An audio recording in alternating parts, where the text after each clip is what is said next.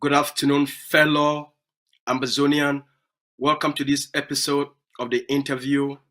Today, we'll be talking with the extraordinary and great researcher and expert, Dr. Michael Rubin.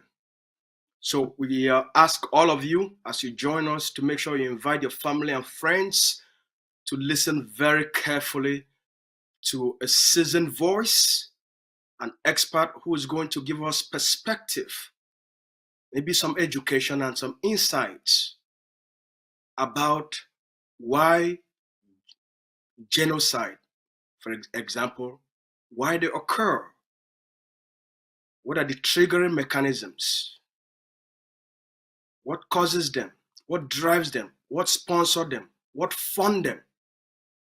This is very essential for Ambazonians to understand what's going on in the conflict between Ambazonia and Cameroon and the underlying influences that are driving, funding, and maybe sponsoring the conflict and probably the genocide on the Ambazonian people.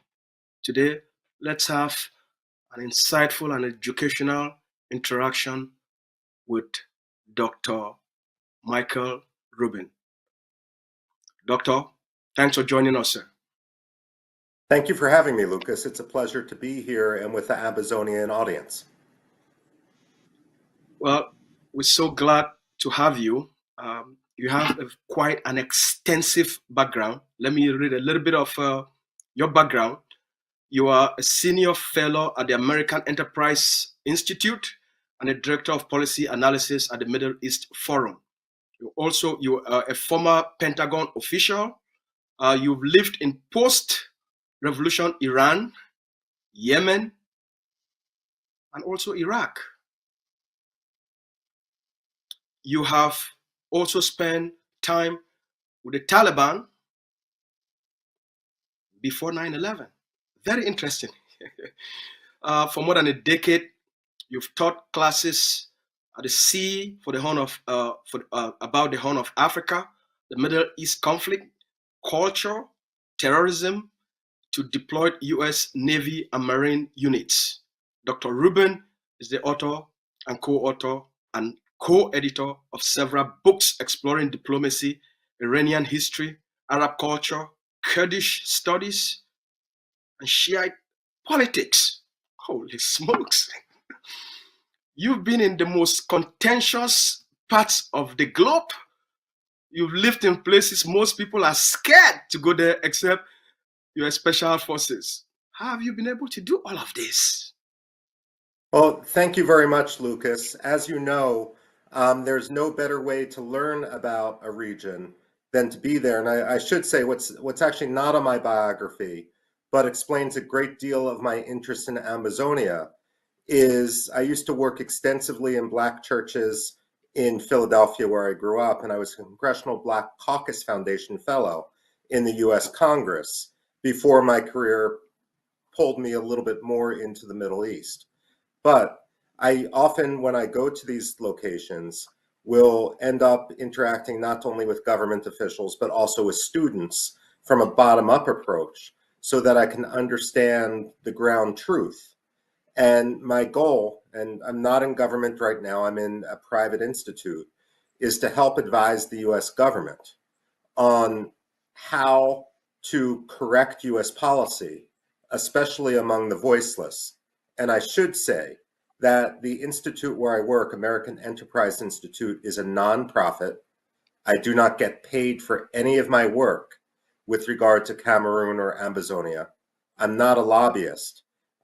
My salary is there to just call things as I see it. But I want to make that clear for the audience, that no one is paying me or telling me what to say. I'm doing this because this is what myself as an individual conclude. And this is what I advise the US government when I have the opportunity to. First of all, we want to thank you. You've traveled, you've had a very long flight. You just came back from India. That was last night, and for you, a few hours later, you're conducting this interview. This means a lot to us. We're very grateful. Our people are very grateful.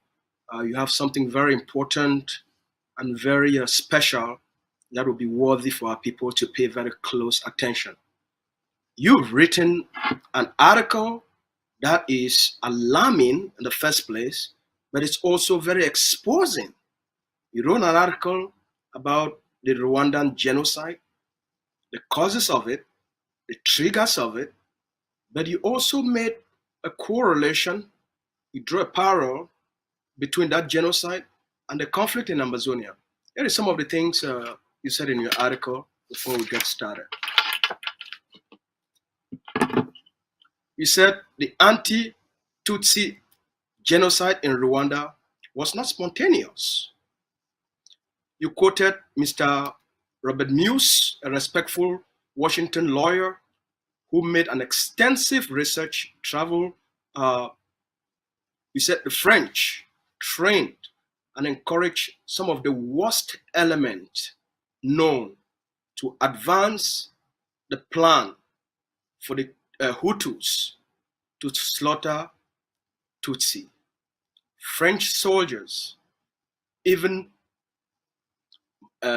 mounted checkpoints.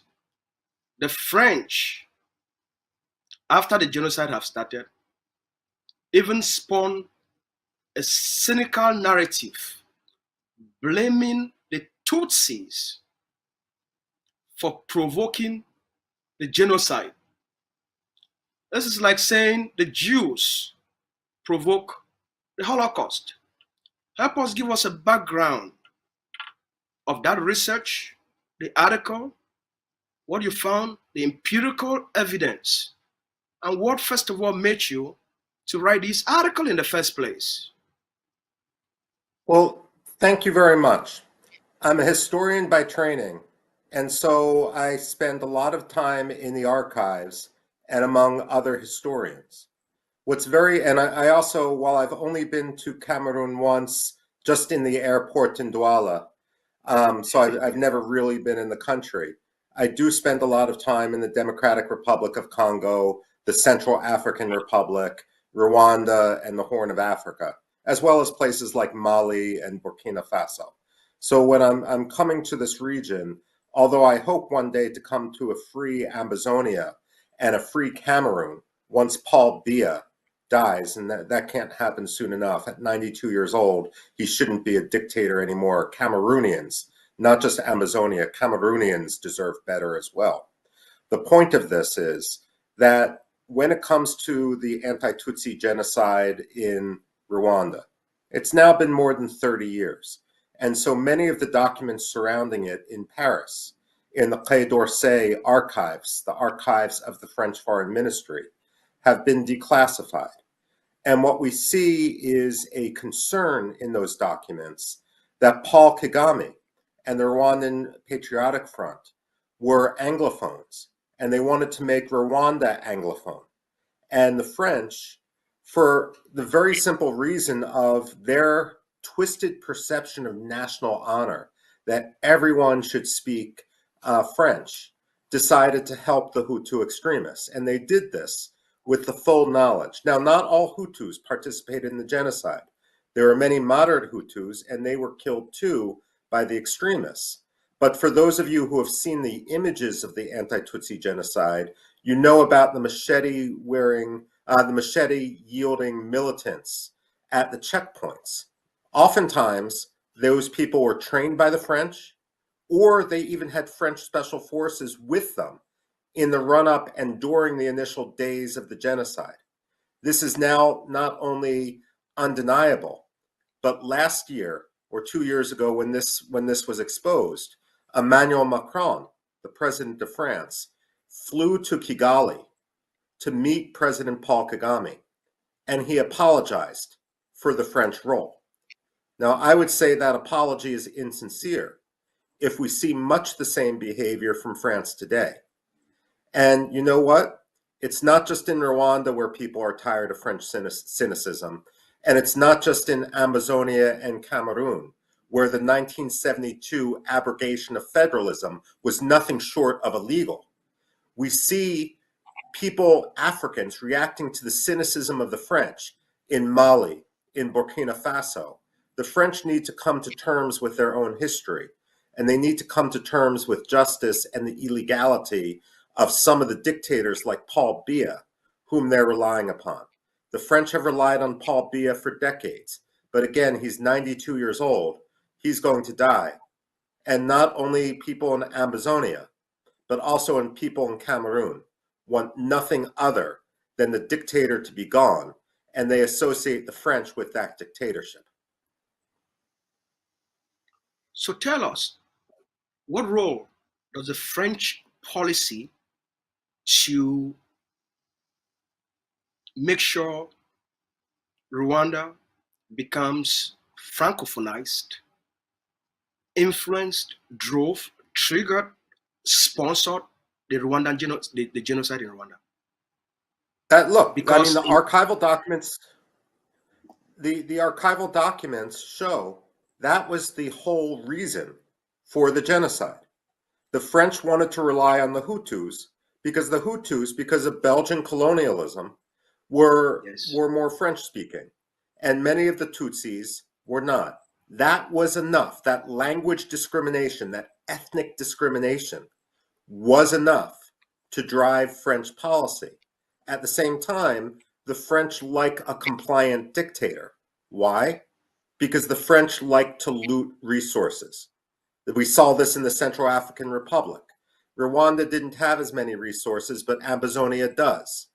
Cameroon does, and that's why the French now rely on Paul Biya.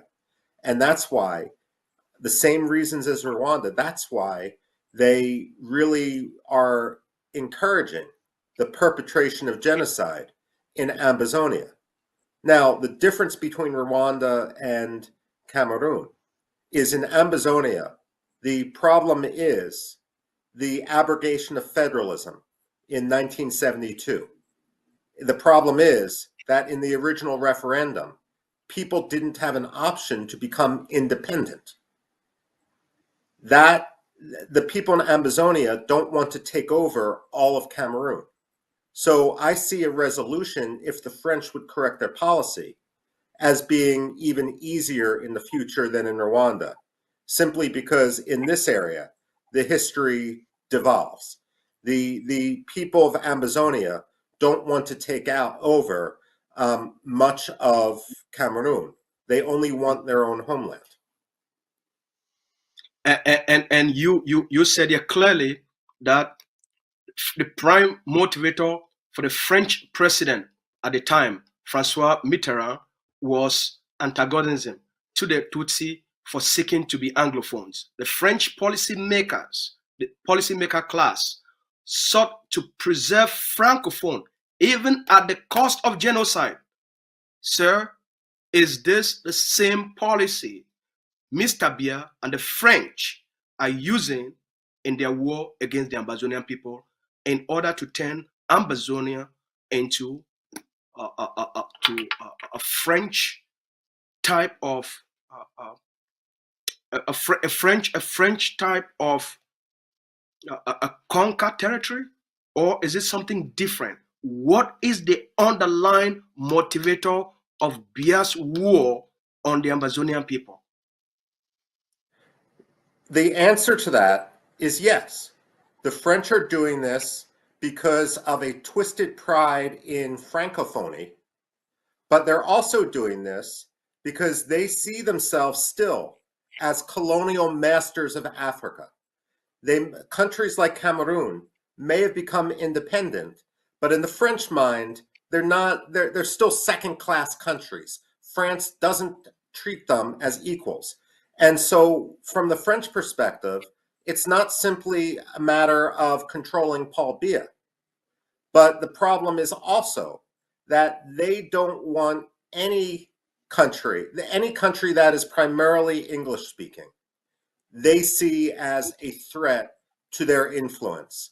And they don't understand that this sort of 19th century mentality, this sort of mercantile driven colonial policy is the reason why across the Sahel, people are turning to Russia or to other countries, and why the French are hemorrhaging influence. You know, this past August, I traveled to North Kivu in the Democratic Republic of Congo, where M23 is now fighting the Congolese government.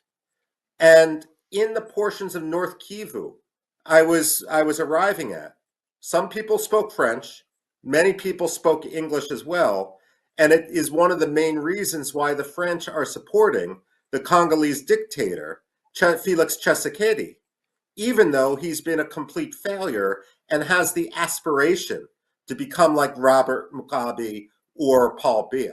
The fact of the matter is, the French may say one thing about human rights when they're sitting in Europe, the Norwegians too, who have arrested your president, but they say another thing, and there's an inherent racism when they look at Africa and how their policy is driven in Africa. Help us understand, besides the language issue, which France wants to make sure it secures in Ambazonia. Help us also understand what is behind France's primary interest in supporting Paul Biya and the Cameroon government, besides their benefits in Ambazonia, which is where 65% of, I know you already know this, which is where 65% of the GDP is coming from, which is where most of the natural resources, the oil is coming from. Help us to understand what else is driving this French hatred or interest. You know, it's hard to explain the French, period. But a lot of it, I mean, when we look at what drives French policy, number one is pride. Number two is resources. When we look at the Central African Republic, the French tolerated a brutal dictator who declared himself emperor for years, because we now know from, again, archival documents and from police investigations, the French leadership was receiving diamonds, basically was receiving not just the benefit to France, but in a corrupt way to their own bank accounts. I suspect something similar is occurring with Paul Biya. The problem is that when you support a dictator, ultimately that dictator collapses. And to be perfectly fair, this is one of my criticisms at times of American policy as well. Too often in the United States, and it doesn't matter whether you're Democrat or Republican, we will support individuals over systems. But an individual can be gone tomorrow. Inherently, what you need to do is build up a system that can control your government. This is what Lucas Cho has been doing, or had been doing, before the Norwegians arrested him. Now, the point of this is that the French right now are probably even more scared and more worried, because the person whom they placed all their bets on, President Biya, is, again, he just had his birthday. He's in his 90s. He's not going to be there forever. And they're probably very, very scared that when he goes, that there's going to be chaos. So this is the reason why in 2016, when the president was already in his 80s, they cracked down so hard on the peaceful protests, because they're afraid of civil society. But, you know, you can only kick the can down the road for so long before the road ends. That's what we're seeing right now in Cameroon and Ambazonia. What's the influence of France's need for uranium fueling Mr. Biya's action in Ambazonia? Well, look, to some extent, yes. But most of the French uranium still comes from Niger. That said, the belief that there is, that the uranium exists and that in mineable qualities is also driving the French. Also, I mean, look, the 21st century economy is based on rare earths and various minerals. The former oil minister of Saudi Arabia, Zaki Yamani, famously said, the Stone Age didn't end for a lack of stones. And what he was implying was the oil age isn't going to end for a lack of oil. We're already moving on to a new age where so many of these minerals become important. And so when we look at the Democratic Republic of Congo with $24 trillion worth of resources, when we look at the Central African Republic, there's a reason for the struggle right now between the French and the Russians there. And Cameroon, of course, is right, if you will, in the same region. And therefore, I mean, there's a belief that Cameroon could be wealthy in the way that Kuwait or Qatar are wealthy in the Persian Gulf, only instead of having the gas and the oil drive the economy like in the 20th century in the Middle East, some of the mineral resources are going to drive the economy in the 21st century. And so one of the reasons why Cameroon doesn't want to have Ambazonia be free, I'm not even just talking about independence, I'm talking about what the agreement originally was with regard to the federalism, is because of pure and utter greed. They want a greater share of this money. They are corrupt in Yaoundé, in Cameroon, and the French want their piece of the pie. And if I may, Lucas, this is the same thing that's going on with regard to Nigeria and Biafra. I mean, the two countries, Ambazonia and Biafra, have a lot in common. Of course, in Nigeria, language isn't the issue so much as religion, but really the resources are one of the most important reasons driving this conflict. So what could be Norway's interest then in all of this? What is Norway's interest? To arrest Dr. Cho? How is Dr. Cho a stumbling block to what you have said in terms of all of this economic interest, to protect this economic interest? How is Dr. Cho a stumbling block to that? How is Ambazonian quest for freedom a stumbling block to that? As you've quoted, as you wrote in your interview, will they do this? Okay. Yeah, Lucas, let me broaden out just for a second, and not just talk about Norway, but talk about Scandinavia. Talk about Finland, Sweden, and Norway. We often hear about the Scandinavians praising themselves about their respect for human rights, their respect for democracy, and all of that. But when you actually look at their record, it's rather poor, and if I may, it's also rather racist. So, for example, as you said in your introduction, I'm much more of a Middle East specialist, and I spend a lot of my time with the Kurds, not just the Kurds in Iraq, but also in Turkey and in Syria. Now, when the United States and NATO wanted Sweden and Finland to join NATO, the way NATO works is that it's a consensus organization. When you take a new member, everyone has to agree. You can't just have a vote. And so Turkey was able to blackmail the military alliance by saying, we're going to veto Sweden joining unless Sweden betrays the Kurdish dissidents who lived in Sweden. Stockholm has one of the largest populations of Kurdish dissidents and also Turkish dissidents, all the journalists that the police state in Turkey tried to arrest. And you know what? Sweden caved in and even sent some of the Kurdish leaders they arrested back to Turkey, where they would be tortured and perhaps they've even been killed. So Sweden, of course, is cynical. And now that brings us to Finland when it comes to the Biafrans. Now, the reason why the Finns cracked down and arrested the president in exile of Biafra was two reasons. First of all, because because Finland had a lot of dealings with Nigeria in terms of energy and other products. And for all of Finland's talk about human rights, what mattered only to the Finns was the money. I mean, what do they have to worry about Biafra? If Biafra doesn't yet exist, they can pretend it's not a problem. But in reality, by siding with the Nigerian government, they're actually encouraging the genocide in Biafra, because the government of Nigeria looks at the cynicism of Finland and concludes that they literally can get away with murder. So this brings us to the president of Ambazonia. And I'm afraid the same thing is going on with regard to Norway, in terms of simply wanting to address the status quo.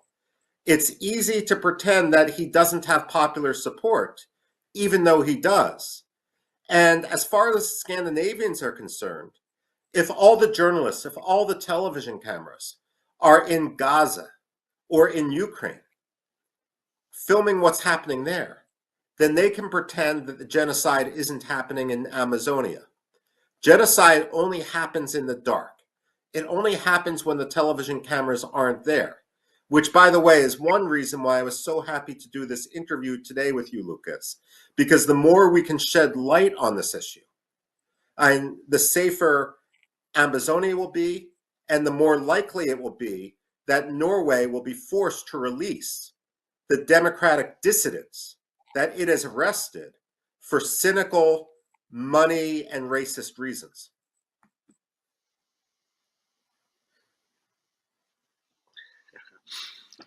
Only you,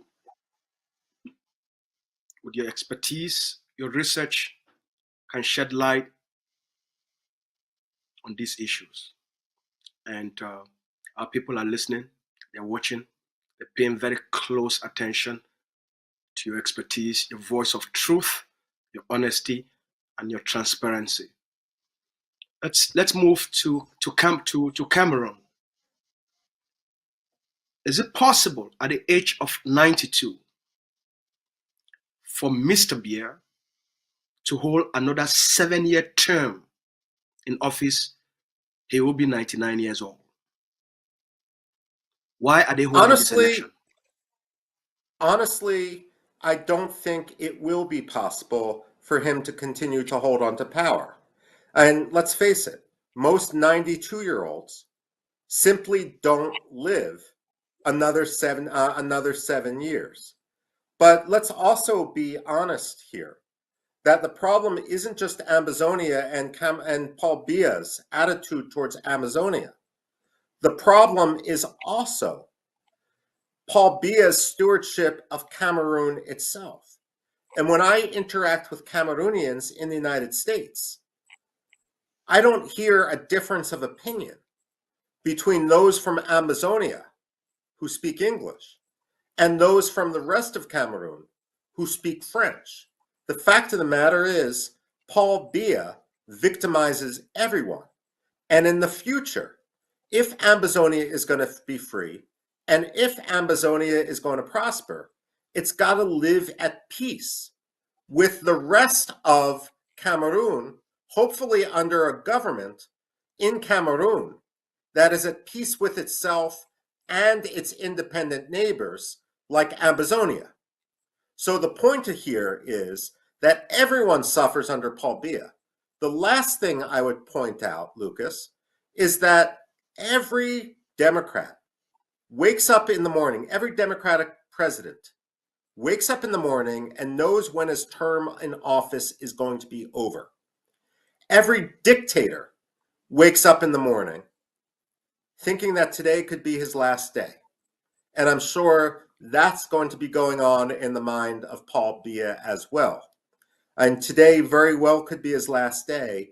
And so it's crucial, not only for the people of Ambazonia, but also for the people of Cameroon, to plan the next steps as soon as Paul Biya is dead and in the ground. To plan the next step, if there is no step at the moment when Mr. Biya is on the CPDM ruling party, they've dominated the political scene for the last 42 years. He wants to run for another 7-year term. Do you see any credible opposition within Cameroon itself that can unseat Mr. Biya? Yeah, well, let me put it this way. You're absolutely right. And this is one of the reasons why it's so important that Ambazonia continues to organize itself as the president has been doing up until the day that Norway arrested him. So you've got a situation there where in Ambazonia, it's going to be okay. You're absolutely right in the rest of Cameroon. The fact that he has strangled the opposition is a problem. That said, they're going to face a struggle, much like Iraq faced a struggle after the death of Saddam Hussein. But what I also like to point out in situations like this is that the next president of Cameroon is likely in a Cameroonian prison right now. The next president of Cameroon isn't going to come out of Paul Biya's party. It's going to come out of those whom he's tried to suppress. Do you have any advice to the Cameroonian people, what they should prepare themselves for, what they should get ready for, what they should anticipate, or what specific steps and action they can take between now and October 7? Look, and the people of Ambazonia are doing what they need to do. They tried to resist peacefully, and we saw what happened after the teachers' protests. So they need to do what they need to do. That said, when it comes to securing the local communities, that's going to be up to the Ambazonians, because they're in Douala, in Yaoundé, in other cities in Cameroon. There's going to be chaos as people try to fill the void and a civil war erupts. This is why it's so essential that the Norwegians be on the right side rather than the wrong side of history. That's your advice for the Ambazonian people. What's your advice for the Camerooners? What should Cameroon do? What should the young people in Cameroon do? What should women do? What should civil society movement do? What should political opposition party do in Cameroon in anticipation of the chaos? Well, first of all, perhaps Cameroon's greatest export has always been its people, simply because Paul Biya is like President Isaias in Eritrea. Just an incompetent brute who cares nothing about his people and only about himself, who treats his country as a country of slaves. So it's going to be very, very difficult for them. But the diaspora community, especially in France, should be protesting every day in front of the Quai d'Orsay in order to make clear that Paul Biya isn't their leader, isn't their local leader, isn't their legitimate leader. In Cameroon itself, there is no magic formula, because look, I can sit here outside of Washington, D.C. and pretend that I have the answers, but I'm not facing Paul Biya's secret police. I'm not facing a prison term or torture in Douala. The fact of the matter is, I can say what I want and Paul Biya can't do a damn thing to me. So I have it easy. But if I were living in Cameroon, it's a very different situation. So they also need to ensure and be lobbying right now across Europe, in the United States, wherever they are, for the aid and the assistance to come in, and for the legitimacy to be denied for any new dictator. Cameroon is one of the most brutal dictatorships in Africa and one of the most brutal dictatorships on earth. And the African people deserve much better. There's no reason. Look, African solutions for African problems. So why shouldn't Cameroon be like Botswana or Namibia or South Africa? Why shouldn't it be a country that thrives? And the fact of the matter is, the Cameroonian people have the human capital to do this. It's just going to take the removal of the dictator Paul Biya, and that can't come soon enough. Welcome back, our fellow viewers. And this is the interview with a special guest, Dr. Michael Rubin. Doctor, welcome back. Back with you. I'm glad we've worked out some of our technical difficulties. You're very passionate about what you were saying. Let's get back to it. We're getting to the end of this program. Let's get back to it. Did Norway anticipated the backlash after arresting Dr. Cho? Did they anticipate the backlash? There was an expectation that by arresting the Ambazonian leader, Cameroon will succeed to decapitate the leadership, both in the diaspora and on the ground. 5 months later, the forces on the ground are much more stronger. Our leadership is much more focused, and we have intensified our diplomatic outreach and engagement. Did they anticipate all of this?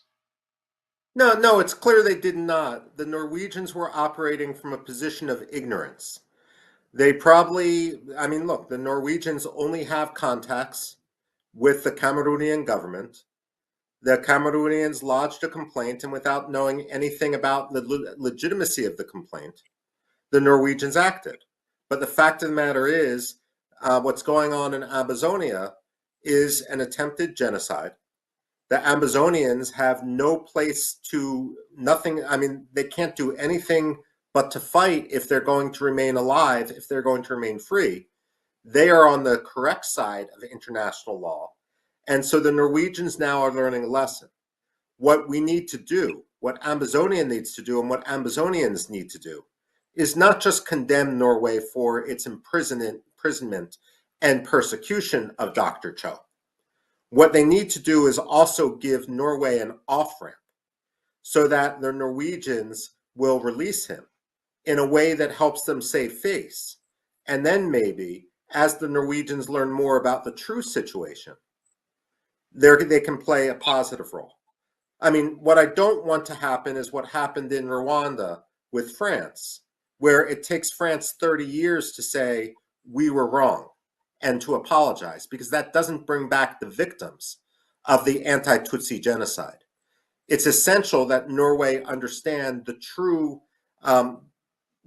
now, and how they're siding with one of the world's worst dictators who's trying to perpetrate a genocide, rather than siding with the decolonization of Africa and siding with the implementation of agreements which were illegally violated back in the 1970s by the Cameroonian government.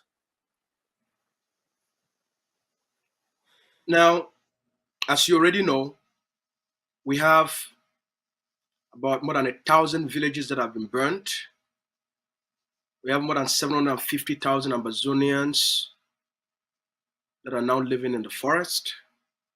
We have hundreds of thousands of Ambazonian children that haven't been to school. We have more than 450,000 Ambazonian refugees in Nigeria spread across Africa, and some have moved even to the United States because of this conflict. We have more than 5,000 Ambazonian who are in Cameroon's concentration camps. With the humanitarian situation, coupled with the chaos that will be ensuing in Cameroon, how do we salvage this situation in the short term? Lucas, I wish we had a magic formula, but in the short term, there's nothing you can do but what you're doing right now. After the crackdown on the teachers' protests, the civil society protests of 2016, you tried to do things peacefully, and you were met with torture, murder, and genocide. You have to fight in order to protect yourself and your villages against one of the continent's most brutal dictatorships. And you shouldn't apologize to that, because people in Norway don't understand what's actually going on in the ground. You have to protect your forces. Now remember that in Rwanda, the genocide ended not because the Scandinavians came to some sort of deal, or they pretended in France or Belgium that things were just fine in Rwanda and Burundi. They weren't. It ended with the victory of Paul Kagame And today, Rwanda is like the Silicon Valley of the Great Lakes region of Africa.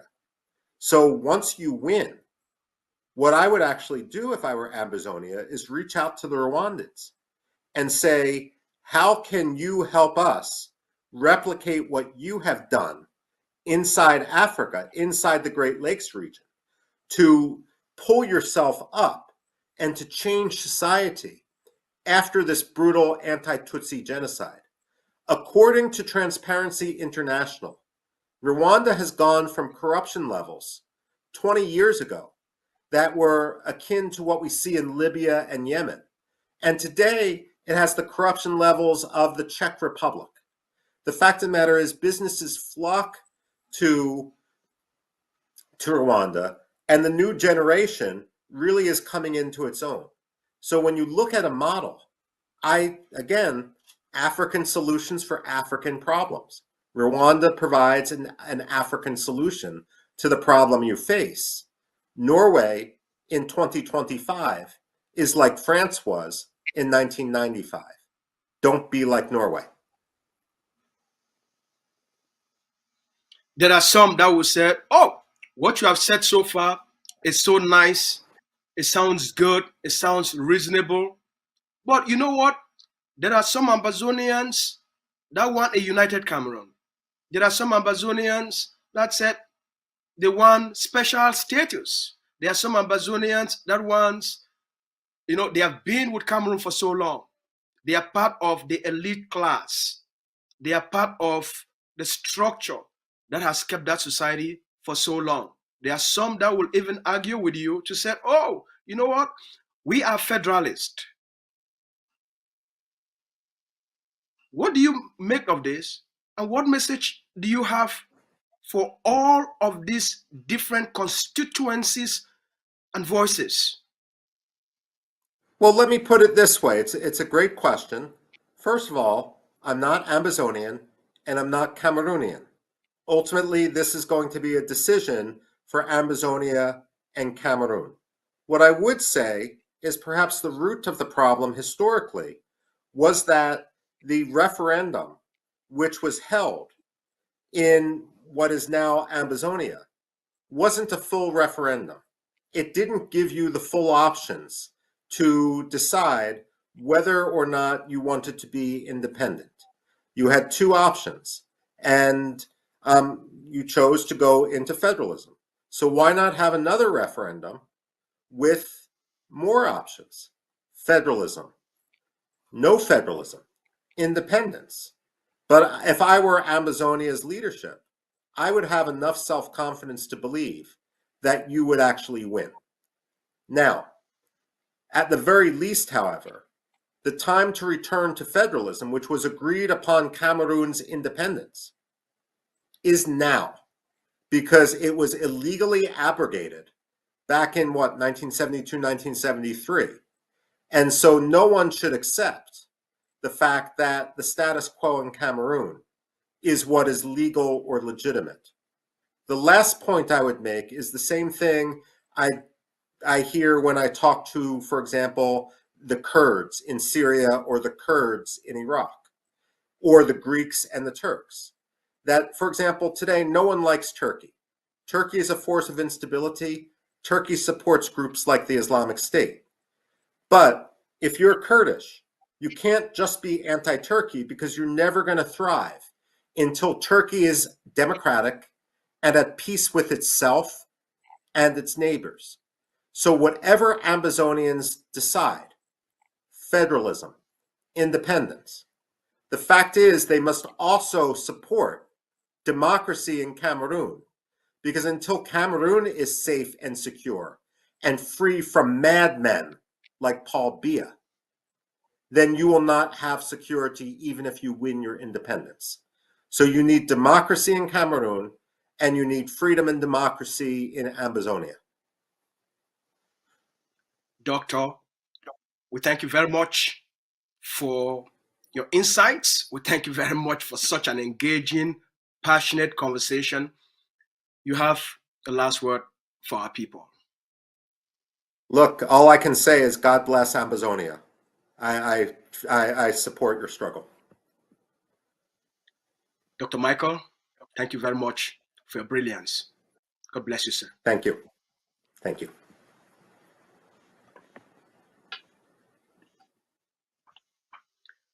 Fellow Ambazonians, you've listened.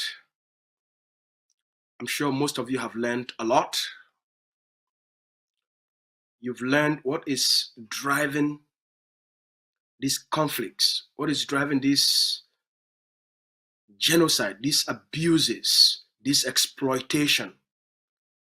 That's why it's important to have seasoned voice, experts, people with the background, with the wealth of knowledge, with the wealth of experience, people that have seen, studied, lived in different parts of the globe with conflict that are even worse than ours.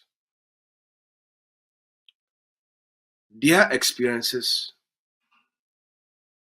their knowledge, the lessons they have learned can help us to not only succeed as a people who want freedom,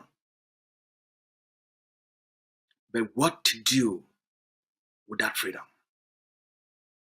Most importantly, what we must do now with this knowledge. We thank Dr. Rubin for his contribution today, and we look forward to having him many more times to talk with our people. Thank you so much, ACN, for hosting us. This is the interview.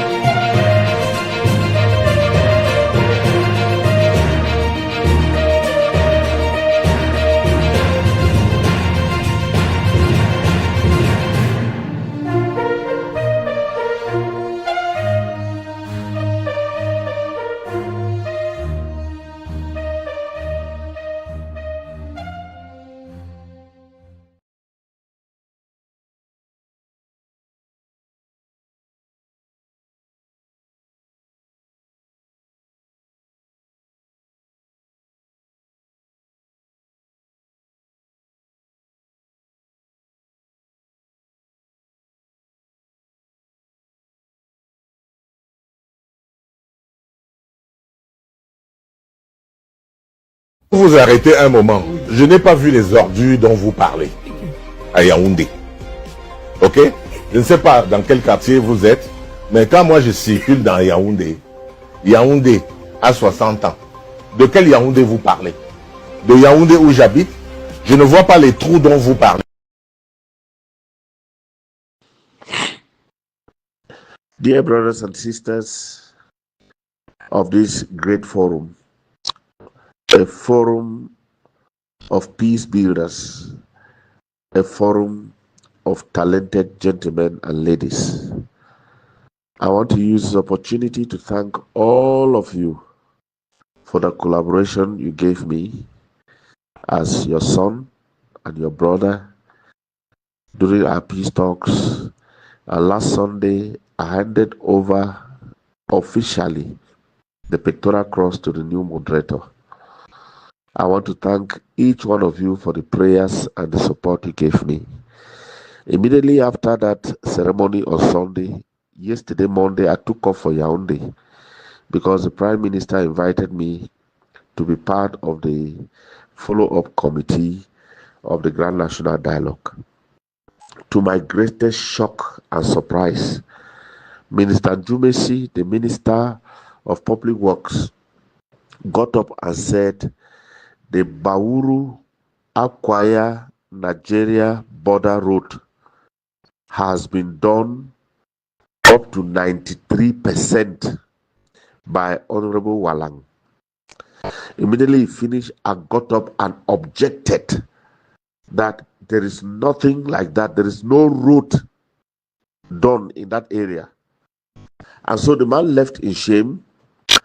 I went and stayed outside.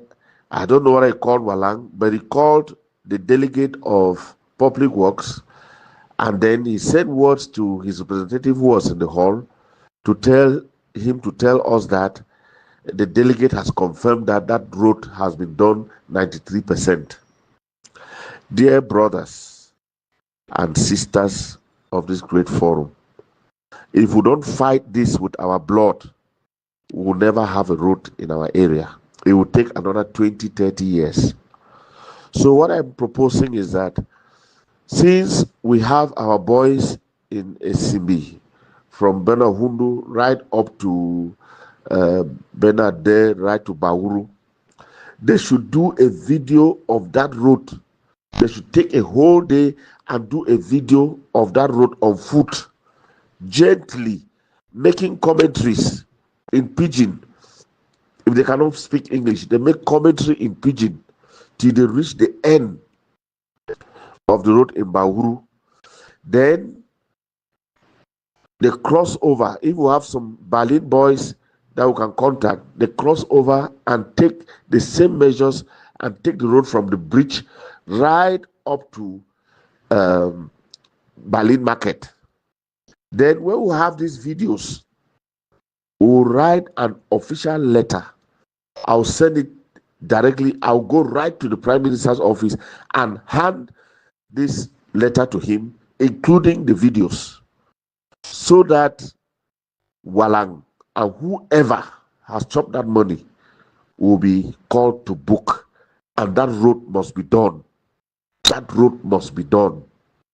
So that's what I'm pleading with all of us out to stand together on this and send those boys to video that road for us so that we can have a case.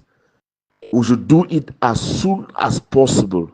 If you hear this message and you have somebody that can do it for us, and even if that person needs some money for the trekking from maybe Befang right down to Bauru, I will pay.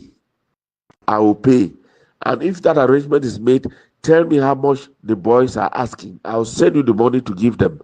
We must have this case on the table of the Prime Minister as soon as possible. God bless you, my dear brothers and sisters.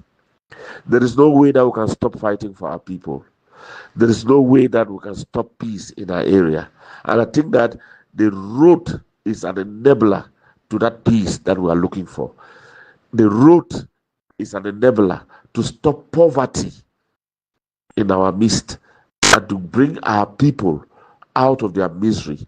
We must do this so that their crops from their farms can find their ways to towns like Bamenda and Bafusam, where they can sell the sweat of their labor with quality and high money, instead of having the food crop get rotten in their farms. Dear brothers, I need your cooperation. God bless you. God bless the Isimbi clan. God bless Mesaka Eko clan. God bless us as a people. Thank you. Samuel Funky is my name.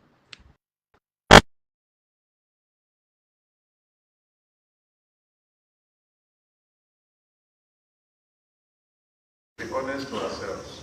A lot has been done. That is why the president sent me to come here, to tell you that it is time.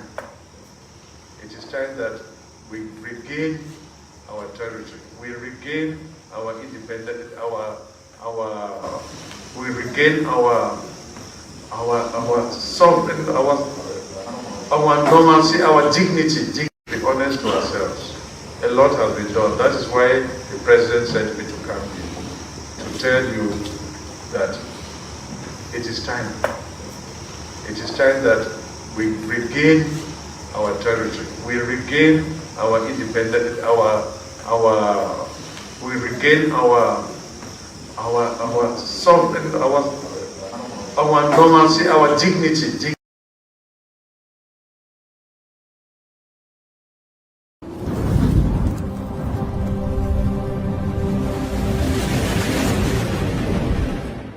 Welcome to ACN.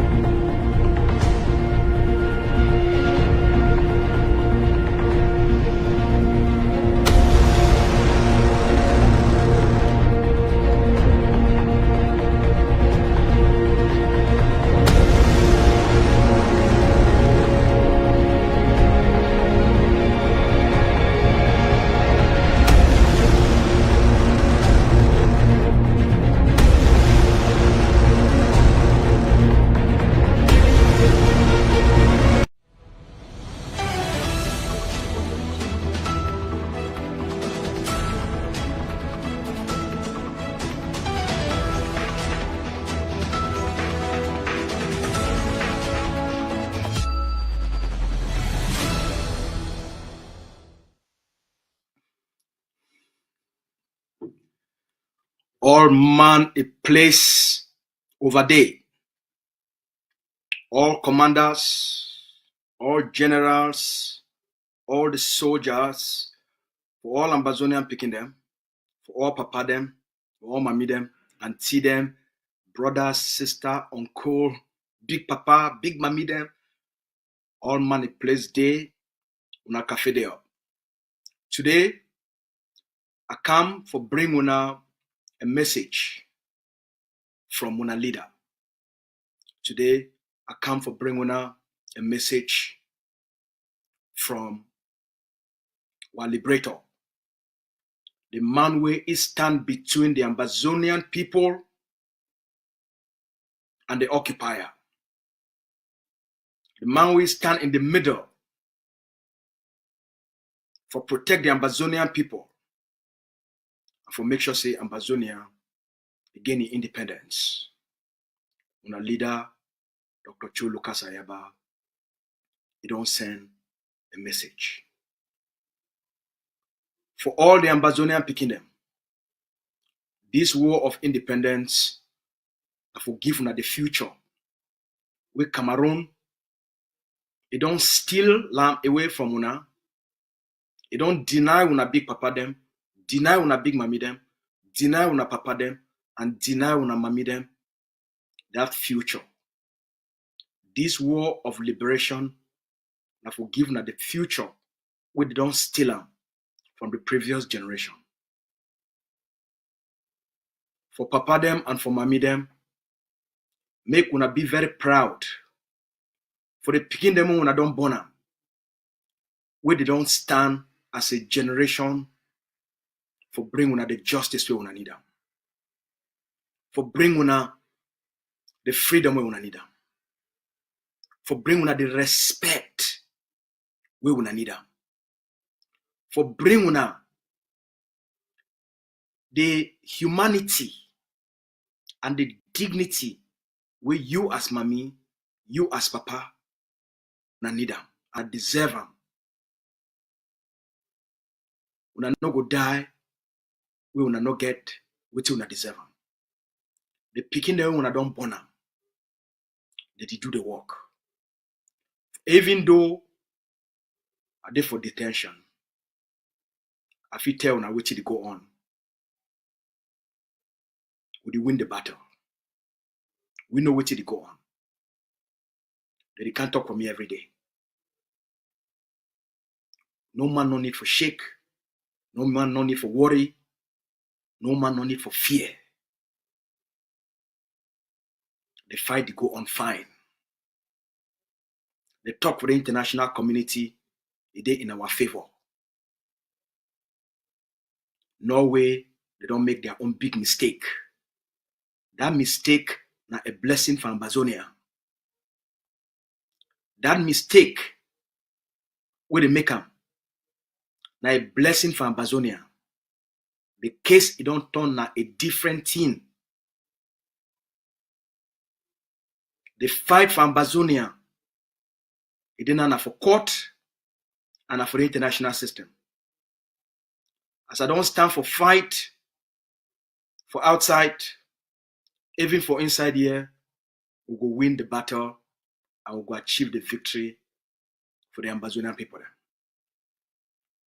For Ambazonian soldiers and for Ambazonian commanders and for Ambazonian generals, now we hold the key for the freedom of Ambazonia. Now we hold the key for the independence of Ambazonia. If Ambazonia will be anything great, now we hold that key. If Ambazonia go emerge as a powerful African nation, now we hold that key. Whether our people they live or our people they die, now we hold that key.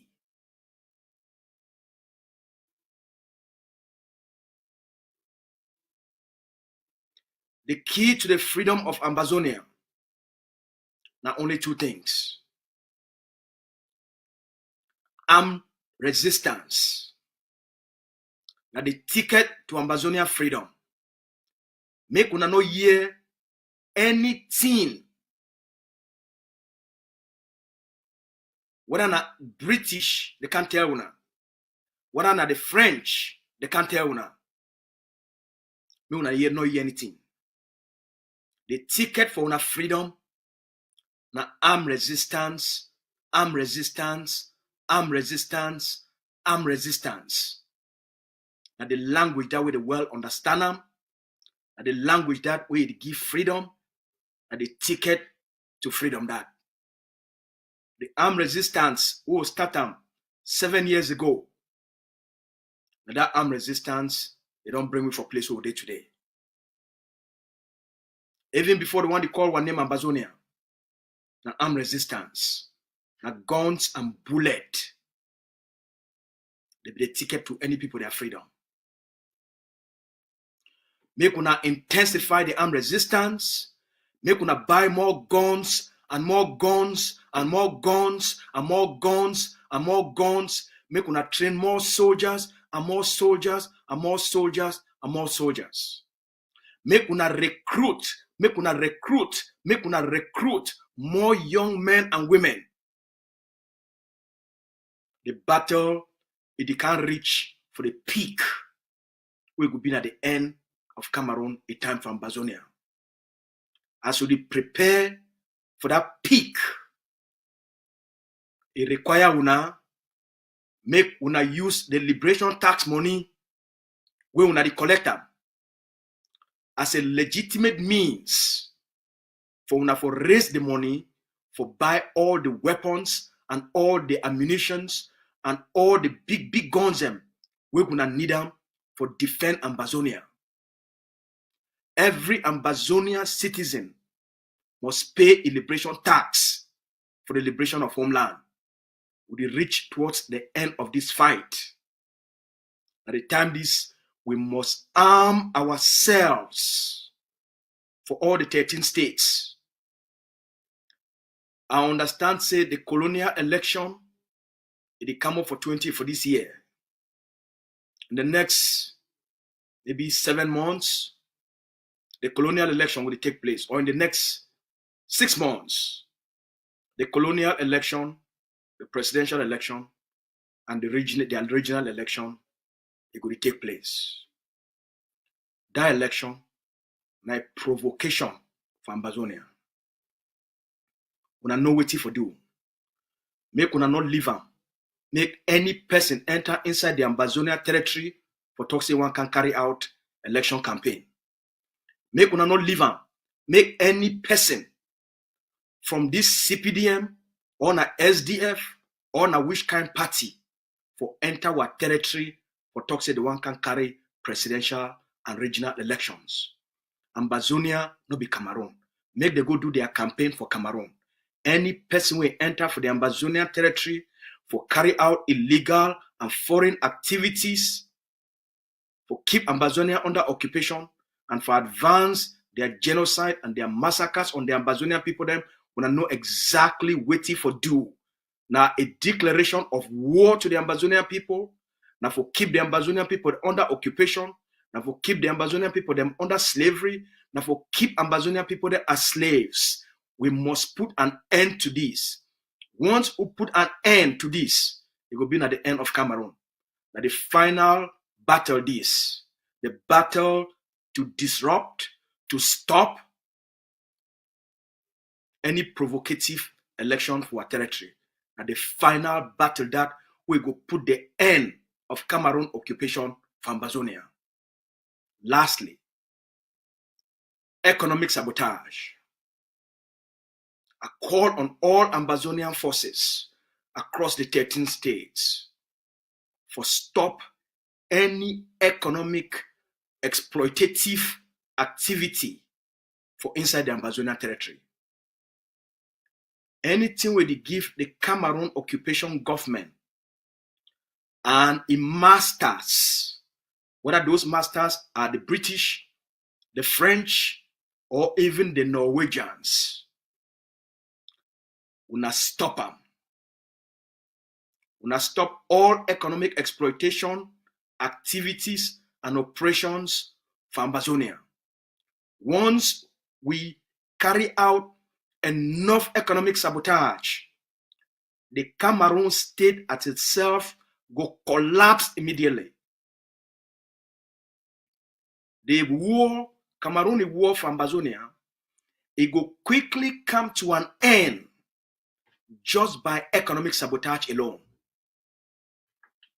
Economic sabotage, it will bring an immediate bankruptcy to the Cameroon state, and it will force Cameroon in masters for come back Ambazonia. For we for end the pain and the suffering of the Ambazonian people them quick and fast, not through economic sabotage. Whether now the exploitation of the tea from the Ndawara axis will not stop all the trucks with the worker for that road. Make una not leave them. Make even one truck, it can carry one small cargo for carrying. Make Cameroon, it go sell and make money for can use and buy more weapons for can kill our picking them and burn our communities. Whether not for CDC, whether not for Pamor, anything where they give Cameroon money, whether that a timber, any activity where they give Cameroon money, we not stop them, we not sabotage them, we not end them. The independence of Ambazonia, it be non-negotiable. The freedom of Ambazonia be non-negotiable. And the message this way, the leader talks say, make a bring our phone. the leader talk say, make we tell when I say, either for strong spirit, and need to prepare for the future. Need to prepare for which it come. This period, it will also come to an end. They look forward for coming back, for seeing all Rwanda, and for we for work together as one people for take back our country. And the leader messages for all Rwanda today. May God bless Rwanda. Now stay strong. Thank you plenty.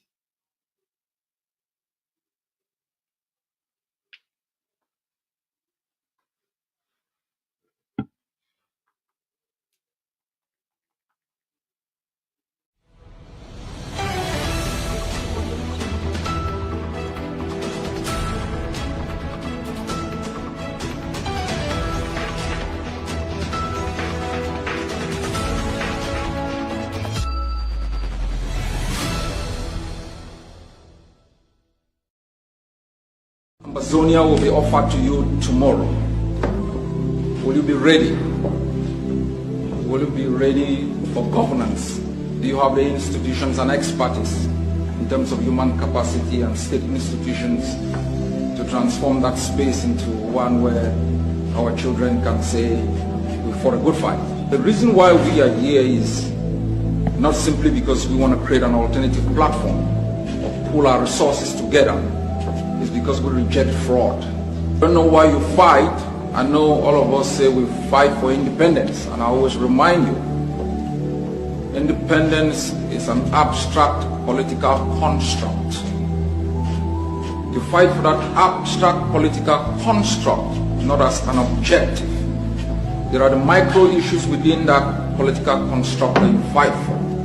The right as a woman to have equal rights within your own country, to have opportunity in terms of education, to have a good health system that can take care of the weak and the sick, stop a woman dying every minute and giving birth. Those are the real issues we fight for. We fight for transparency. I invite every one of you to reject fraud. Reject it from the depth of your heart, and no matter what the opponent, the violent minority tells you,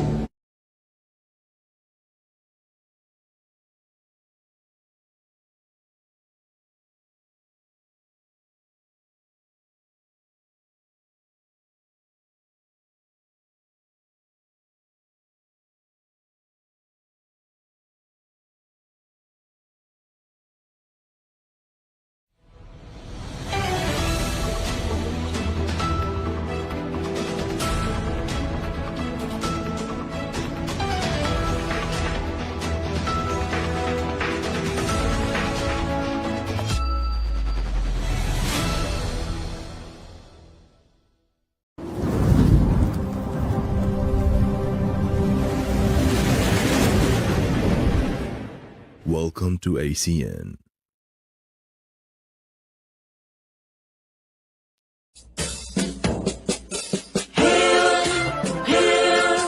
Hail this land of glory, we the Ambazonia, special loyalty. Praise to our Savior who granted us the freedom. Allegiance to the hero, for God alone we gather. Glory to glory, we rise and never to fall. Here in a nation, flowing with the holy. Glory, glory, glory to the Father, for making you a nation, a joy forevermore. Ambazonia, land of freedom, you shall live in plenty, meeting our need. And your children shall be like the stars above. The Most High God being the watchman of this nation. Ambazonia, land of freedom, you shall live in plenty, meeting our need. And your children shall be like the stars above. The Most High God being the watchman of this nation. Sometimes you bury your head so far under the sand that you might forget to see certain things that are right in front of you. This week, I was in a War Coordination Council meeting, and one of our brilliant comrades made a statement that was so profound, I wanted to open this briefing with, indicating that, for all the tactics and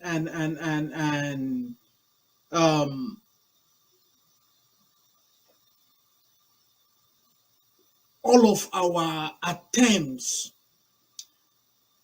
to micromanage our soldiers are performing incredibly well, that they are very, very brilliant in what they have done going on 8 years.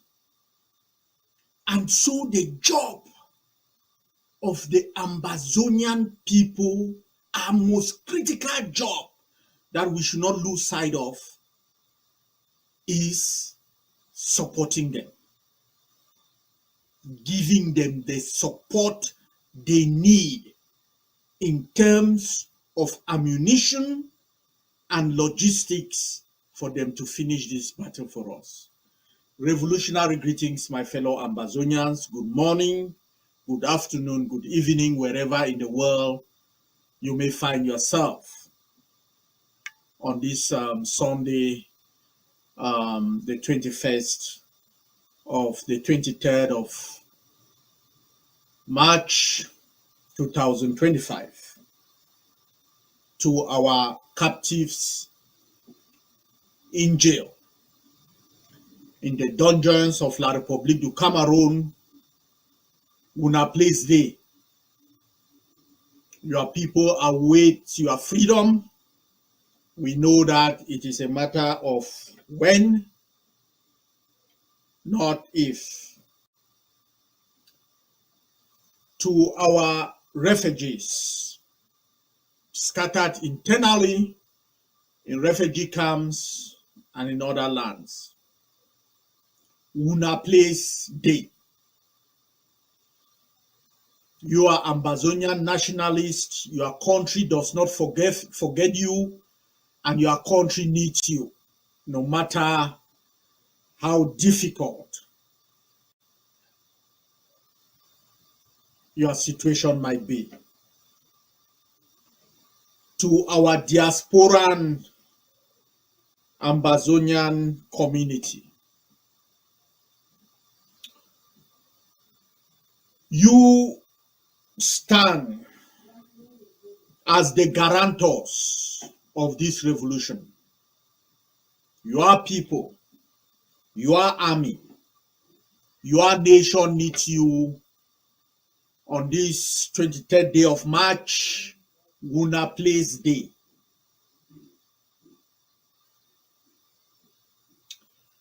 To the best of us, our forces who stand between the marauders, the barbarians from La République du Cameroon, and our people, who for this close to 8 years have given everything, put everything on the line to make sure that not one more village is burned, not one more of our girls are raped, not one more of our women and men are humiliated, not one more of our people are massacred. Our liberation fighters, una place them day. To our commander-in-chief, the leader of this liberation, unjustly incarcerated, captured and incarcerated by the allies of La République in Norway, incarcerated without any justifiable law, without any justifiable reason, incarcerated for standing as a shield against one of the worst impulses of humans, against one of the greatest dictators the world has seen this century and last century, for standing up for his people, for speaking his truth, for exposing and demonstrating his strength, his strength, for refusing to submit.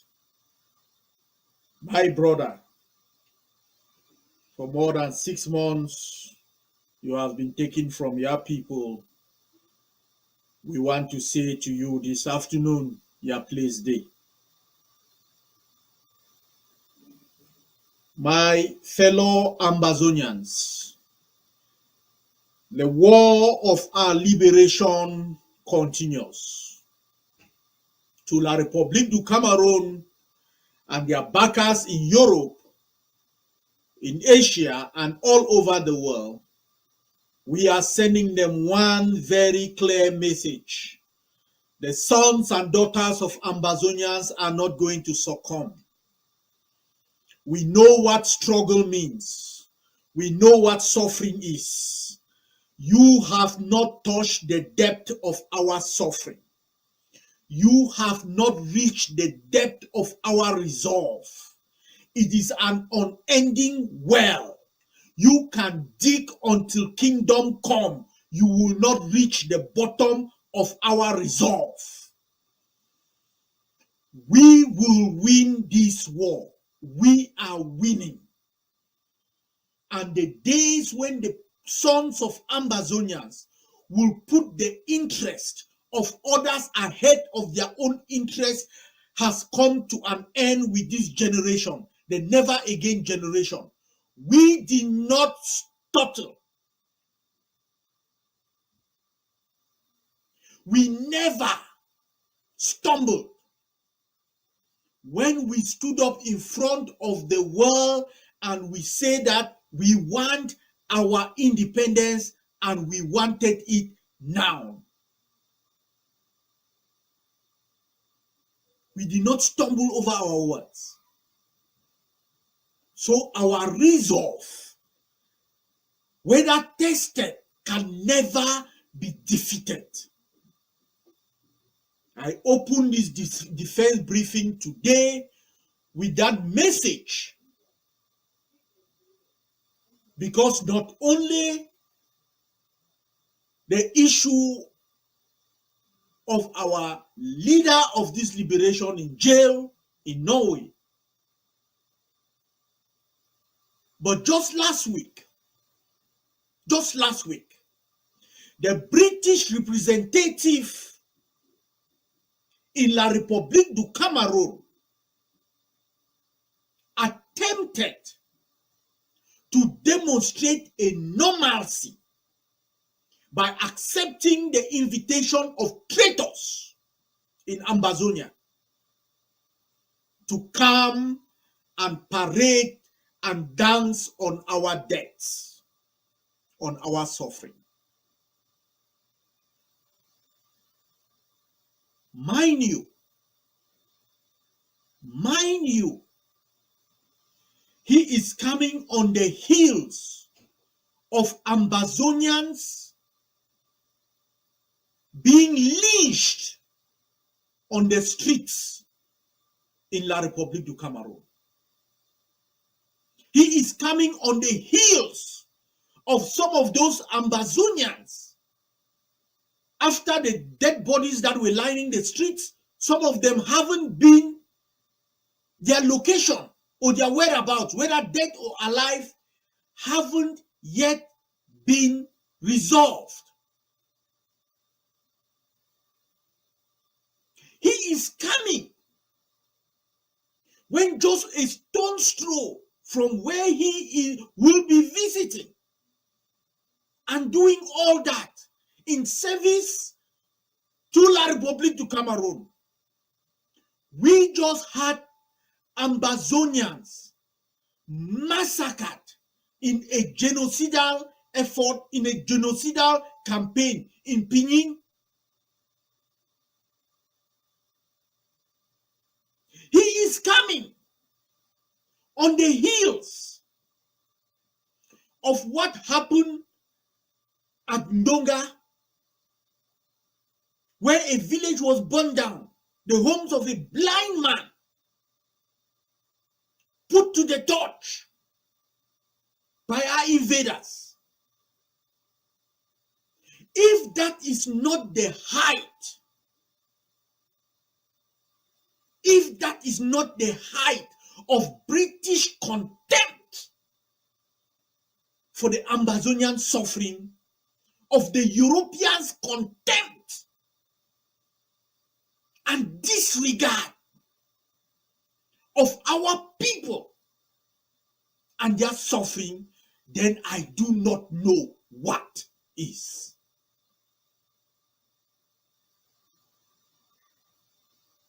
So it is not by mistake that you find the CIC in a Norwegian jail. The actions of these people clearly demonstrate their connivance with La République du Cameroon in the massacre and genocide that is ongoing in Ambazonia.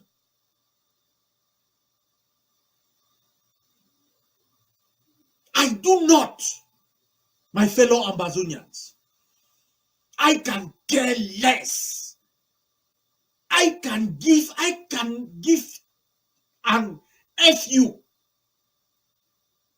on any European apologies, Norwegian or British concern, show of concern for Ambazonia.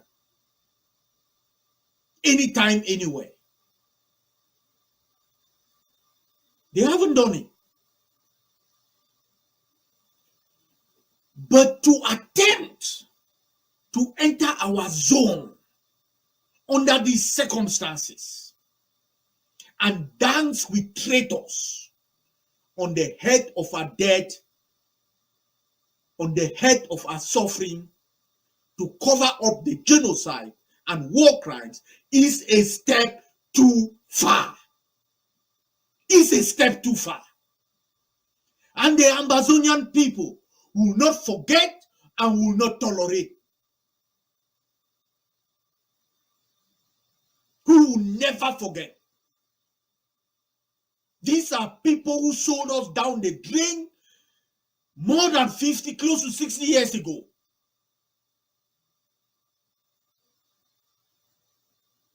Today, they do the same. They do the same thing today.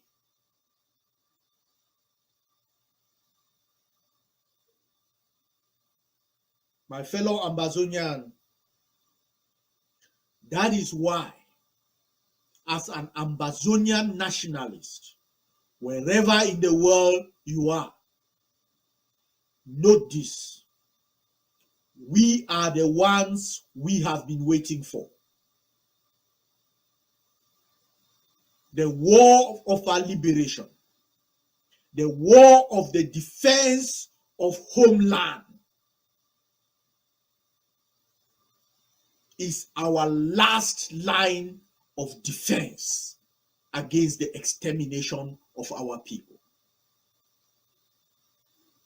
That is why the call of every Ambazonian to step up and step forward, to grab your stick, pick your stone, and stand on that line of defense is a clarion call that should be sounding in our living rooms, in our bedrooms, in our farms, in our job sites, in everywhere that we are. That alarm that your nation needs you, and your nation needs you now, because there is no white knight coming to save us.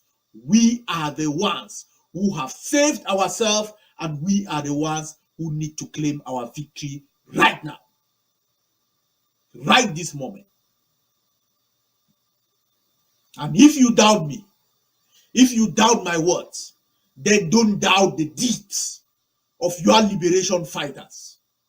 Don't doubt the deeds of your liberation fighters who exposed and embarrassed the British representatives to La République du Cameroon in Akum when they demonstrated that the false calm was as thin as a toilet paper.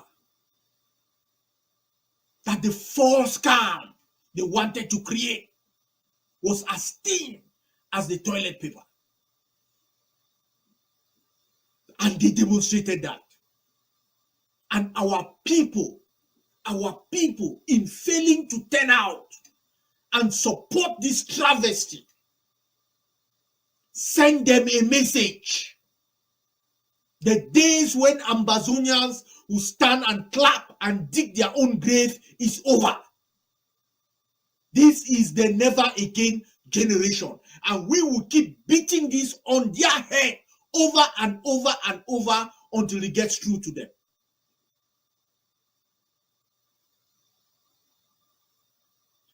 You don't believe my words? Then believe our liberation fighters in Boyo, who undressed La République du Cameroon soldiers, who in a tactical battle absolutely blasted them out of their checkpoints. Their catch, kill, and release checkpoint and extort checkpoints. Now look, I want to send, because this is a big deal.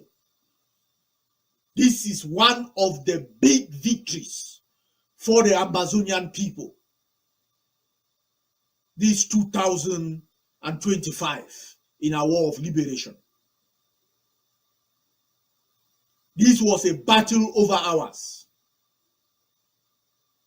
A battle where our forces had to put plan A, plan B, and plan C in order to achieve the sweeping victory that they did.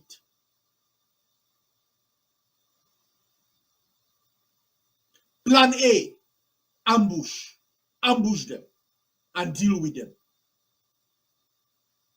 Plan A failed. Because somehow, some way, they skipped the ambush. Plan B, immediately before they settled, where they had gone to settle, to start torturing, start capturing our people and embarrassing them on the road. Plan B, into action. Different terrain, absolutely different circumstances, but our forces were prepared for that. And they went in there and they battled. Plan C, get out of location without casualties. Make sure that the objective, which was to wipe out these terrorist occupiers, requisition their materials to put into the war effort, and get back to base safely. Plan C had to be done at a different location. And they succeeded.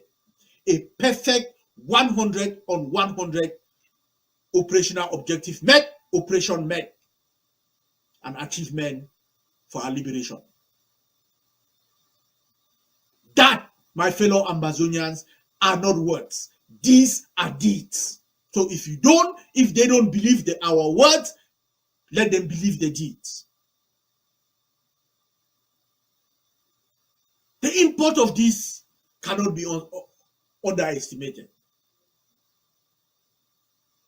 The amount of terrorists, occupiers, of these barbarians who carried these acts like what you saw in Pinyin were kids, just because they are Ambazonians, just because they are male, just because they believe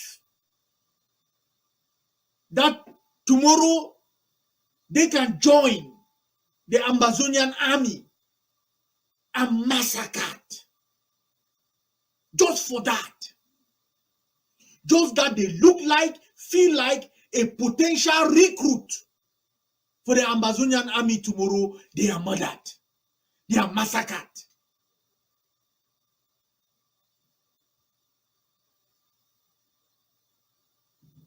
So what happened in Boyo and what has been happening in Bafut, in Bui, Uku, in Donga cannot be underestimated.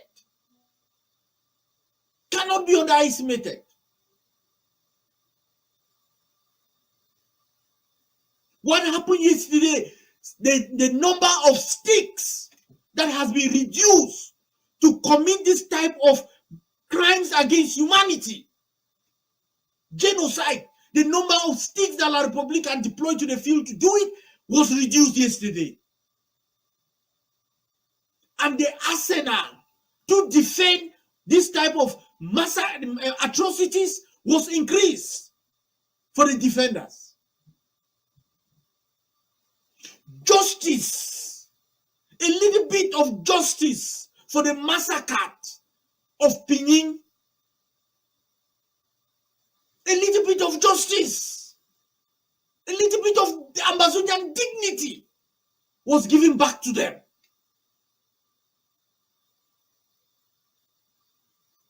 My fellow Ambazonians, we are in the battle of our lives. This is not a time when you can feel disappointed, you can feel overwhelmed, you can feel, no. We are in the battle of our lives. And we do not have the luxury to take a time out, to go on half time. We do not have that luxury. Not in our support of the forces. And remember how I opened the briefing.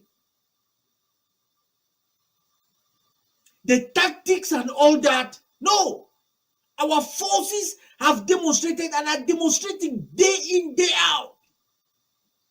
You saw them out in Fako. La République decame, La République ran away when they came out. That was less than a week ago. They decamped. In Babenda. The operation in Doga, where we put one down and got the sticks. And got one stick. Then this week. My fellow Ambazonian, the state of our war of liberation is strong. Your forces are performing incredibly on the field. And I, as an Ambazonian nationalist, as a simple Ambazonian, I am proud. Because from the tears of the images in Bafut, I can look at the empty last man lying on the street in Boyo. And I say that the Ambazonian honor has been avenged. Who amongst us is going to stand on the sidelines with this happening? Are you going to forgive yourself standing on the sidelines? Just at this moment, there are thousands of bullets, hundreds of bullets that are available that needs to be supplied to our forces. about that.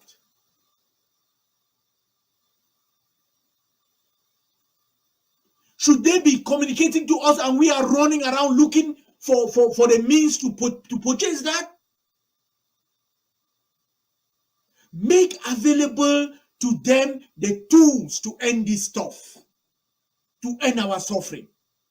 They have shown us amply that what they lack is their support to the extent that they can end this war.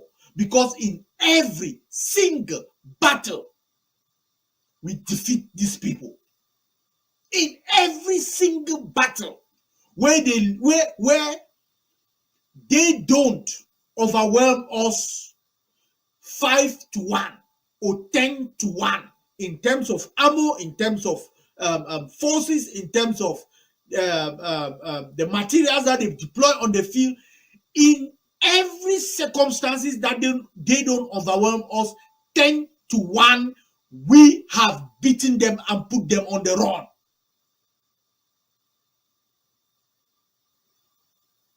That is why it is critical right now for every single one of us to support our liberation struggle right now.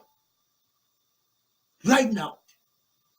If you don't know how it gets directly to the boys on the field, get in touch through our organization. Our track record is clear. There is TTOF. Get through to us. The means are there. And this, our struggle is going to end. Next weekend, there is a global fundraising. You don't need to wait until next weekend. For that, you can start putting in today through every means. So that by the time we get there,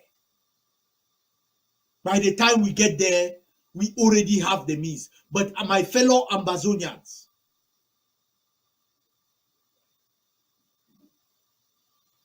our briefing today hinges on us very, very clearly acknowledging that we are the ones we have been waiting for, that we are the never again generation, that there are no white knights coming to save us, that we are the guarantors of our own liberation. That is where it hinges. Because the events I just told you about, all of this happening, the massacres in La Republique of Ambazonia, in La Republique and Ambazonia, and the British are trying to go to Ambazonia to cover it up. The Norwegian case, where they are looking at strings, pulling strings, in order to, without justification, retain custody of the leader of this revolution. It tells you something. We are this close to victory. La République is a wounded dog, gong dog. It's a wounded gong dog being propped up to cross what line? I don't know. What line is that dog trying to crawl to cross? I have no idea. Because we are here for the long haul. It is give us liberty or give us death. We are here for the long haul. So I don't know what finish line this wounded, crippled Ngong dog is trying to crawl to, and that their supporters in Europe are trying to aid them to cross the line. Our courage, our determination is an unending well that they dig. As I say, they cannot reach our resolve. So I don't know where they are going.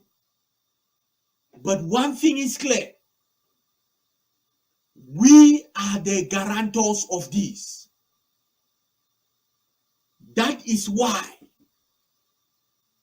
our forces from north to south, east to west will intensify the Bazaarist ban, the ban on contrabands, upholding revolutionary laws, making sure that foreign number plates do not ply our streets. We will not relent. We will not blink. We will not blink. If their attitude is that the economy, their economic exploitation of Europe, their raping of Ambazonia must continue unimpeded, we are here to tell them over our dead bodies. So the ban on La République intensify on number plates, on the paying of bills, on the economic sanctions in place against La République du Cameroon. Our forces must intensify all that, as all our liberation fighters from north to south, east to west, with what the British tried to show us last week, then we already know what is coming down on 20th May. So the preparation for 20th May begins like yesterday. Like yesterday. It will not happen. It will not happen. Now, to all of these people who are trying to test the Ambazonia resolve, who are doing everything in their power to cover up the Ambazonian genocide,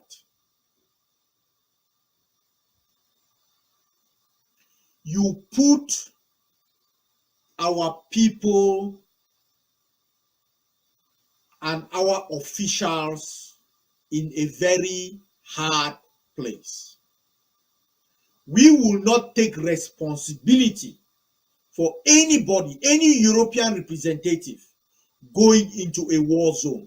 We are not going to take the responsibility of anything happening to them. Why? Let me tell you this. What do you think? Think about this. In order to reach Akum, the British commissioner had to travel through Matazin, Santa, to get to Akum. Less than a week ago, there was a genocidal campaign in Pinyin, that is just near Matazin.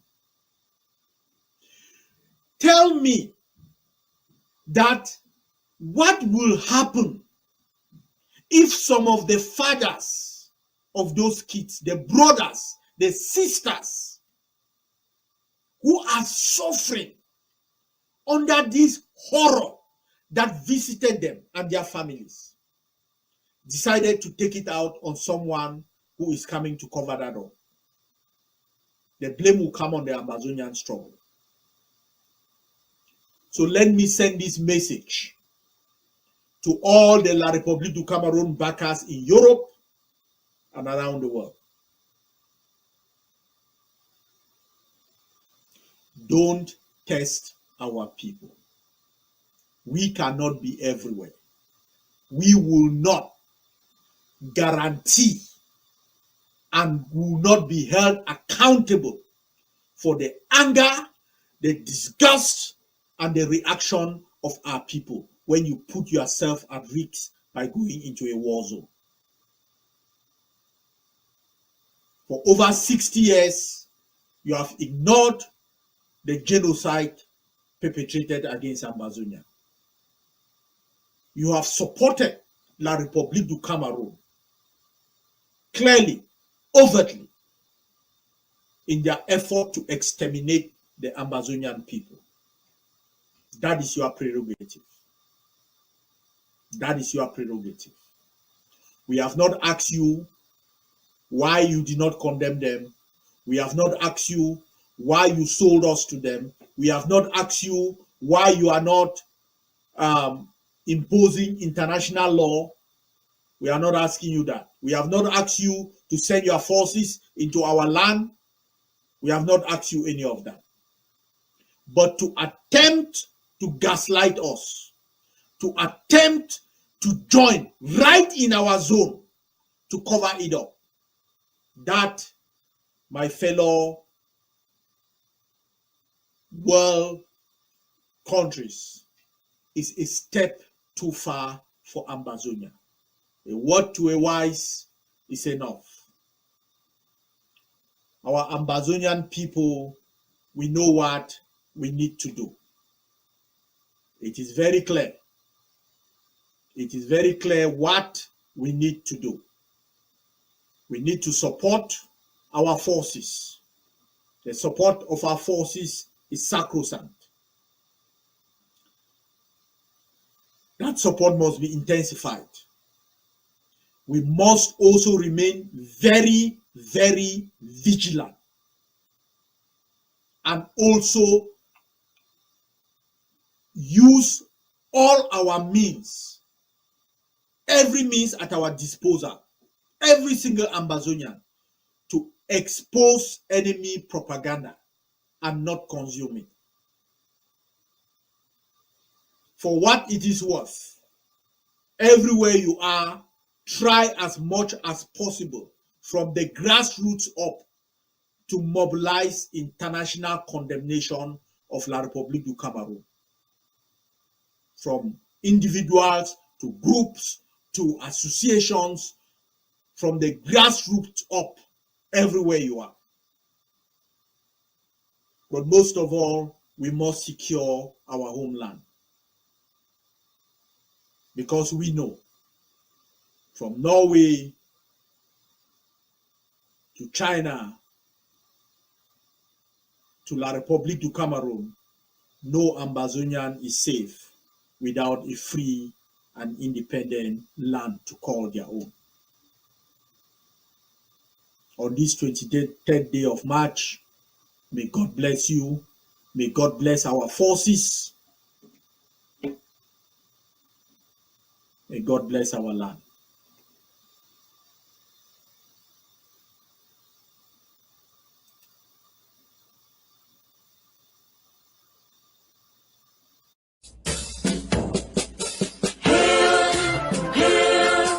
Hail this land of glory, we the Ambazonia, special loyalty. Praise to our Savior who granted us the freedom. Allegiance to the hero, for God alone we gather. Glory to glory, we rise and never to fall. Here in a nation, flowing with earth and holy. Glory, glory, glory to the Father, for making you a nation, a joy forevermore. Ambazonia, land of freedom, you shall live in plenty in our need, and your children shall be like the stars above. The Most High God be the watchman of this nation. Ambazonia, land of freedom, you shall live in plenty in our need, and your children shall be like the stars above.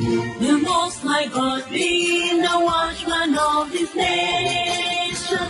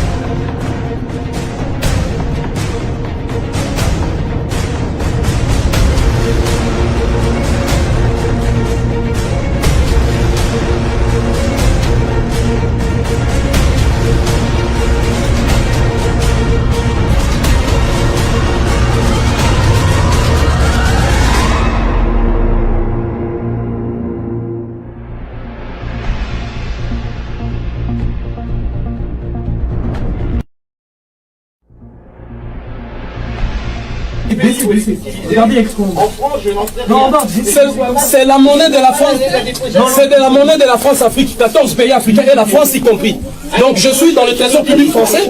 C'est tout à fait logique que vous preniez cette monnaie. Parce qu'elle est gérée et fabriquée par vous. Elle est gérée et fabriquée par vous. Elle va de pair avec l'euro. C'est vous qui avez la garantie de convertibilité de cette monnaie. Pourquoi? C'est une décision unilatérale venant de vous-même. Que je la fasse valoir devant un tribunal. Voilà, une monnaie fabriquée par vous que vous reconnaissez, c'est le trésor public français, et vous refusez de prendre cette monnaie alors que je viens payer l'amende de M. Patrice Bessac, maire de Montreuil, avec cette monnaie. Donc vous me condamnez, vous voulez que je paye Patrice Bessac, je vous apporte votre monnaie fabriquée par vous, gérée par vous. Donc vous avez la garantie de convertibilité et vous refusez. Vous voyez le raisonnement illogique de votre part, impérialiste et colonial. Donc vous fabriquez une monnaie, vous imposez une monnaie et vous refusez vous de la prendre. C'est votre devise. Surtout vous la reconnaissez. Elle est gérée par les trésors publics français. Il y a le compte des opérations où réside cette monnaie. Comment vous refusez de la prendre? C'est illogique comme comportement. Si c'est bon pour l'Afrique. C'est illogique comme comportement. Je suis dans une institution publique française, les trésors publics français qui gèrent cette monnaie, qui fabriquent cette monnaie. Monsieur, c'est illogique ce que vous faites. En fait, en fonction des trucs qu'il y aura sur la banque va nous envoyer. Vous êtes dans l'obligation de prendre cette monnaie. Vous êtes dans l'obligation de la prendre. Donc vous refusez catégoriquement, alors que c'est votre obligation de la prendre. Vous avez la garantie de convertibilité que vous chantez au pays africain. Moi, je vais la main levée pour que la banque elle développe le compte. Soit, en fait, la qualité du billet est après, vous demandez un délai pour le reste si elle ne prélève pas toute la somme. Elle est non, c'est la Banque de France qui la garde, qui la fabrique. Vous pouvez la remettre à la Banque de France. Mais vous êtes le trésor public français, c'est votre monnaie, monsieur. C'est vous qui la fabriquez, qui la gérez. Il y a chez vous de compte des opérations où réside cette monnaie, d'où vous logez cette monnaie. Vous êtes dans l'obligation de la prendre. Voilà moi le comportement illogique de vous autres. Voilà ce comportement illogique que nous déplorons. La monnaie fabriquée par vous, vous me condamnez avec Patrice Bessac, je viens payer avec la monnaie du CFA et vous refusez. Voilà le comportement illogique de la nation française et de l'État français. Ça c'est vraiment inacceptable. Une monnaie fabriquée par vous, gérée par votre constitution et dans le trésor public français, vous refusez de prendre cette monnaie. Alors à quand, pourquoi imposer cette monnaie à l'Afrique? Pourquoi vous l'imposez aux États africains? Alors qu'elle est fabriquée par vous, gérée par vous, votre monnaie porte le nom de la France. La France, ce n'est pas une identité africaine, c'est une identité française. La Banque de France qui la fabrique, c'est la banque, ce n'est pas une banque africaine. Les trésors publics français, d'où réside le compte des opérations où on met cette monnaie. C'est le français, mais je suis dans le trésor public. À combien la plus forte raison pour refuser cette monnaie? Illogique comme comportement. Orgueil étatique. Irrespect. Les Africains, ils ont faim. Ça relève simplement de la mauvaise foi, de votre volonté de détruire systématiquement l'Afrique et son peuple. Cette monnaie vous appartient et vous êtes dans l'obligation. Je reviendrai ici avec la convocation de Patrice Bessac, maire de Montreuil, toujours avec le franc CFA. Vous allez prendre cette monnaie pour toutes ces condamnations, je ne le paierai pas. Je paye la condamnation uniquement en franc CFA parce que c'est votre monnaie et c'est le trésor public français. C'est ça le comportement logique. Et là, il vaut mieux payer 4 bleus ou espèces. Espèces, c'est même pas normal. Tu le sens ou pas? Puisque bien moi, je ne peux pas répondre la drogue.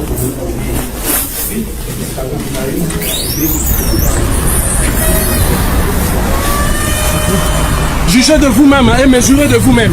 Les trésors publics français, je suis ici centre des finances publiques. Les trésors publics français qui fabriquent cette monnaie. Dans le trésor public français repose ce qu'on appelle le compte des opérations, d'où les pays africains déposent leur argent. Et je viens au trésor public français, on refuse de prendre cette monnaie, sous prétexte qu'on ne peut pas vérifier la qualité des billets, sous prétexte qu'on ne peut pas le convertir et l'échanger à la Banque de France. Alors que c'est la France qui a la garantie de convertibilité de cette monnaie, assure la garantie de convertibilité de cette monnaie. Et c'est la France même, c'est la Banque de France même qui garde cette monnaie, c'est la Banque de France même qui fabrique cette monnaie. Et cette monnaie, il est écrit franc. Le franc n'est pas une identité africaine. Et je suis ici au Trésor public français pour payer la condamnation de 1 euro. Rappelez-vous, j'ai été condamné pour verser 1 euro à Patrice Bessac, le maire de Montreuil. Et avec mon bon vouloir, alors que le combat pour lequel j'ai mené, pour lequel je me suis exprimé contre Patrice Bessac était un combat noble d'un enfant qui a été violé, mais j'ai accepté quand même de venir payer la condamnation ici au centre des finances publiques, et vous avez vu le directeur du centre des finances publiques qui a refusé de prendre la monnaie du franc CFA, mais disant qu'il ne peut même pas avoir la garantie que la Banque de France va échanger cette monnaie, alors que la France assure et assume la garantie de convertibilité de cette monnaie, alors que la Banque de France fabrique cette monnaie. Et ça, c'est le trésor public. J'ai dit bien, le trésor public, vous voyez de vous-même. Hein, le ministère qui dépend du ministère des Finances et des Économies. Voilà le comportement illogique de la France. Voilà, cet acte et cette action est grandiloquente. Cette action est grandiloquente par elle-même pour vous faire comprendre dans quel système monétaire et financier nous vivons. Pour vous faire comprendre de combien est-ce que l'humiliation qui s'abat sur notre peuple et notre mère patrie l'Afrique ne pourra prendre fin. Alors c'est un acte de courage. C'est par des actes posés avec détermination et courage en masse que nous allons faire tomber les barrières. Nous allons faire tomber cette, si vous voulez, à la fois domination, à la fois servitude, à la fois cette imposition monétaire du franc CFA. Unité, dignité, courage, ces actes continuent. Ça, c'est l'acte numéro 2. Et l'acte numéro 3, vous verrez bien évidemment qu'est-ce que nous ferons. Unité, dignité, courage. Le franc CFA n'a plus sa place au Burkina Faso, au Mali, ni au Niger. Félicitations au capitaine Ibrahim Traoré, Assimi Goïta et Tiani qui ont réussi à changer la monnaie de leur pays. Une nouvelle monnaie sous le nom de Sahel vient de remplacer le franc CFA au Burkina Faso, au Mali et au Niger. Vous devez à présent noter qu'un Sahel aura la même valeur qu'un euro. C'est-à-dire un Sahel sera égal à 650 poussières en francs CFA. Les 3 baobabs de l'Afrique, dont Ibrahim Traoré, Assimi Goïta et Abdul Rahman Tiani, ont fini par atteindre leur objectif qui était de changer le franc CFA en Sahel. Si tu es vraiment africain et que tu aimes l'action des 3 baobabs de l'Afrique, ne quitte pas cette vidéo sans écrire vive l'Afrique en commentaire. N'oublie pas de t'abonner.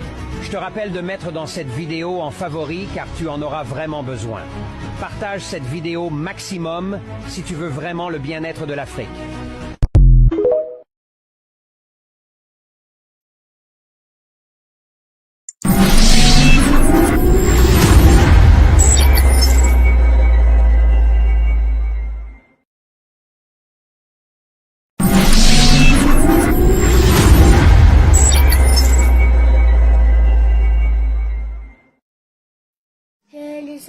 Glory, with the Ambazonia, disloyalty.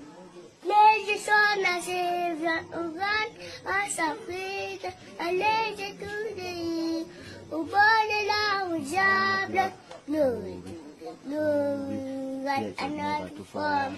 Yeah, in the nation, glory, glory. Glory to the Father for making Asia is on forevermore.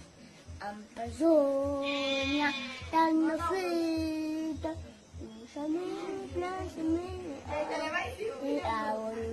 I choose a starting.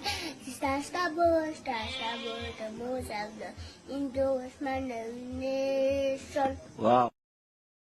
If you're asking my personal opinion, to keep Cameroon one must be divisible. Because there's a cliche that Cameroon is one and indivisible. Because it's not true. Culturally, we are divisible. Language-wise, we are divisible. The law-wise, we have inherited that. So anybody who says Cameroon is one and indivisible is a fallacy. And so we would have to handle that issue very squarely and objectively. And that's what I call the truth. The truth must prevail. There is no doubt that there are people of both sides, that cherish their heritage. And the only way of keeping Cameroon together is to respect the respective heritages that we do have. Fellow Ambazonians, good morning, good afternoon, good evening across the globe. I hope we all are doing well. This is the logistic chief of the ADF. Today I come out to give an analysis of the continuous attempt by the actual root cause of our problems, not only in Ambazonia, but in Africa. When I say the root cause of the black race globally, our problems, our predicament is France. We suffer in Ambazonia because of France. We have seen the pains that not only Ambazonia suffers, but the entire black race has suffered in the hands of the French, right from Haiti across Africa. Their abuse and disregard for our lives as a race of people and as Africans. We are in the 21st century and we still see the stupidity of the French.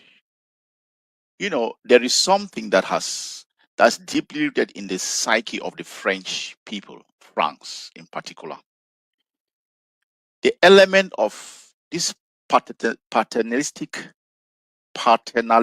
tendency that they have on the black race has to come to an end.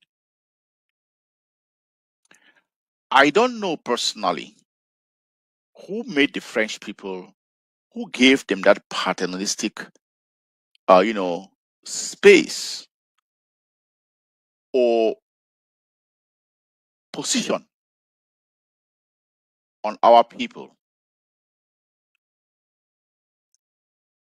I have to say this. We have seen it repeatedly, even till of late, when this young guy in the name of Macron, first of all, tries to lecture us on birthright issues, tries to tell us what we need to do as a people, tells us that we should be thankful for their abuse, their insult, their disregard for black life globally. And he is so bold and daring to tell African nations that are kicking them out of their land after hundreds of years of exploitation that they should be thankful for what France has done. My people, my fellow country people, fellow Ambazonians, there are things at times that we talk about because Ambazonia we're not living in a silo. We live in a world that geopolitics determines our fate as a people. The question I want to ask every Ambazonian is this: show me anywhere in the world where the French has developed and they are thankful for the French people. I will wait. I say this because I have to go deep into analyzing a very beautiful write-up that I see being placed in I think it should be on Ambazonia News Briefs. A very beautiful write-up. My outing today will be specifically on that write-up. And I also want us to continue to understand. If you don't understand what your disease is, you will not understand its cure. France has been a disease, not only to Ambazonia, to the black race globally. I said it spans from Haiti through the colonization. They tried this bullshit in the Far East and they were beaten down, hands down, in the Indochina region, disgraced and humiliated, and they ran there, tucked their tails and disappeared and never went there again in the Far East. All over the world, in the islands, and specifically in Africa, they have been leeching off from the black race. They have been a cancer to the black race. In every twist and turn that you look, you will see how evil and vile the nation France has been not only to Ambazonia, but to the entire black race. Haiti had to fight France in 3 successions to stop them from maintaining the enslavement of Haitians. And what was the cause for that? France had to hold Haiti, connive with these other racist supremacist forces globally. They had to punish Haiti, and they held Haiti hostage to pay reparations for breaking away from to be a free state. They held Haiti to pay reparations for fighting for their own freedom, to pay monies worth over $30 billion. It took Haiti till the mid-19th centuries or 20th centuries to complete. It's not up to 100, up to 50 years that they completed the payment for breaking away from their slave master. Because Haiti beat the brakes out of France in 3 successions. Moving from that, you have seen the French using us. We fought and defeated. We were part of the coalition that defeated the Nazis. The black fighters from Africa were part of the fighting forces that defeated the Nazis and led their way into Paris. But guess what? On the march to Paris, they pulled out all the black fighters, African fighters, and pushed in those who marched in Paris for the liberation march, were French people who had very little to nothing to deal with the fighting during the Second World War. We have sacrificed as a race of people. They have used us and sacrificed our blood, our ancestors, for their freedoms. In the First World War and during the Second World War, the black fighters were the ones who led the charge into Paris. But during the Liberation Day, they pulled out and kept aside the black fighters, the black soldiers who fought to free France, and marched the white ones into Paris. Secondly, they used some of the black nations to contain other nations that are fighting for their own freedom. Case in point, Madagascar. They used Moroccans and other fighters from within the African continent to quell down the rebellion in Madagascar for their interests. They had to beat the living bricks out of France. On France, they had only colonized Algeria and Morocco. They were owning it as their personal property. Look, you are dealing with a nation where their psyche, I don't know, specifically a black race, is so evil that we have to call evil for what it is. Imagine, I think it's in Togo, during the independence era, when they said we're not going to sign the cooperation accord, they call it the Accord Cooperation or Cooperation Accord, that still enslaved them economically to France. What did they do? They destroyed everything in Togo, even to pipes. They poured concrete, killed all the animals that they were supposed to leave behind. After having used you to exploit your own people, take resources from your own land to build France. Colonization was a form of slavery, the exploitation of the black race to enrich Europe. Let's call it the way it is. No sugarcoating. They were exploiting our resources in the continent to build Europe. After France had done that, when they were agitating that our people were agitating that they wanted freedom, they still wanted to continue to exploit us. They gave us the sham independence that we all can see laying openly in our eyes. Our economy is not in our hands. The lands that we walk on is not ours. The resources under the ground that we walk on is not ours. That's how evil and vicious the French are. In our neighboring country, like the Republic of Cameroon, they have never ever apologized for the genocide that they perpetrated on the Bamili case. Never. 600,000 to 800,000 Bamili people were killed by the French. And we sit and they are doing hush-hush on this business. That is the evil that lurks across Africa. When you see nations like Burkina Faso, Mali, and Niger fighting for the heart and soul of their land, you can understand, and they don't want to leave. Why? They claim that they brought in glory. Terrorism in those areas have gone down, subsided. They are doing for themselves. Senegal has kicked them out because the seed for terrorism and instability in Africa are all these military bases that we find in Africa. That is a seed. That is a nucleus of destabilization in Africa. All the foreign military bases that we have in Africa. Where do we have any African foreign military base out of Africa? In Europe. You tell me. Where do we have any foreign African military base out of Africa? I'll wait. And I ask myself this question. Though it's coming out, we are seeing that US aid was one of the driving factors of promoting or sponsoring Boko Haram.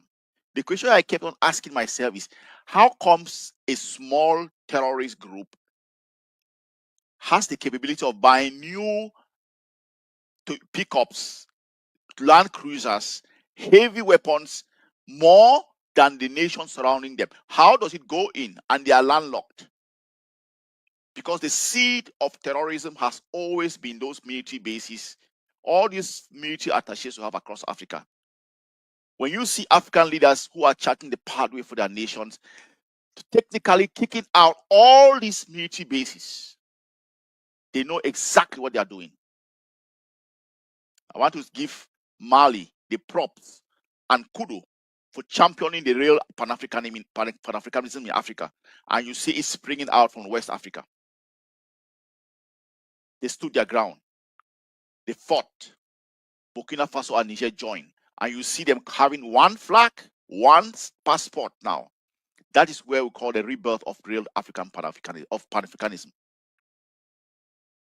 Now, just throwing this light aside on what the cancer, I call France as the cancer of the black race, not only Ambazonia, the black race, what they have been doing. I want to show something to our people. We have to stop this perpetual self-inflicted wound on our culture and our people's psyche. As a group of people, as a result, we have to stop this. We live in the 21st century, except that we have to continue to be stupid and continue to hand down this stupidity. I think this is a generation, not only within Ambazonia, but across Africa, that we have to put the buck has to stop now. We cannot continue to allow ourselves to be abused and insulted and degraded. We are a participant to our own insult because we self-inflict wound on ourselves that has been for perpetuity. I would like to show this to our people.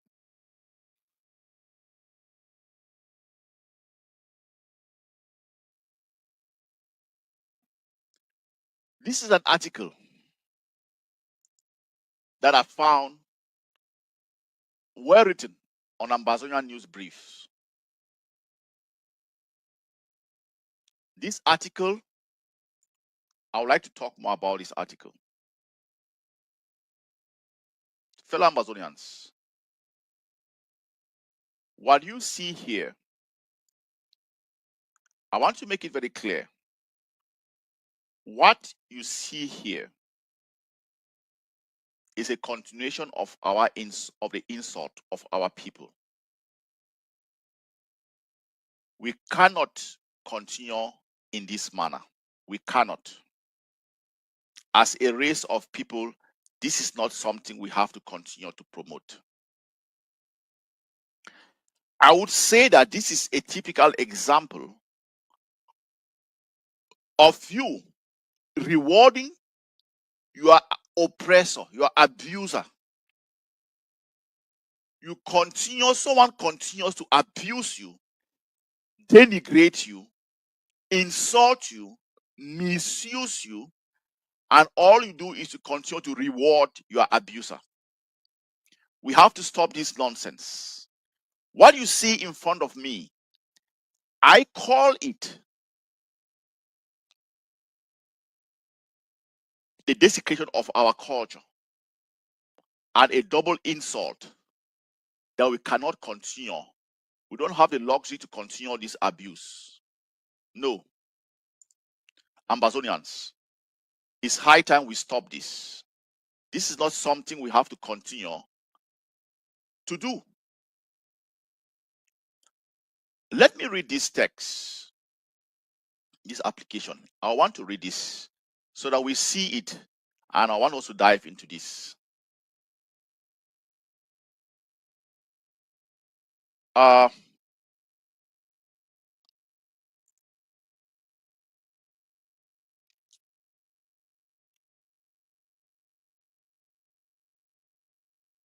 want us to take some time and go over this. It's very important that let's talk about this. We can't continue in this light to abuse ourselves and continue to maintain the abuse of our people.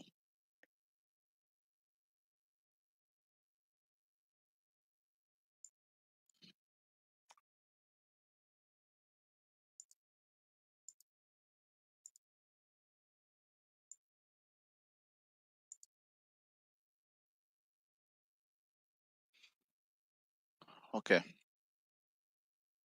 As you can see,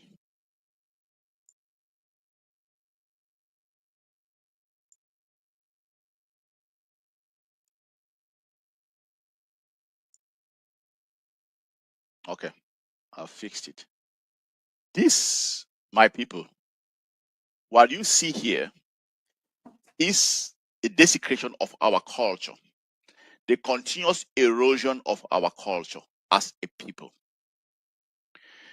These are a set of people that have abused us for too long, and we continue to reward them by continuously desecrating our culture.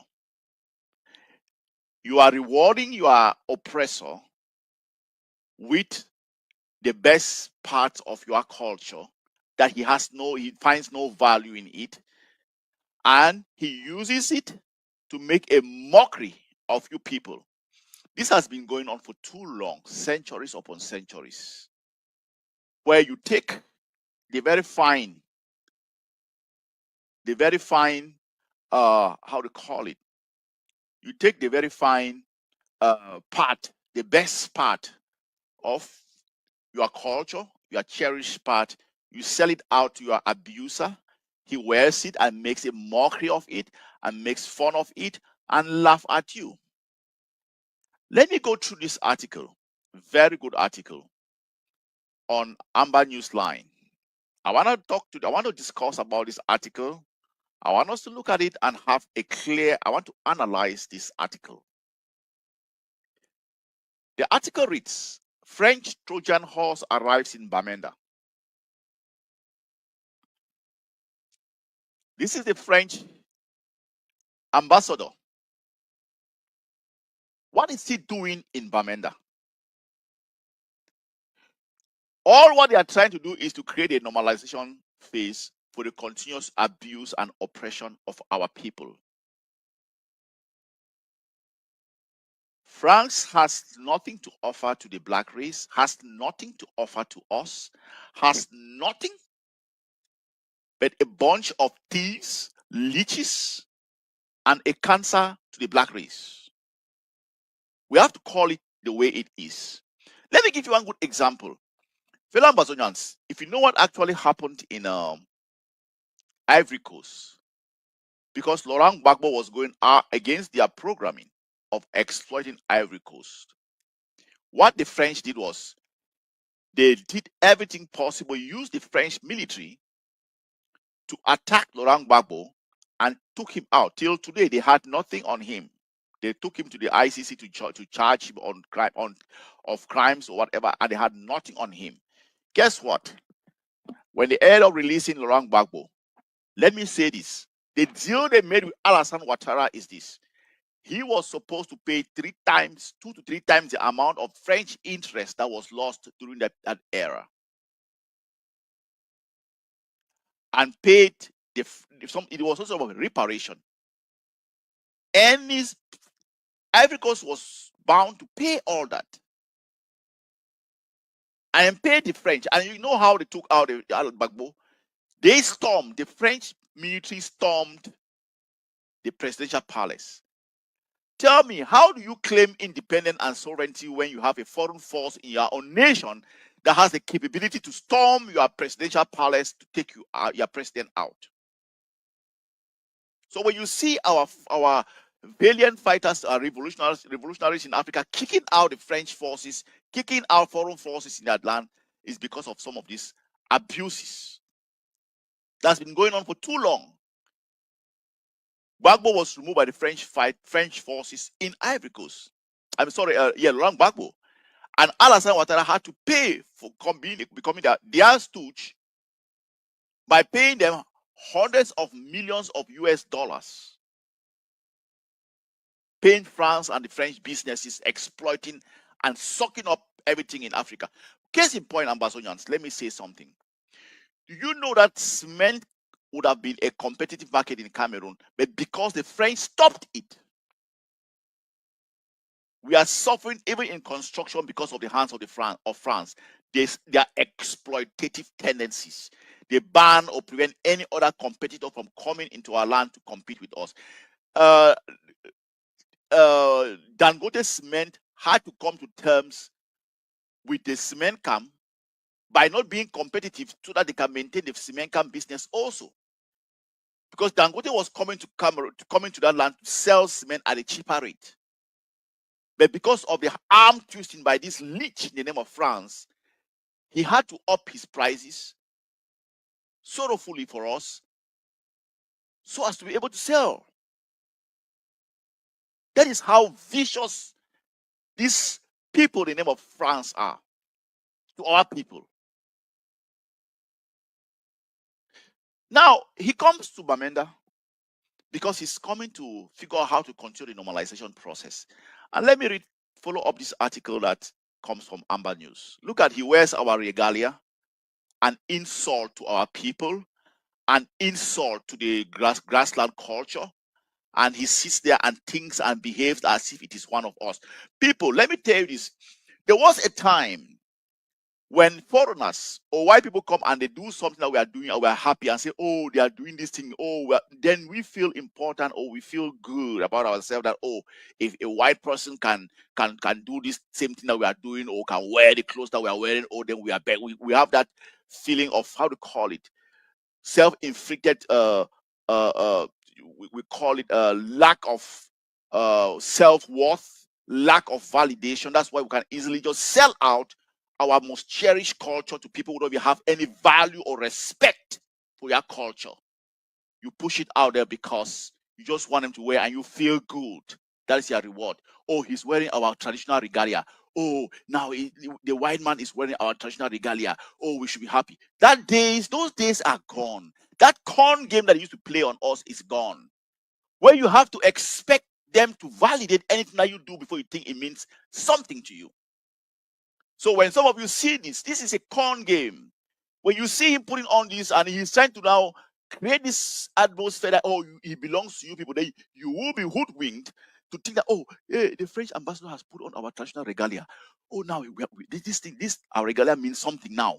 Oh, we should be happy that we have seen a white man wearing our regalia. We should be happy and joyful that, no, this is a con game. It's a sleeper cell game. Pretending to be you, but he's continuing to figure out how to manipulate people to continue the exploitation of their people. This is not going to fly this time around. We are a different generation. Don't play this con game with us. This is the 21st century. We are a different breed of people. Don't think you come and you don our regalia, because this is desecration of our regalia. because you are participating in the abuse and disregard for our culture and our people. You put it on and you think they'll take this photo and then people will think, oh, he's wearing our clothes. Oh, we should be happy. Go get the hell out of here. This is the game that have been pulling on us for all these centuries. Pretending to be part of you, or anywhere you think, oh, now he's wearing a regalia, oh, we should be happy that he's wearing a regalia. Oh, our culture now means something. Come on, people, we're in the 21st century. Don't be conned, don't be fooled by this stupidity. Get out of this stupidity and let's find some backbone to be proud of who we are as a people. Not that foreigners who abuse you and have no respect for you, no regard for you people, will come and be the ones to put on this regalia and then make fun of it. They don't even have any respect for it, to continue to maintain your oppression, your subjugation, and your distance, how do you call it? They don't have any regard for your humanity. Comes and pretends. Let's go ahead and read this article. According to unverified report signed by the Corbett Factor, the Anglophone conflict will be resolved in months ahead. Look at the Thierry Méchan, the French ambassador to Cameroon. It is Ambazonia conflict. Fellow Ambazonians, there's something that has to be very clear.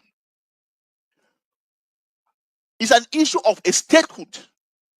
We entered into this any form of sham. This is a state. Ambazonia was a functional state. Let's be very clear about that. Speaking English is different from being us. To articulate English is not us. We are a distinct people. So we have to understand that the error or the mistake, the fallacy that they keep on making and thinking that, oh, because you speak English, you are part of you are part of the Anglophone people. No. Don't make that. We have a culture, a distinct culture. Fellow Amazonians, I always want to let our people understand. We took the Anglo-Saxon culture, the Anglo-Saxon, when we call you that culture, and we carved something out for ourselves. We didn't copy it like for like. Our ancestors shaped what was good for our society. Go into the Anglo-Saxon system of governance. They don't have anything like the House of Chiefs. They don't have anything. The way our land, the power was structured within our territory. Everybody was involved in our land. We build from the perspective of integrity, respect, justice, accountability. That is what Ambazonia was built on. Our founding fathers put those blocks. Let me tell you something. Till today,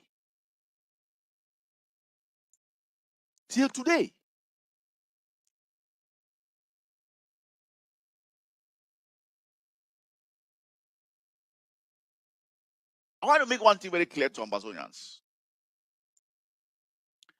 If we have not been beaten, if we have not been assimilated, don't be fooled. Our founding fathers gave us something that could not easily be erased.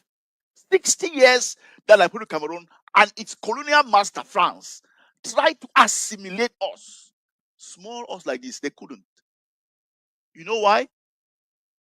What our founding fathers put on the ground for us was not a copycat. It was carved. It was made. It was created. And that is what is still standing today that we are fighting for. Let's be very clear.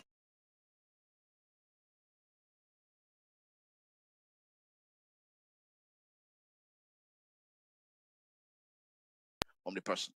Let's see it for what it is. If there's anything in your country where you are not doing for us, put on the ground for us was not a copycat. It was carved. It was made. It was created. And that is what is still standing today that we are fighting for. Let's be very clear about that. 60-something years and counting, they have not beaten us because it wasn't copy and paste. We created our own culture, our own institutions, our own society. Our founding fathers created that for us. We built and lived through that, even though they tried to desecrate it, they destroy it since the moment they set feet on our land. But we are still standing to today because we didn't just inherit something, we created something. And that's what is still keeping us going. Let's understand that. It's a matter of a statehood. We were a functional state. We had all the structures of a state before they hoodwink us. That's why it has become so difficult. Even the slave master's whip boy, he had to openly confess that he tried to assimilate us all these years. That was his project, but he failed. He failed. There's a story that I think it was in Rome, where one of the Anglophone cardinals was visiting. They had a conference in Rome for cardinals, and there was some sort of, I think, a senior French, or one of the French cardinals that came and met a bunch of bishops or cardinals. I think it was a conference on bishops, and he was asking them, how far have you gone with the assimilation project with the Anglophone section of the country? You know, he was saying that, and the Anglophone bishop was there because they were all speaking French. He didn't know that he was there listening. This plot had not only been orchestrated by La République Cameroon, they are just executing it. It was orchestrated right in France. Let's not forget, let's put our eyes on the evil. What stands and keeps us in this predicament? France. But with the changing geopolitics, things are going to change. Let me continue with this.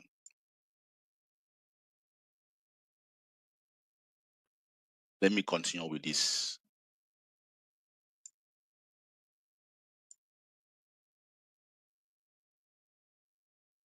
me continue with what I had in the face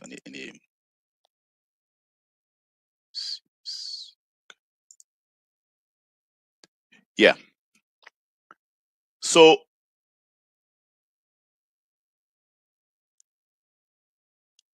according to this article, they are saying that the French ambassador to Cameroon is saying that the Anglophone conflict will be resolved in months ahead. He is stating it's not an Anglophone conflict, it's a matter of a statehood. Let's be very clear about that.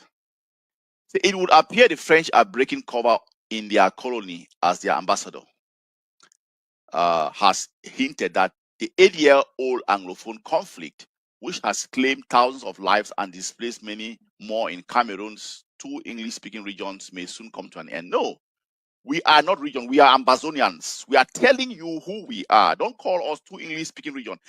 The game that they tried to pull from the onset was cutting us into 2 and pitching us together to fight each other. Because when you are divided, you cannot think straight to know that you are being abused. Why at the same time they had their machinery on trying to assimilate us. We were a region. There was never an issue of, before they even came, and even the first thing that Aejo came and did was to cut us into 2. They knew it was well planned to cut us into 2, then pitch us against each other. That was well executed. I don't think they were just trying to create Cameroon into regions. No, they knew very well that if they kept us as one full entity, the agitation would have been great. So they had to cut us into 2 first, then pitch us against each other. All masterminded from France. So he is saying that what? the two English-speaking regions may soon come to an end. While the Republic of Cameroon government has been asleep, it will appear the French have chosen to break cover and directly issue propaganda on behalf of their mentees. True.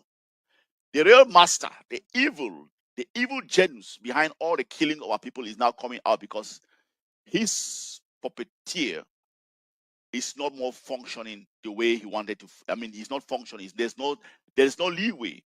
And besides that, they have seen, why did it happen recently? Because they have seen the push that the Ambazonian Governing Council is pushing at the diplomatic front. You know, they have seen the way we are moving. So now the real enemy from behind the curtains is coming out to stand in front of the stage to speak. That's the evil that we see.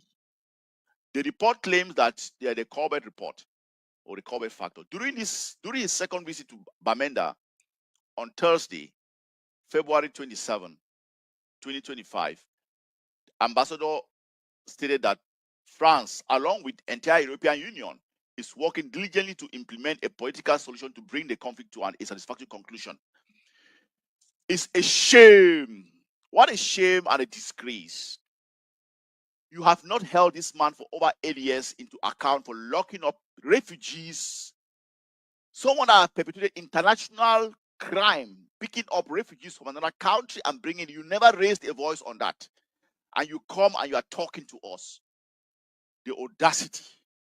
Just to show some level of decency, they would have even made an open statement that release our people that they picked up from Nigeria and locked up.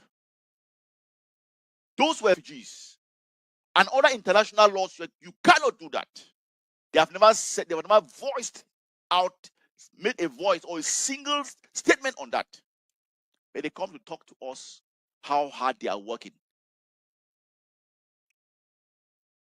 The European Union is just a bunch of liars, con men, thieves, go around the world robbing people.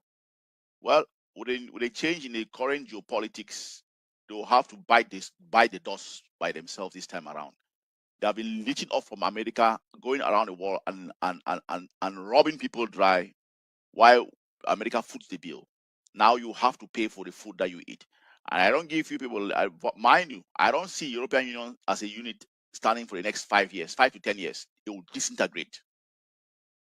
With the current geopolitics going on, the EU is going to disintegrate in the next 5 to 10 years. You come back after that and make reference to this video. So he is saying that it's working diligently to implement political solutions to bring the conflict to a satisfactory conclusion. The only political solution is we're talking about two states. Let's have a negotiated settlement where everybody goes to his own position. Why they are rushing and making all this is because of the changes in the geopolitical landscape. Because we have forces in this world where they can unilaterally declare that what is happening is evil. And that it has to come to an end. So they are trying to shortchange us by thinking that they can play this fast game to continue to benefit because they will not have anywhere in the world any source of resources globally. They are going to suffer from their evil that they have perpetrated globally. They have not been, I call it France in particular, has never been a constructive partner. They have been leeches and sucking up from everywhere that they lay their hands on. Their level of exploitation, particularly to the black race and Africa, is unimaginable. So why do you refrain from privileged details on the strategies being put in place by Cameroon's bilateral and multilateral partners? We're talking about, call it La Republic of Cameroon. We are not Cameroonians. It's very clear. We are not La Republic of Cameroon. We are Ambazonians. And you cannot want to resolve a conflict by talking to just one partner. No matter what front they are putting aside, there is nothing less than independent, total and unconditional independence of Ambazonia. Even if it needs the next 10 generations to fight for that, we'll keep on fighting. He emphasized that the conflict remains a Cameroon's issue, requiring locally uncrafted solutions. So what are you talking about that you people are fighting hard to resolve the problem? We are not Cameroonians. We are Ambazonians. You see, he still stressed on one thing, requiring locally crafted solutions. You know why? So that they can continue to bunch us and continue to exploit us. It's not a local problem. And we'll continue to make it international. It must be a diplomatic first for a foreign nation to implement a political project in a sovereign country, which has not previously hinted to borrow a word at any such intentions or movements. The report continues. Ambassador's statement offers a glimmer of hope for a region that has been plagued by violence and instability. The fact that France and the European Union are committed to finding a peaceful solution into this conflict is a positive step towards ending the crisis. France has anything that concerns France is poison. Anything concerning France is poison. They have never led anything positive globally. Name one. France perpetuated an influence and instigation and egged on the genocide in Rwanda. They were a party to it. Let's be very clear about that. Nothing that comes from these people will ever mean good for our people.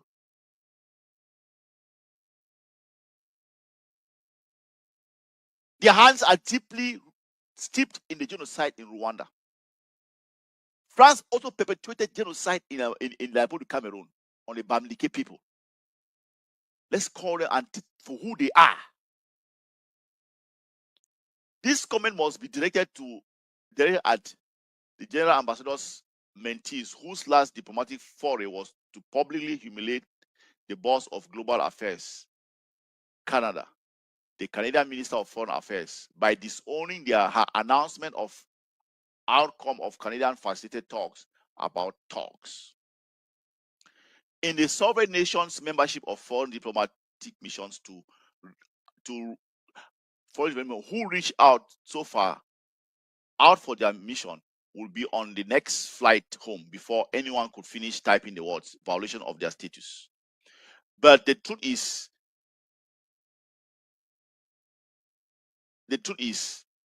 the ambassador has a different status, since like Cameroon and other African states are actually French colonies in all blur name. Canada tries to maintain diplomatic niceties and get burnt. The French break covers as colonial masters. What happened? Nothing yet. According to the report, the ambassador is also oblivious to the role of the French in creating and sustaining conditions that generated the crisis, as the French ambassador to Cameroon expressed optimism about France's role in reconciling the people of the two English-speaking regions after the conflict ends. Ended. Speaking to the press at the end of his working visit to the regional office of the Franco-Alliance Center at Bamenda, these so-called Franco-Alliance centers, these are, I call it what? Sleeper cells to continue their exploitation, sleeper cells where they send their agents to continue to see how they can continue to suppress you, sleeper cells where they send their agents to continue to look for areas where they can tap resources from your land. Don't you buy into all this nonsense called Franco Alliance. It's just like you're giving someone 10 francs and you're sucking out 100 francs from the person. Let's see it for what it is. If there's anything in your country where you are not deeply involved in it and you are not controlling it, no, it's from a foreign country like France, no, it's there for his own personal interests. He said he highlighted the rich, listen to what he said. He highlighted the rich cultural heritage of the Northwest region as a potential venue for reconciliation. No.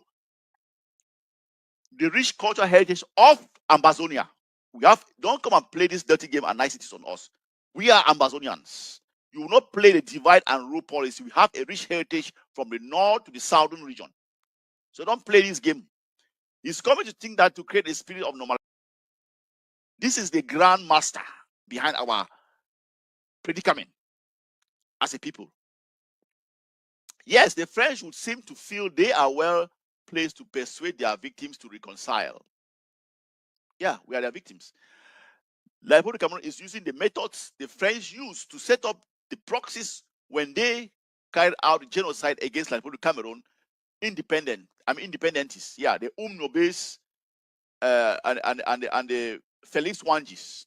A few months after they issued a report to those very proxies about the excesses of their colonial repression, their co-victims of the French and their proxies, the UPC, the ambassador, is prancing around Bermuda in a local outfit. That's what I'm telling you. He has no regard for that clothes. He disregards our code. Those people who are doing this, that even gave him this thing to wear. You are the ones that are thanking your oppressors, thanking your colonizers for the abuse and more abuse that are giving you people. How you reward them for their abuse on you people is giving them your best.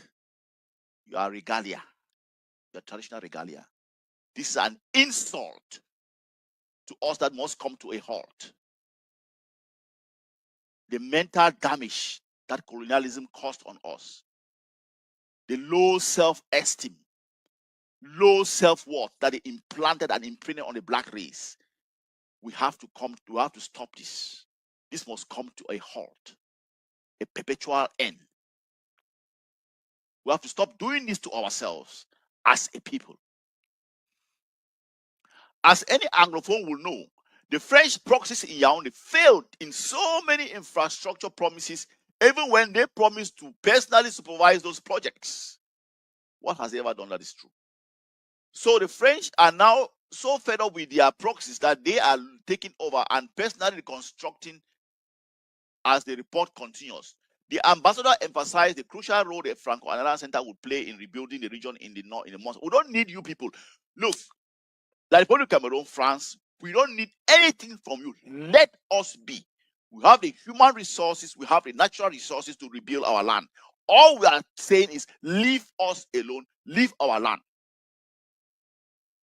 Go away. You are leeches. France is a leech and a cancer. Wherever they lay their hands on. Instead, these centers exist in English. Listen to what he's saying.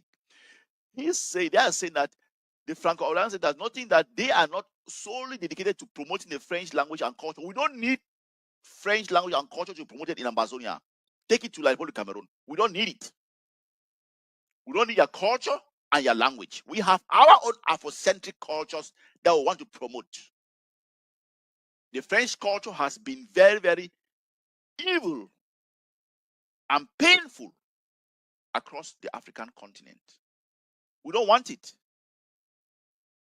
That's why Kagame, after he took over his country, he drove everything French out, even the French culture, their cultural centers, he kicked them, he closed them out. Instead, these centers exist in English-speaking countries across Africa and work to promote that. Why is it only in Africa? Why is it not taking it to other parts of the world? Because they have seen Africa as their baby, their children. They have seen Africa as a child to always play that paternalistic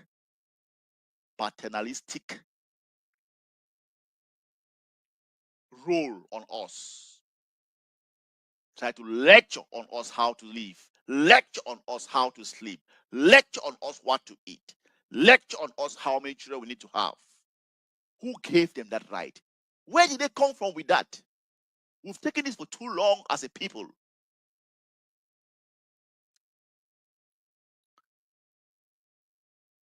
And work to promote diverse cultures. We don't need them. Don't impose your diseased culture on us. We don't want it. Reflecting France's history of cultural diversity. What history does France have? Can we talk about the history of France in Africa and the pain that have inflicted on our people? What history are we talking about here that the France is going to, this bona fide slave master is talking to us about? What have we as a race of people and as a collective benefited from the French culture? What? Is it pillage? Is it not pillaging of our land and our resources? Abuse? Why did you create the how do you call it? The accord, cooperation accord? Those are the things we inherited from France. Abuse, degeneracy.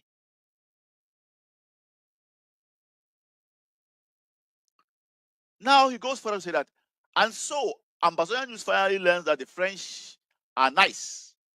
They are not promoting their language, and that they will solve this crisis in a few months, even though they have not bothered to let anyone know.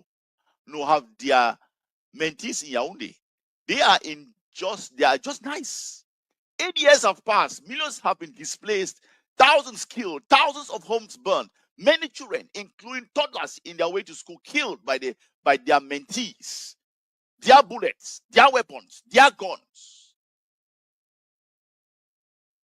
All that time, they kept their counsel, but they were nice all along.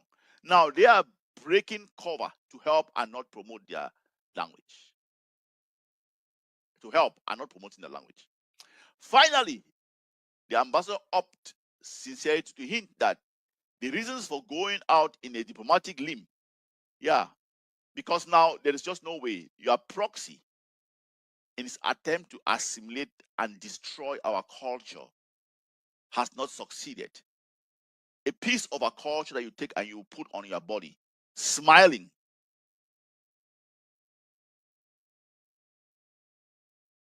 like a fattened cow. Then you talk to us. You think we are children? All we are saying in Ambazonia is that take your proxies out of our land. You are being booted out across Africa. You have been kicked out across Africa because of your evil. Look at how the 3 Sahel nations are breeding now. Look at how they are advanced economically. They have some pride, cultural pride. You stood there stifling everything, destroying their nation, exploiting their nation, promoting jihadism, promoting terrorism in their land.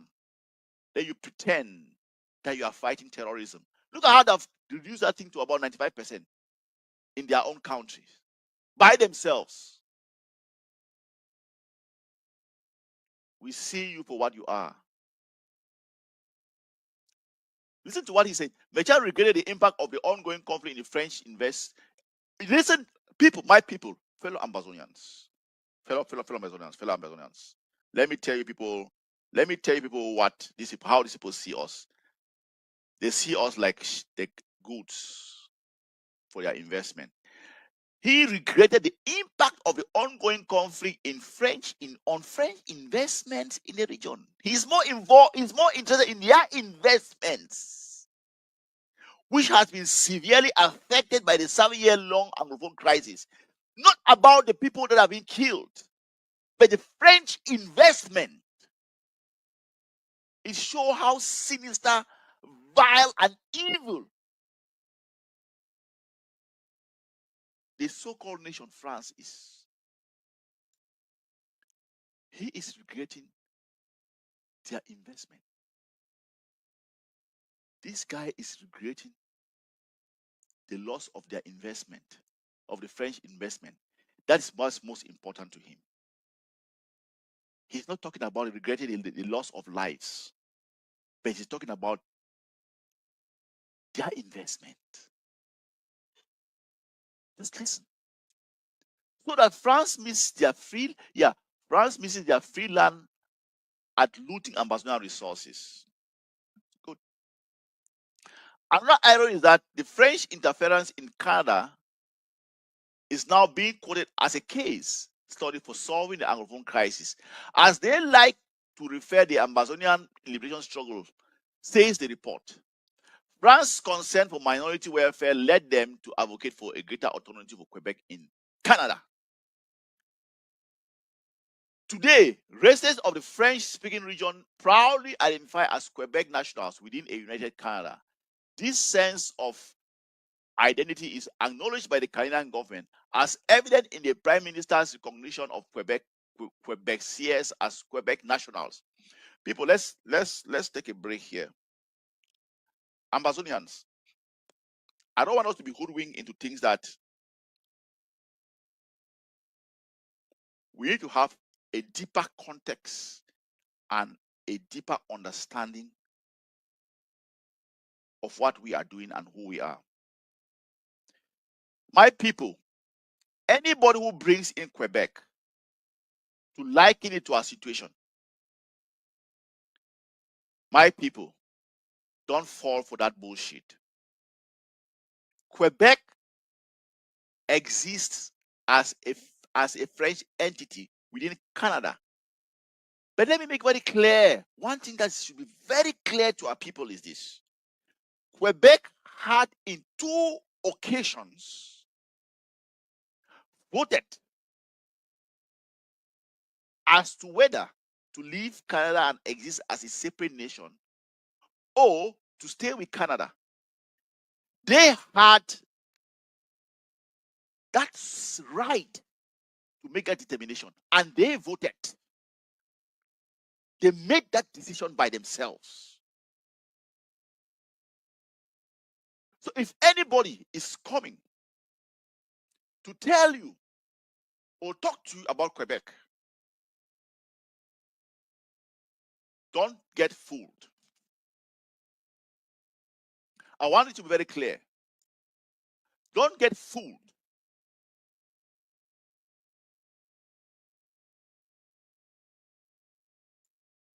They were never. I want to make it very clear.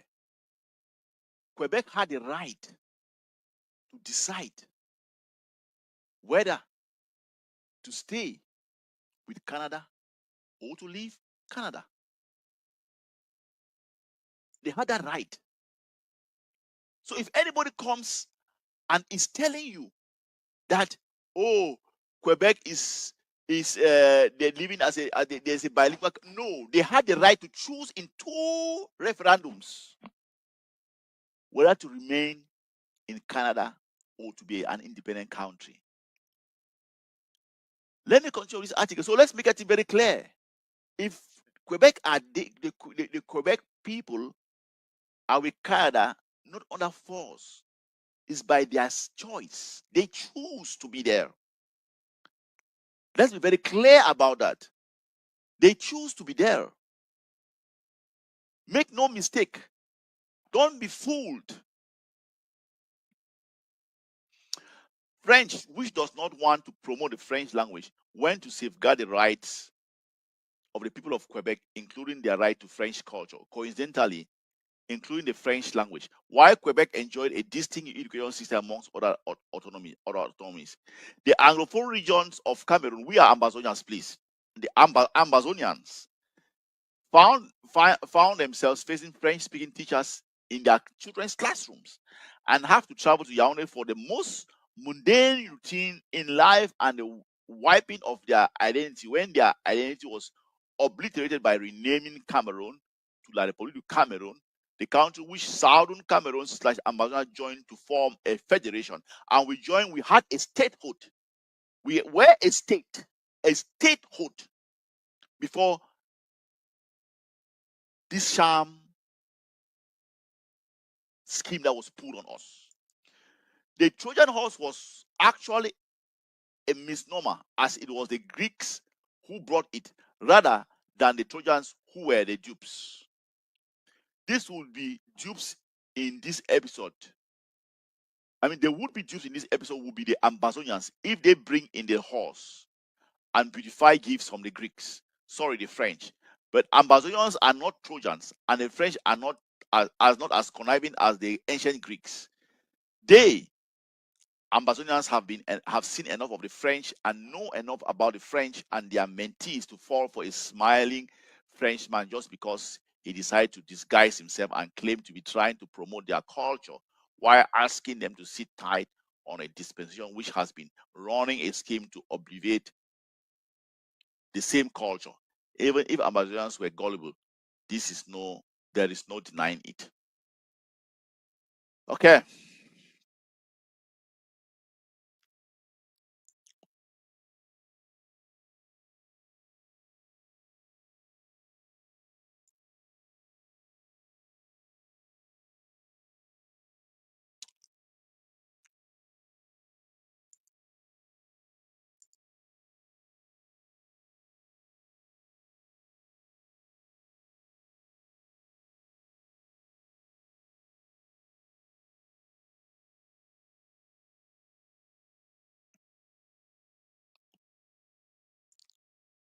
We are in the 21st century.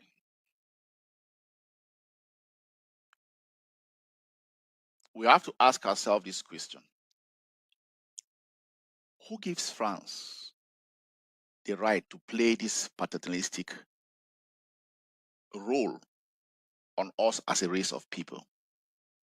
What makes them feel so comfortable to think they can decide our destiny for us? The scam, the fraud that they are.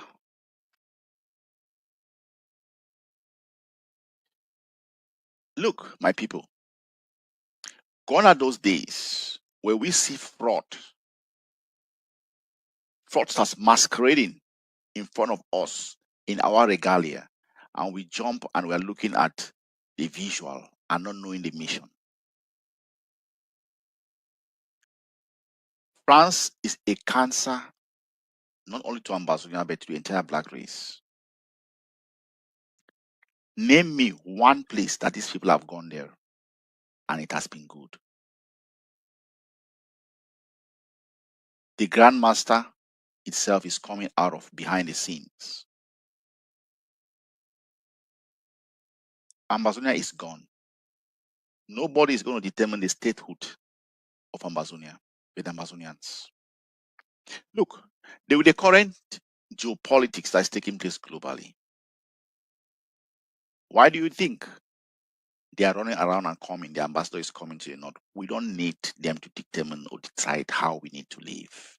All these small things that they come and put around, we think that they are doing anything some good. No. It's just like someone giving you 10, like I said, 100 francs, but he's tapping out 10,000 from your land. The more reason why you see those guys fighting for the heart and soul of their nation, the Traorés, they are disbanding anything French in their territory. Those are seeds, sleeper cells, utilized in destabilizing and destroying their country.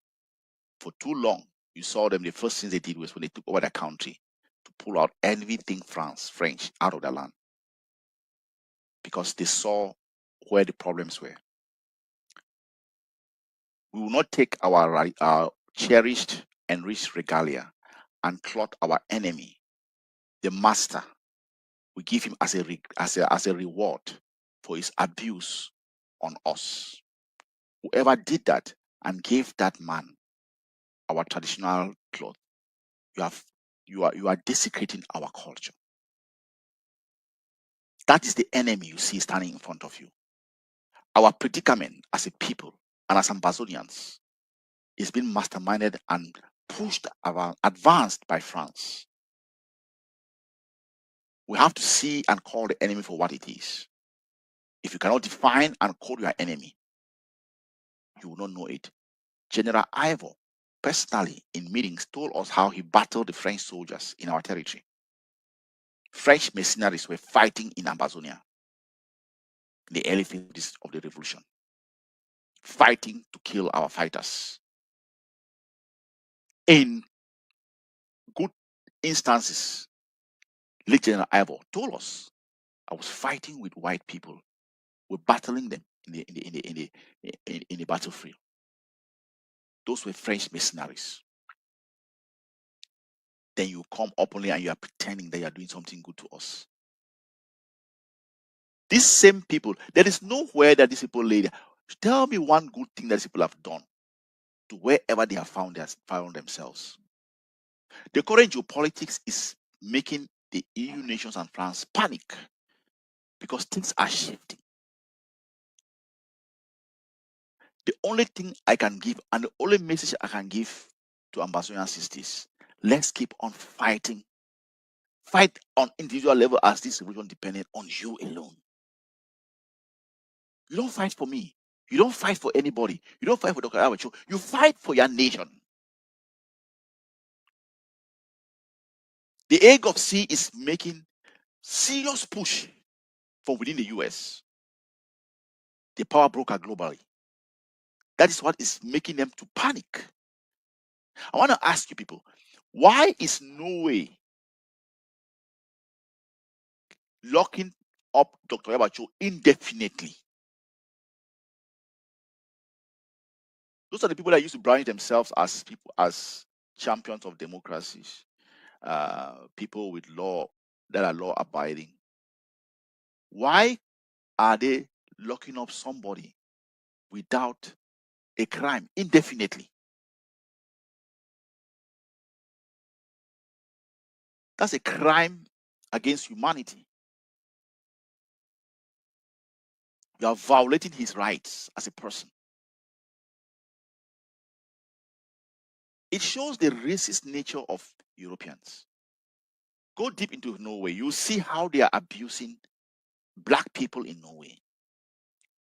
This further exposes their mindset and their psyche. How can you lock up someone? What are you charging him for? And why are you keeping him there indefinitely?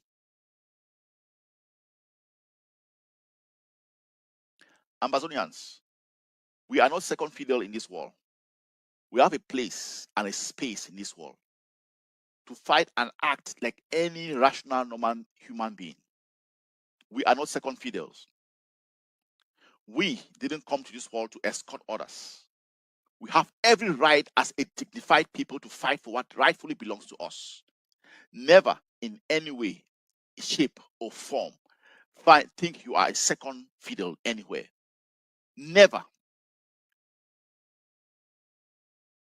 To be a dignified human being is a birthright. It's a human right.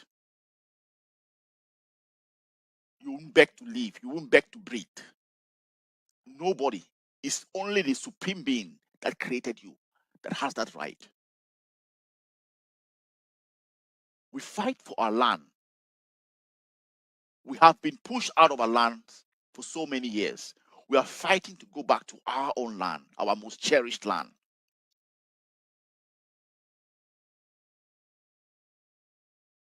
Never, ever think of giving up. Ambazonia is our land. We will fight to the last man standing. I will not allow this type of fraudsters to come and think they can push us back to sleep. We have seen enough and had enough of them.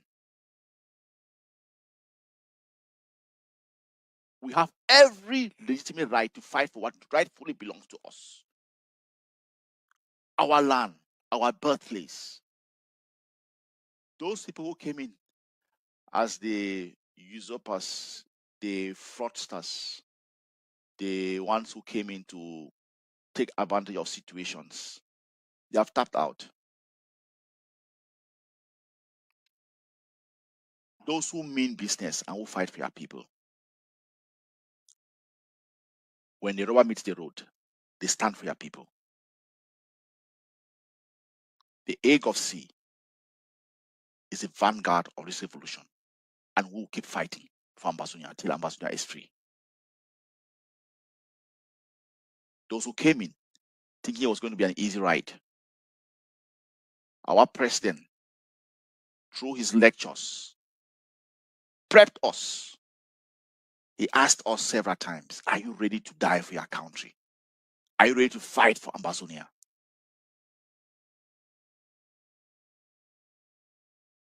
He knew what it meant and what it would take.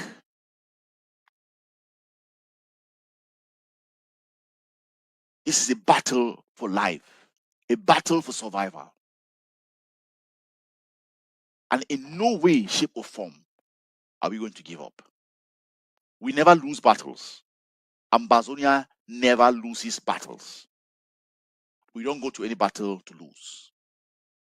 This is a win battle, and we have the capability and the tenacity and the resilience to win this battle. There is no laziness in us. Let's give in our all. Even if it means us taking the last breath just to free Ambazonia, so be it. Our fighters on the ground has given their last breath, a lot of them, fighting and dying for the heart and soul of Ambazonia. All we can do to maintain that legacy is to keep on fighting.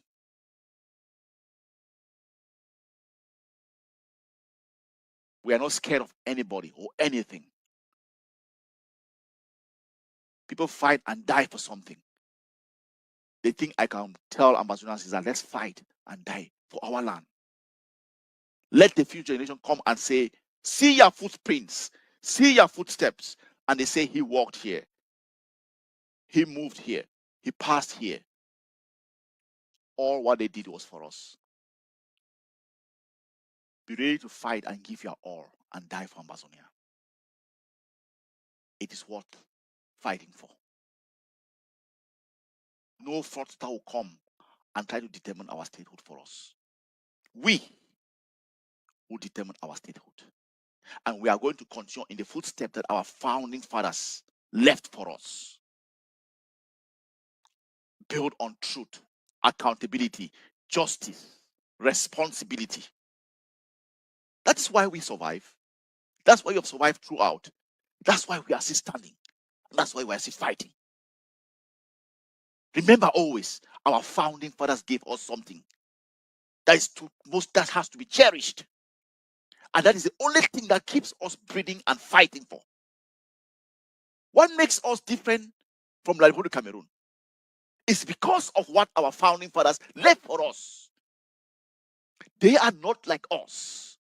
We are not like them. That's the clear distinction. Ask yourself, what are we fighting for? Why are we fighting?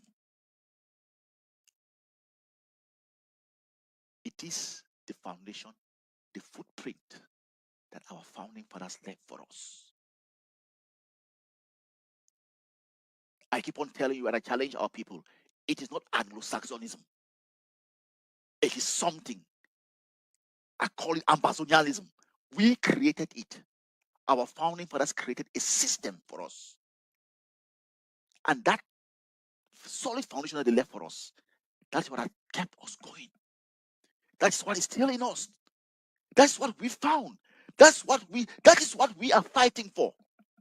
If it wasn't worth dying for, we won't be fighting for it. The Republic of Cameroon sees it. They know they don't have it in them. We breathe life in the Republic of Cameroon. I'm not joking. We Ambazonians breathe life into that country. That's the possible reason why they want to leave. Let us go. We will go. They'll have to define their own pathway by themselves, by breaking away from their master.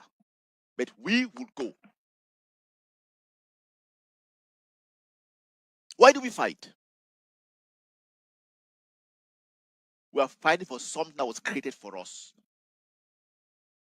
Something so precious. They have tried to kill it. They talk of assimilate. Why would they try to assimilate us from? Something we got. You know what the difference between us and Liberia Cameroon? Let me make one thing very clear to you, Ambazonians. The difference between us and Liberia Cameroon is this. They are still weaved in the French system. The French exploitative system. We didn't take anything from the British. Our founding fathers left the house of Inugu and came and created our state. Let's be very clear about that. They didn't copy anything. They didn't copy things from Nigeria to come and superimpose on us. They created something for us. They built the structures and the institutions for us. They didn't go to Britain to copy it and come and put it and say this. No. They created our own institutions. Then they notified the Brits that this is what we are doing. We are self-governing. That is why it lasts. And that's why it is still today. The remnants are still there till today. Our founding fathers, created our own state. La Republic of Cameroon is being masterminded and controlled by France. That's why they don't have a solid foundation. That's why they can crumble. They are becoming a banana republic for nothing.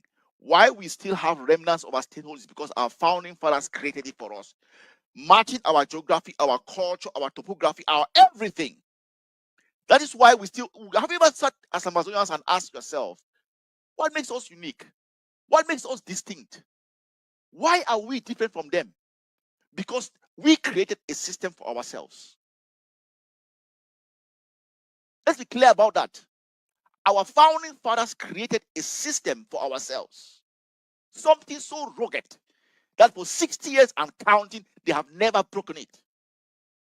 They have never destroyed it. 60 years with their French colonial master and counting. And that is what is giving us the breath. We are grasping for breath. That is what we are fighting for. What our founding fathers created for us. But anything can crumble in a nation because they didn't create anything. It's handed down to them and dictated by France. It didn't fit a model. We created a model for ourselves. We created a model. That's why you look at our structures itself. Nobody told us to create a lot of chiefs as an institution within our government. It wasn't imposed from outside. Our founding fathers created it for us. The ministers that were existing, the ministries, the structures in place, our economic system and everything, they created it. Nobody imposed, we didn't copy it anywhere. They created it from us. That's what makes us so unique. Never forget that. Never forget that. I'm breaking down the difference between us and them. And when I say they are not like us, the Republic of Cameroon is not like us, these are the reasons.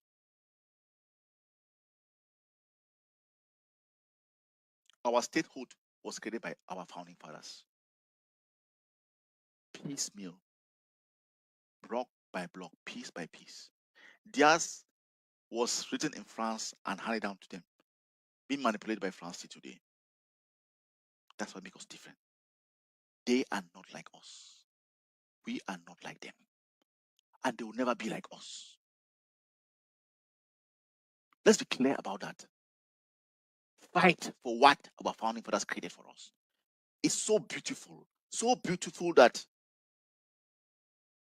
we can never lose touch of it. When I use the word so beautiful, I use like Donald. So beautiful, so nice that nothing can surpass it.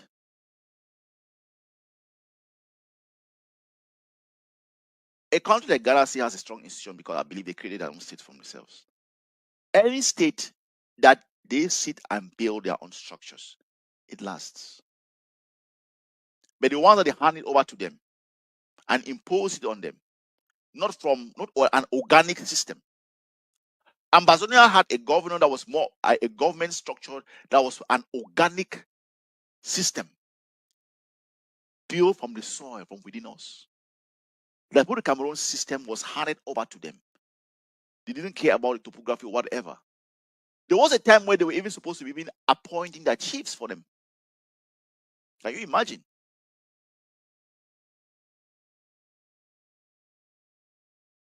They are not like us. We are not like them. We are natural. Our structures are natural, created from within. Theirs is handed down to them. That's why they never succeeded in assimilating us. They don't understand why. It's because of this difference that brought openly to you people. Ambazonians will fight for the heart and soul of our nation. We will fight for what our forefathers created for us. That's the best foundation that we have. A foundation of prosperity, freedom, dignity, integrity, accountability. That's what we are made of. Just a few that have been corrupted by the rotten system of the Banana Republic. But the heart, the core of who Ambazonia is, what Ambazonia was meant to be, is still there. And we'll fight to save that center, that core. They can't rob it from us. They tried, did everything. Bully, coerce, bribe, killed. They didn't succeed in taking that away from us. It is still there, shining. We have to fight to safeguard it, protect it, keep it, nurture it, grow it, and become a prosperous nation. Don't you lose sight of that. Don't you lose sight of that. It was, it is, and will always remain precious. No one makes you different from them. They are not like us. We are not like them. We came from an organic system. They came from a foreign system handed over to them. That makes us different and unique. They tried to destroy us. They never succeeded. They used guns, terrorism, genocide, experimental purposes. What did they do to us? Dismantle all economic infrastructures. Anything that was meant to thrive, destroyed. Even to the very last private institution created by Tasha, destroyed strategically, systematically. Cameroon Bank, our electrical system, our energy supply system, our water corporations, our banks, our industries. They shattered everything. But you know what they didn't take away from us? The statehood that our founding fathers created for us. That's what made us to be different from them. And they will never, never take away that from us. They are not like us. We are not like them. And will never be like them. Fellow Ambazonians, fight for what you truly deserve. Fight for prosperity. Fight for freedoms. Fight for accountability. Fight for dignity. Fight for your children. Fight for the future generation. Fight and leave a footprint where they'll come tomorrow and they'll ask, what did my ancestors do? Let your name be on the board. I fought tirelessly for you people. Don't lose sight of what our ancestors gave us. Keep fighting. Thank you.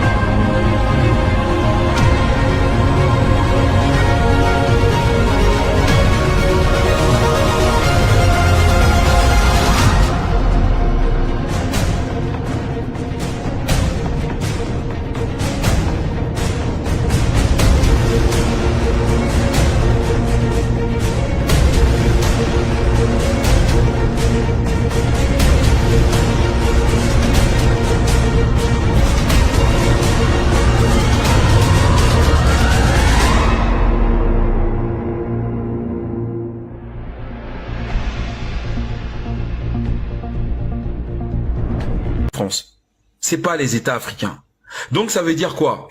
Quand le Gabon qui est ici, l'Asie commande le pétrole gabonais, le Gabon va envoyer les 206 millions de barils ici. Bonjour, monsieur chef d'État gabonais, c'est Chang. Oui, cargaison reçue, pétrole très bonne qualité, partenaire costaud, solide, fiable. Merci beaucoup, on a envoyé l'argent. Et c'est là où l'argent va faire comme ça, il va passer ici, directement. Béac. Les 30 milliards de dollars arrivent ici. Et c'est... Hein? Oui, c'est normal. Non, mais là, je vous ai mis le truc. L'Asie verse, la Chine qui est en Asie verse l'argent à la France. Les 30 milliards. Mais la France, c'est la BEAC, c'est la même chose. D'accord? Les 30 milliards, là, ils vont rester ici. Ils vont être déposés au Trésor français. Ensuite, la France va émettre l'équivalent en francs CFA pour le Gabon. Le Gabon ne touchera jamais $1. Pourquoi? Parce qu'il y a la garantie de convertibilité illimitée. C'est là. La convertibilité avec le franc français illimité.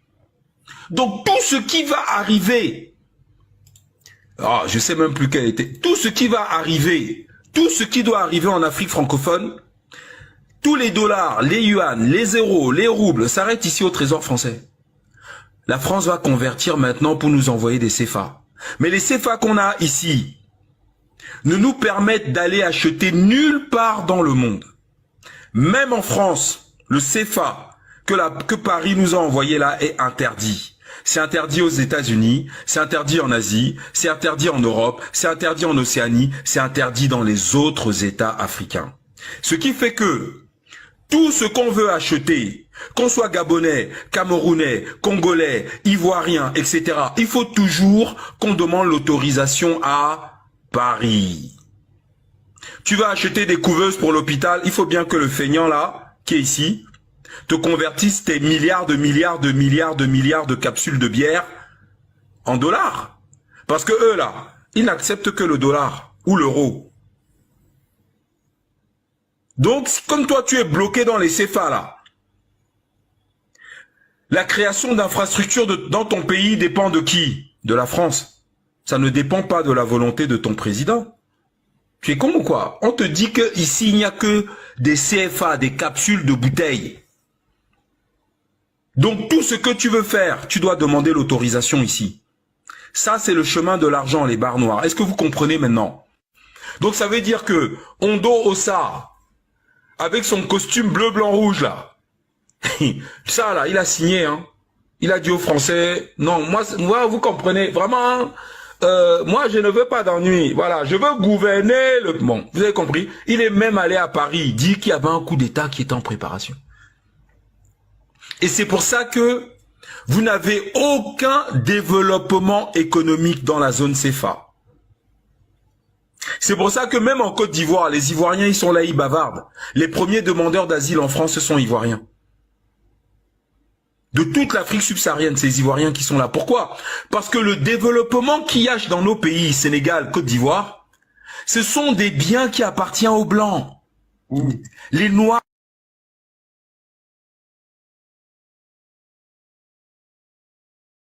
Donc on va maintenant quitter. Est-ce que vous avez bien compris? Il faut remettre le chat, s'il te plaît, Soy Misty. Est-ce que vous avez parfaitement compris ce que je viens de vous expliquer là? C'est fondamental. Ça sert à rien d'aller vous exciter sur des chefs d'État. Vous pouvez mettre qui vous voulez. Qui vous voulez comme chef d'État ici. Tant que ce système-là n'est pas supprimé, c'est fini. Vous ne ferez rien. Je vais même vous dire jusqu'où ça va. C'est-à-dire, quand vous voyez un site internet, on dit oui, vraiment, il faut... Vous avez des sites où on vous demande de faire des dons pour l'Afrique. Tu as le bébé qui est sur l'épaule de sa maman, les deux sont tout maigres, il y a des mouches qui volent autour des yeux des bébés et tout. Oui. Agib va dire non, non, non, moi je suis ici au Canada. Non, attends, Bernadette, s'il te plaît, donne-moi ma bière là ici. Donne-moi ma carte bleue là, on va aider l'enfant là. C'est quoi ça? On est africain? Donc Agib va envoyer $150 canadiens. Ça vient des États-Unis, non? Ça a fait ça. Les dollars s'arrêtent ici. Ce qui va partir là, c'est francs CFA. Mais les dollars vont s'arrêter ici. C'est-à-dire que même les petits dons que vous faites pour aider le petit, la scolarité des petits, tout s'arrête à la France. Rien ne va en Afrique. Même quand tu décides que tu vas envoyer 100 € à ta mère qui est au village, les 100 € là, tu es ici en Europe, d'accord, en Allemagne, tu as envoyé 100 € ici au village. Non, les euros s'arrêtent ici. La France maintenant va émettre un ordre d'émission de l'équivalent en CFA. Mais les euros se sont arrêtés ici. Cette zone-là est une zone d'exclusion économique. TikTok, est-ce que c'est clair pour vous? Vous mettez oui ou non?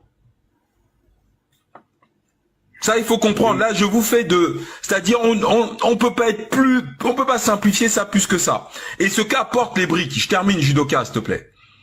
Ce qu'apportent les briques, c'est ça. Attendez, je vais vous montrer.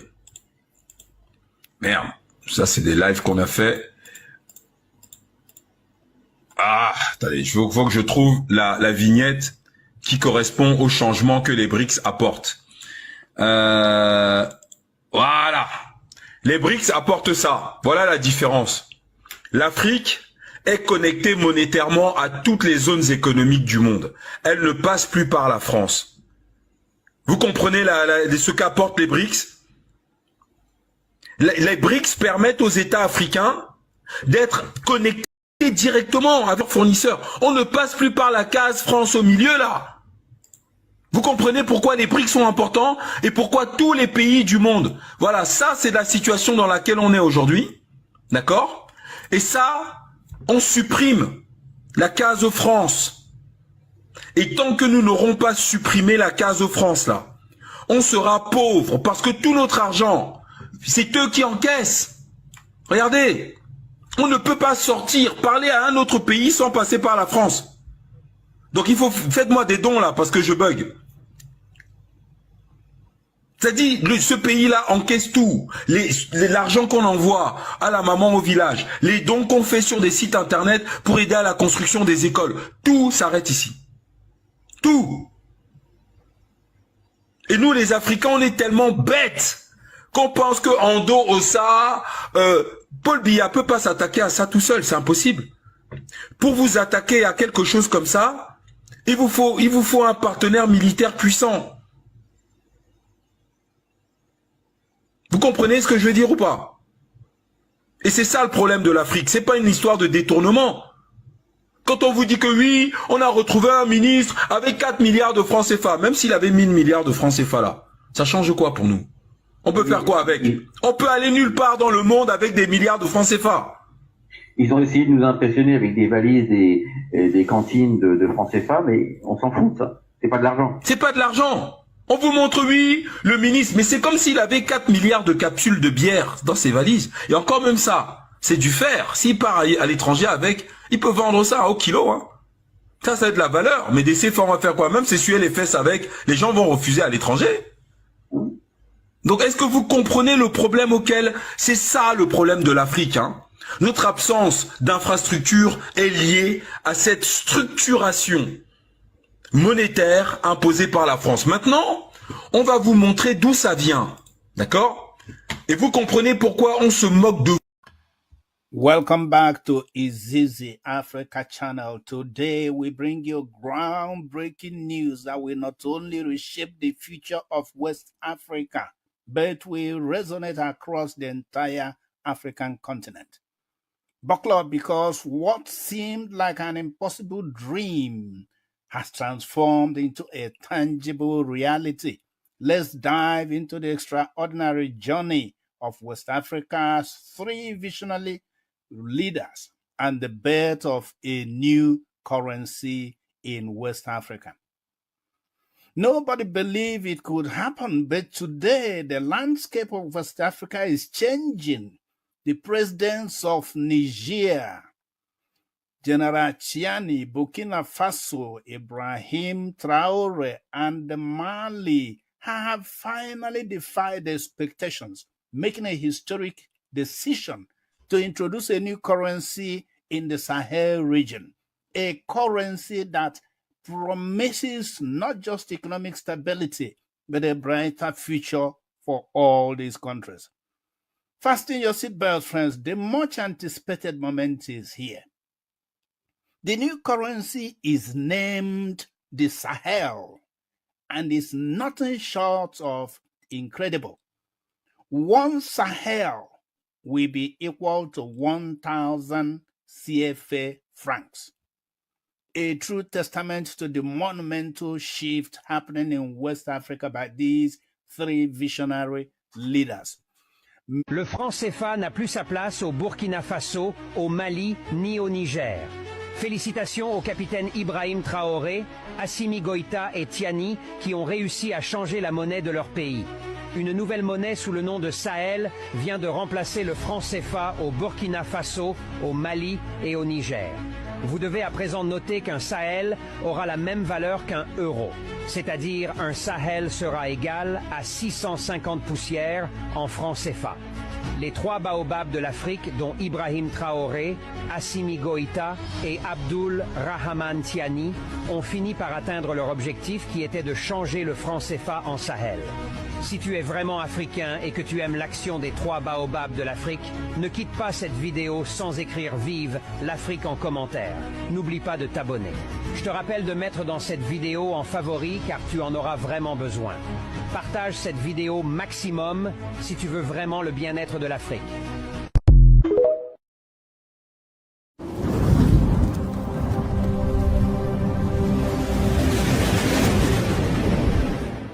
Welcome to ACN.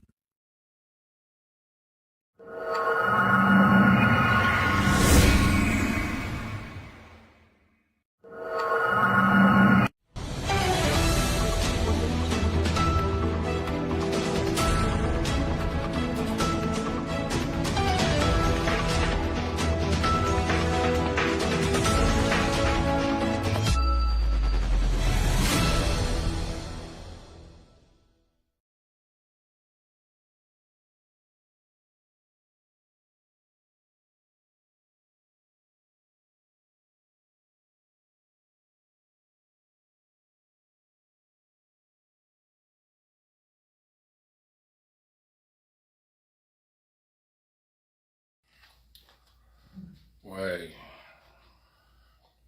Connectez-vous.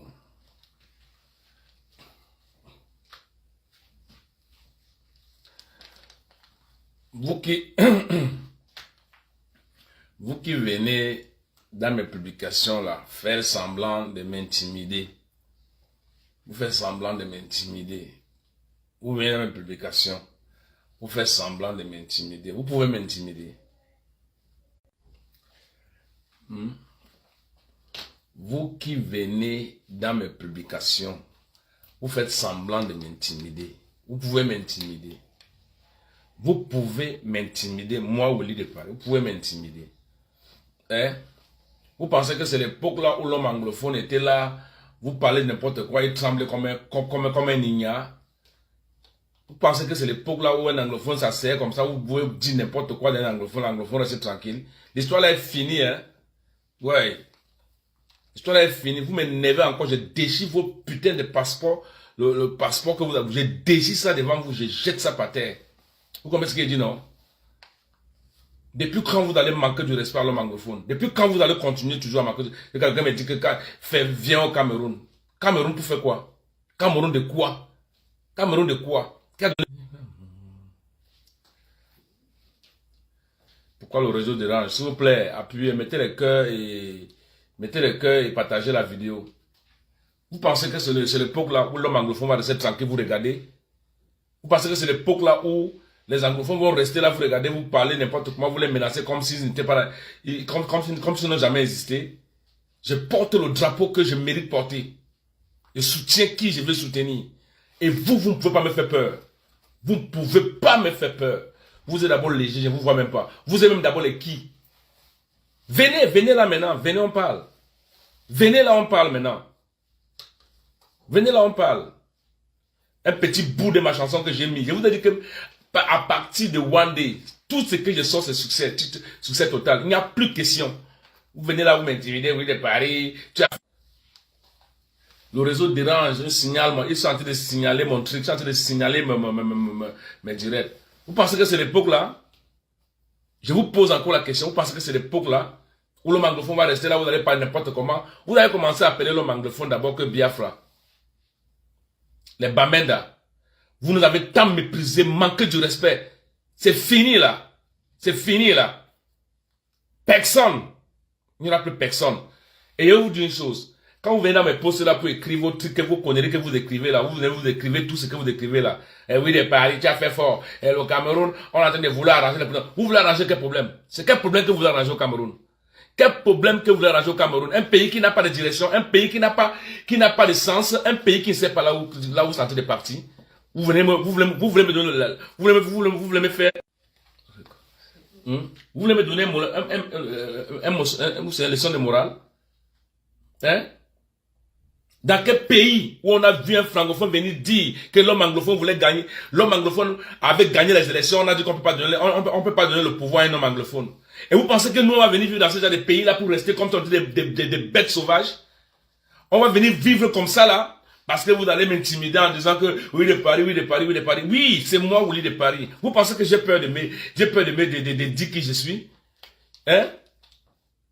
J'ai peur de porter le drapeau ambazonien parce que j'ai peur de vous. Vous pensez que j'ai peur de porter le drapeau ambazonien parce que j'ai peur de vous? Vous connaissez d'où je sors? Vous connaissez qui je suis? Je suis un anglophone alors. Je suis né au sud-ouest Cameroun. Au sud-ouest. Je suis né là-bas. Alors arrêtez vos petits migments là que vous venez dans mes posts, vous venez écrire vos commentaires.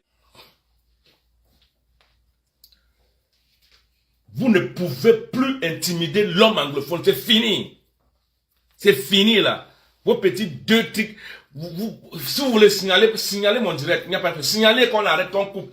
Il n'y a pas de souci. Moi, je n'ai plus peur de qui que ce soit. Et je dis, c'est la dernière fois que vous venez sur ma page, écrivez vos commentaires à 2 balles là pour faire comme si vous me menacez. Personne ne peut me menacer sur cette planète Terre. Votre Cameroun, je vous fais cadeau avec. Allez rester avec là-bas.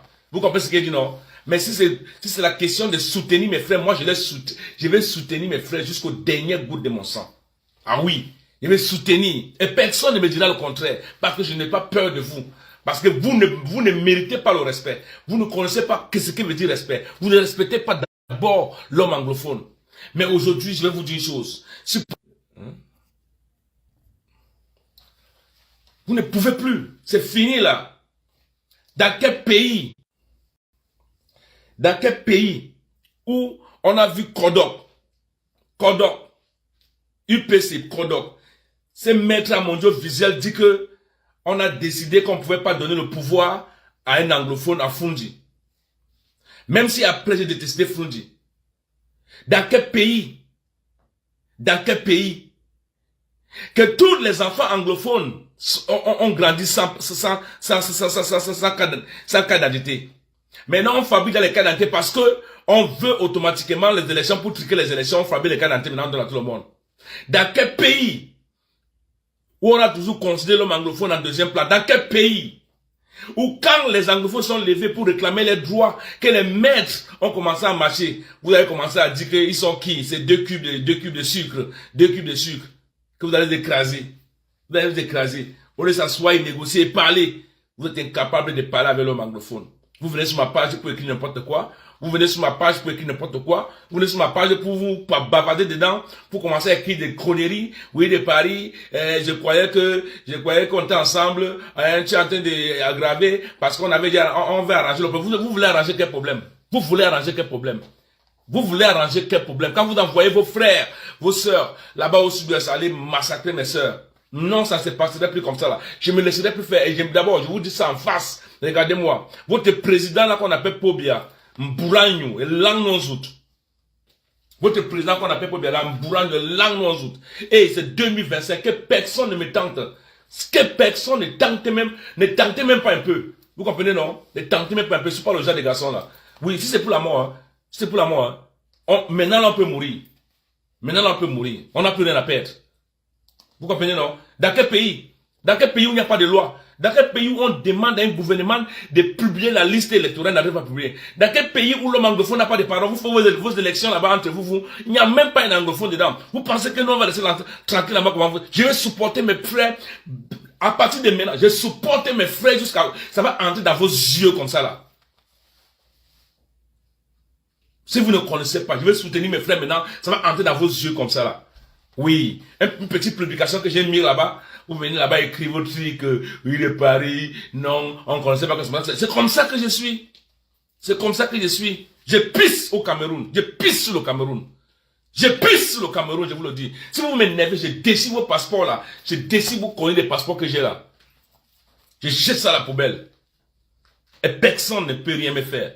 Jusqu'à un autre vient dire que non, on va te rapatrier quand on remonte au tas. Alors tuez-le, il n'y a pas un souci. Allez-y.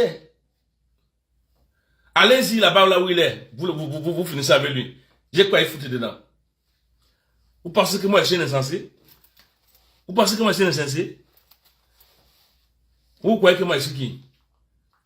Vous pensez que l'homme anglophone va rester comme ça, continuer à vous regarder, vous les malmener, vous faites tout se passe à Yaoundé et nous on est là, on souffre, on n'a même pas parole, on ne peut rien dire parce qu'on a peur d'un gouvernement qui maltraite, qui tue les gens. Ouazizi a fait quoi pour que vous le tuez? Qu'est-ce que Ouazizi a fait pour que vous la battez? Qu'est-ce que Ouazizi a fait pour que vous la battez? Hein? Vous voulez venir, vous voulez amener ça dans mon corps. En tout cas, je vous dis que personne ne peut amener ça dans mon corps. D'accord? Personne ne peut amener ça dans mon corps. Je marche avec le drapeau que je mérite de marcher avec. Pour bien gâter le Cameroun, vous êtes incapable de vous lever pour qu'on chasse les vieillards comme ça au pouvoir. Vous voulez que nous on vienne rester là, on vous regarde. Hein? On vous regarde un pays qui n'a pas de direction. Un pays qui n'a pas de direction. Voilà 2025. On va encore laisser ces vieillards là nous mater. Au lieu de chercher comment il faut qu'on a fait pour arranger des problèmes, vous de la pour dire qu'on veut, on essaie d'arranger. Vous essayez d'arranger quoi? Vous essayez d'arranger quoi? Qu'est-ce que vous voulez arranger franchement? Dites-moi ce que vous voulez arranger. Alors maintenant, il est temps que vous commencez à donner le respect à l'homme anglophone. Que vous ne regardez pas l'homme anglophone comme vous devez avoir de faire votre dans la télévision, là, vous parlez de n'importe quoi par rapport à l'homme anglophone. Non. Non. Nous, on est un peuple, on a connu les élections, on connaît la transparence. Si Pobia, au moins, pendant ces 43 ans de règne, avait au moins donné la confiance à l'homme anglophone, c'est que le Cameroun n'est pas là où c'est là aujourd'hui.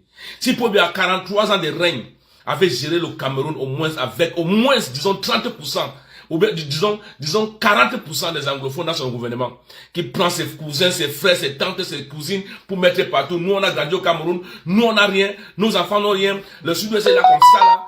Hein? Tous nos parents, c'est aller travailler à la CDC. Vous pensez que c'est le moment là, ici, là? Il n'y a plus de question. Il n'y a plus de question. C'est fini. Si vous voulez, quand j'arrive au Cameroun, oui, faites-moi comme vous avez fait à Martinez. Et puis moi, je m'en balle. Je m'en balle. Ok? Faites-moi comme vous avez fait à Martinez. Alors vous arrêtez votre histoire là. Si je trouve encore un commentaire sur ma page concernant mes publications, vous allez m'avoir en face. Pensez que vous restez là pour avoir peur de vous. Vous qui que j'aurais peur pour dire que lui de Paris, non, je ne connaissais pas, tu es en train d'attirer la haine. Je fais ça, oui, je soutiens mes frères, je soutiens l'Ambazonie, je soutiens l'Ambazonie. Oui, de Paris, je suis un Ambazonien né.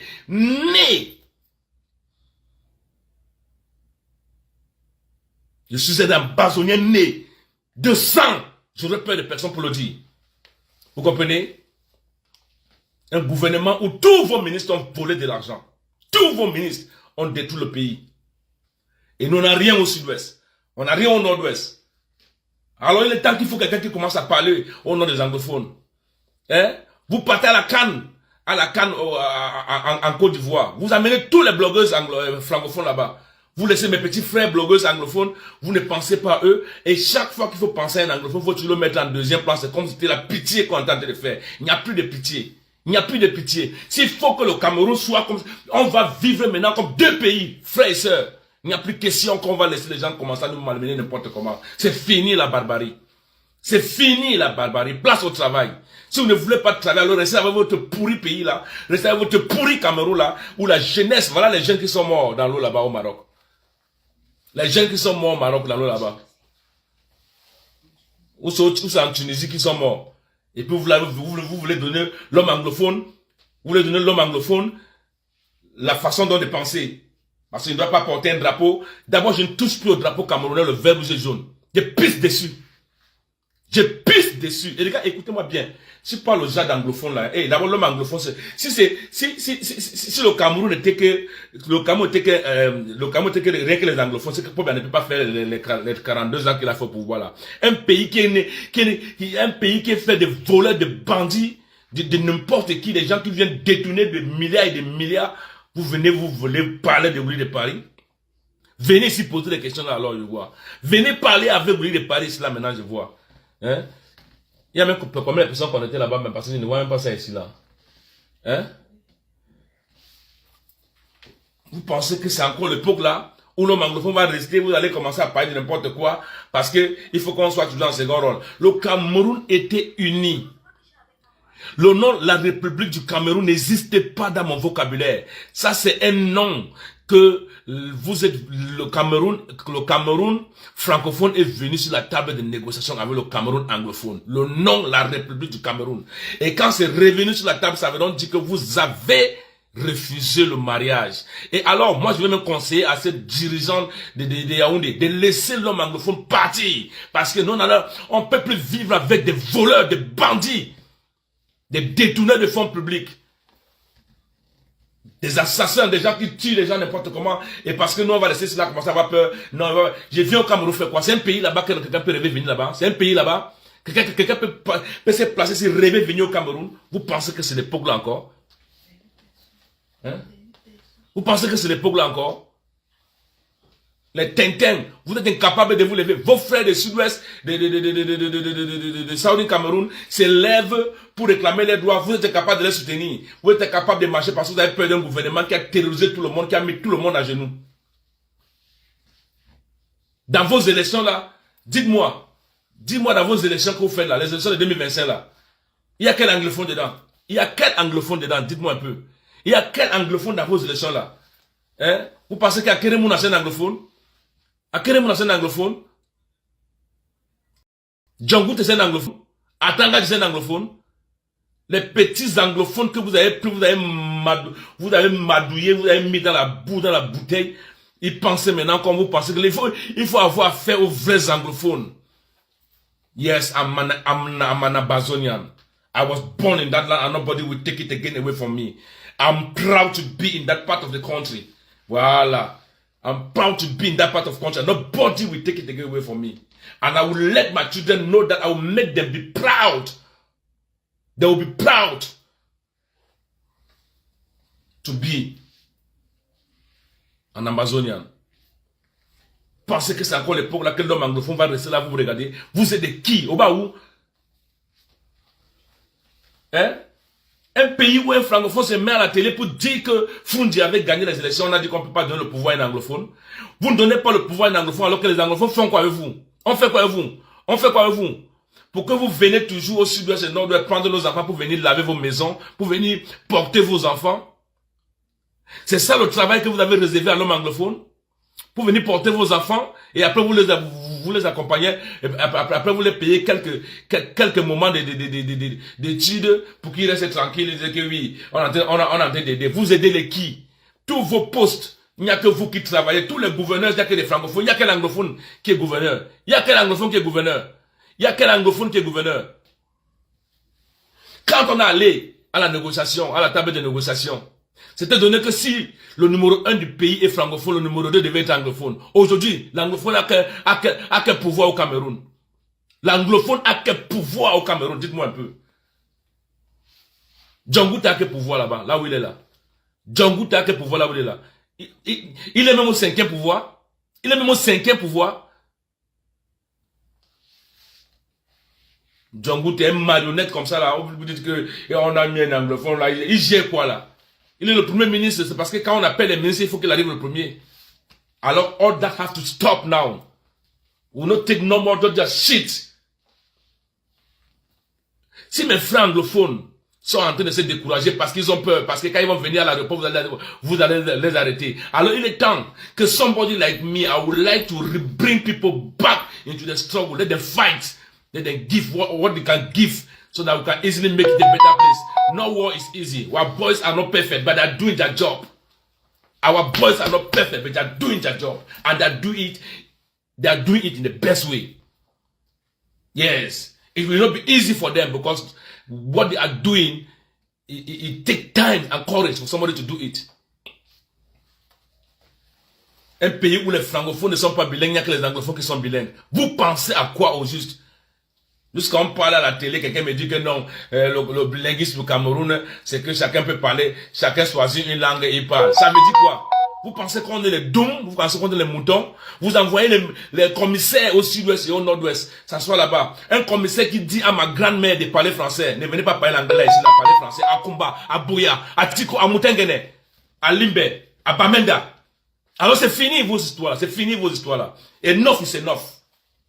Enough is enough. Vous pensez que vous allez arrêter la guerre là comme ça. Vous pensez que vous allez arrêter les gars là comme ça là. Ils vont combattre, même s'il y a quoi. Ils ont décidé de combattre, il faut qu'ils combattent. Ça ne finit, ça va jamais finir comme vous pensez. Et ça va jamais finir comme vous avez imaginé dans votre tête. On va s'asseoir, on va parler face à face. Oui, on va parler face à face. On va parler comme deux pays compétition. Il n'y aura pas question que c'est anglophone et c'est là, c'est le président qui décide. Le président qui est pas bien bourragnou. Pas bien bourragnou. Et là, nous autres. C'est moi qui te le dis. Il n'y a plus de question d'avoir peur de qui que ce soit. Enough is enough. When the time is off, time is off. Vous pensez que vous êtes qui? Vous venez sur mon live, vous parlez des trucs, vous venez de Paris, non, viens au Cameroun, j'espère que c'est la fin pour toi. Tu vois plus jamais venir au Cameroun. Je viens au Cameroun faire quoi? Je viens au Cameroun faire quoi? C'est d'abord quel pays que quelqu'un peut rêver pour partir là-bas? C'est quel pays que quelqu'un peut penser pour partir là-bas? Quel pays? Un pays plein de corruption, que les gens ont volé tout, il n'y a même pas de route. Les gens meurent comme des cafards partout dans tous les routes, dans tous les axes où les gens sont en train de mourir. Hein? Et nous au sud-ouest et au nord-est, qu'est-ce qu'on a? Le Cameroun anglophone a quoi? Pour bien plutôt venir casser tout. Casser tout. Hein? Marketing board, il a cassé tout. Cassé tout. Jusqu'à dire qu'il voulait nous assimiler. Nous assimiler, nous les anglophones.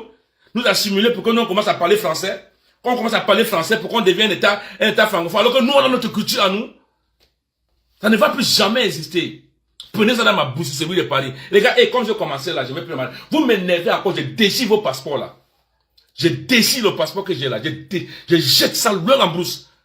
Si je vois un commentaire bizarre dans ma page, je déchire vos passeports là, je jette ça en brousse. D'abord même que Richard, on avait déjà déchiré. Un pays qui donne la nausée à tous ces enfants qui sont à l'extérieur.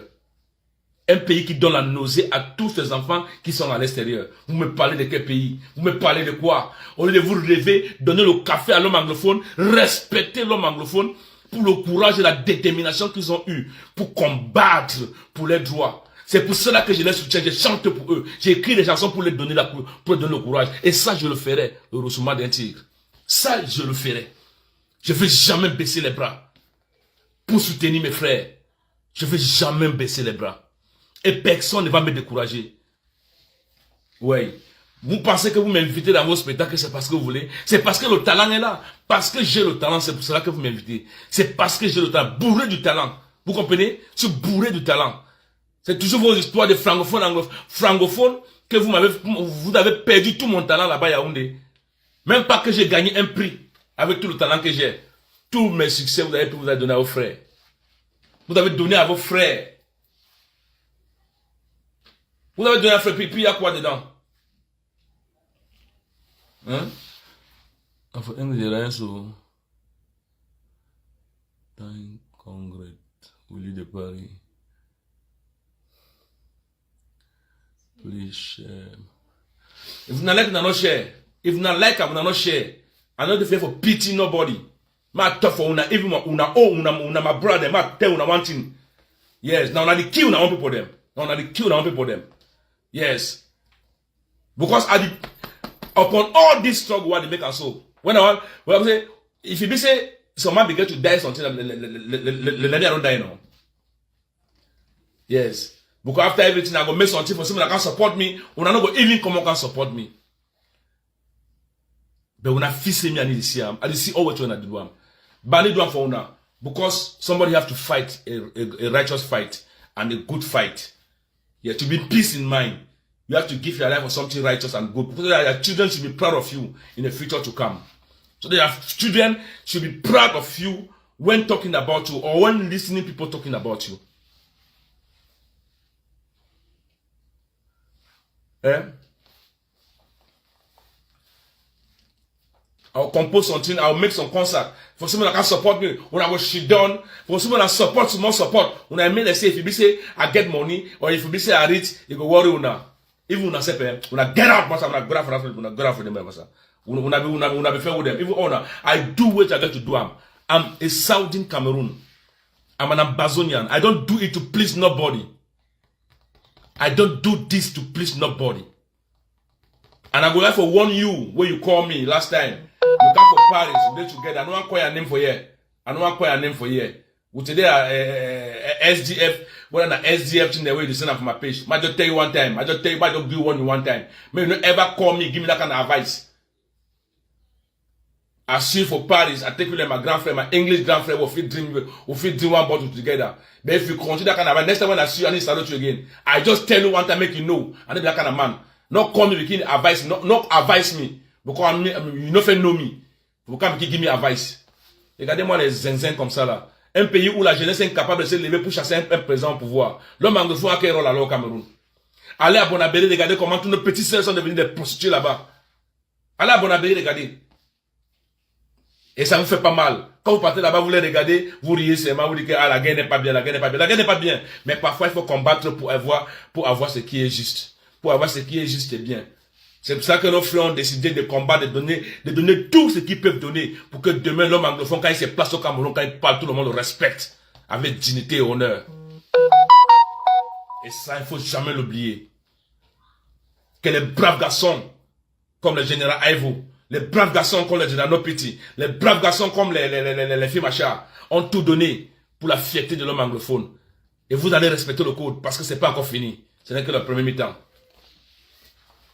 Vous restez là, vous bavardez vos petites conneries, vous écrivez, vous m'intimidez, et que si je vois encore 2 commentaires, je déchire vos passeports, votre passeport là, qu'on appelle passeport camerounais, je jette ça à la poubelle. Pour l'instant, j'ai encore un peu de dignité, de respect pour vous. J'ai connu mon succès où? J'ai connu mon succès où? C'est pas au Cameroun? C'est pas au Cameroun que j'ai connu mon succès? C'est pas au Cameroun que j'ai connu mon succès? Mes fans sont les qui? Mes amis sont les qui? C'est pas les Ewondo, les Betty, les Bamileke, tout ça là. C'est pas ça mes amis. Alors si quelqu'un se décide de soutenir ses frères, quand tu n'as rien à dire, tu restes tranquille, tu l'écoutes seulement. Quand tu n'as rien à dire, tu restes tranquille, tu l'écoutes. Parce que vous-même, vous ne connaissez pas l'histoire du Cameroun. Vous ne connaissez pas pourquoi est-ce que l'homme anglophone est arrivé jusqu'à ce niveau pour s'énerver. Vous ne connaissez pas. Alors quand vous ne connaissez pas, vous restez tranquille, vous regardez seulement. Que vous levez, commencez à vociférer, à faire du n'importe quoi, bavarder, des choses qui n'ont pas de sens. Je vous le dis encore, et ça je vous le dis sincèrement. Je suis un Ambazonien. Ça, je vous le dis sincèrement. Je suis un Ambazonien. Vous avez déjà vu depuis au moins ces 10 ans, vous m'avez déjà vu un porter le drapeau camerounais, parce qu'un vieillard, un papa vieillard comme ça. Voilà 2025. J'attends que la jeunesse camerounaise, qui se lève pour chasser pour bien au pouvoir. Et même quand on soutient Kamto, il veut manigancer pour que Kamto ne soit pas candidat. Il veut manigancer pour que Kamto ne soit pas candidat. Et vous allez rester comme ça, vous allez regarder. Pour venir seulement parler de l'homme anglophone, non, oui, de Paris, il fallait pas porter le drapeau là. C'est le drapeau ambazonien. Tu connais pas le drapeau là, c'est le drapeau ambazonien. Le drapeau que je porte là, c'est le drapeau ambazonien. Mets ça dans ta tête. C'est fini. Le manque de respect pour l'homme anglophone. L'homme anglophone mérite sa dignité, son respect, sa place. Yes, sa place. Ce n'est plus le Cameroun d'un côté, vous voulez nous assimiler. Vous voulez nous assimiler pour qu'on devienne vos esclaves. Un peu bien. Tu vas assimiler l'homme anglophone pour qu'il devienne ton esclave. Tu n'as encore rien vu. Tu vas faire cuire les œufs spaghettis, il va payer la facture. De n'importe quoi. Pobia. Vieux illettré. Vieux illettré. Pobia, vieux illettré. Manque de savoir-vivre. Incapable d'élever les enfants. Président Maboul, président Cognac, du n'importe quoi. J'ai seulement envie de te donner une paire de claques dans ma life. Parce que tu crois que je suis le genre de garçon là. Moi, je ne suis pas le genre de garçon qui boit un bacta. Non, c'est fini pour l'homme anglophone. It's finished. Enough is enough. On n'a pas on a essayé, on a des faux bacs, on a des médailles, on a des fiers. You have to contribute. Contribute everywhere. You have to contribute to support the guys. If you contribute, if like the one who want chop the money, the chop and the one who want support me, the support. Just contribute. Give your life for your land. Because our own time be this. Our own time be this. No, that's what I tell you. No, our own time be this. We not get to live the fight for next generation. Quelqu'un m'appelle. En tout cas, si ça s'arrête, ça s'arrête. Hein. Quelqu'un m'appelle. Je vais prendre parce que je vais parler avec eux. Je vais prendre, j'ai pris l'appel. Parce que quand il prend l'appel comme ça, là, après l'appel, ça. J'ai pris l'appel. Celui qui est là, il prend. Celui qui est là, il prend. Si c'est pour les questions, tu poses les questions. Tu veux m'engueuler, il n'y a pas un souci. Je suis prêt. Moi, je suis prêt là, je suis là. Hello? Hello? Hello? Allô? Ouais, c'est anglophone ou francophone? Francophone. Francophone? Ouais. Ouais, vas-y, on t'écoute. Tu voulais dire quoi? Oui, je suis d'accord de tout ce que tu dis.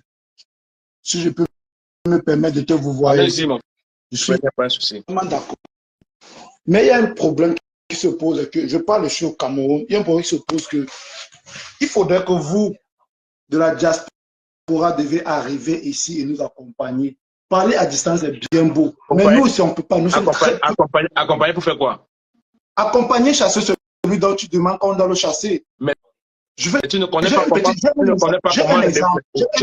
les révolutions. Tu connais pas comment les révolutions sont passées dans le monde? Je ne suis pas. Tu ne connais pas comment les révolutions sont passées dans le monde? Non, je ne connais pas. Et alors? Tu ne peux pas combattre pour ton sort. Tu veux que des gens se transportent pour venir combattre pour ton sort. Chacun combat là où il est. Si toi-même tu as le courage. Chacun combat là où il est. Oui. Ça va, si chacun combat là où il est, ça va, ça marche. Non, continue à bavarder, ça ne va pas changer. On a une seule chose, c'est aller aux unes. On a une seule chose, c'est aller aux unes. Mais si c'est la bagarre dont vous voulez là, vous devez descendre tous, entrer dans les avions, arriver, on va faire ça. On a une seule chose, c'est d'aller aux unes. S'il faut aller aux unes, et que le candidat qu'il faut pour les unes, il n'y a pas. On part aux unes pour faire quoi? S'il n'y a pas Camto, on part pour faire quoi aux élections? D'accord. S'il n'y a pas Camto, qu'est-ce qu'on va faire aux élections? Moi, je veux savoir. Toi-même, dis-moi, nous deux là. S'il n'y a pas Camto dans les élections là, qu'est-ce qu'on va faire? C'est pour voter qui? Cabral Libri?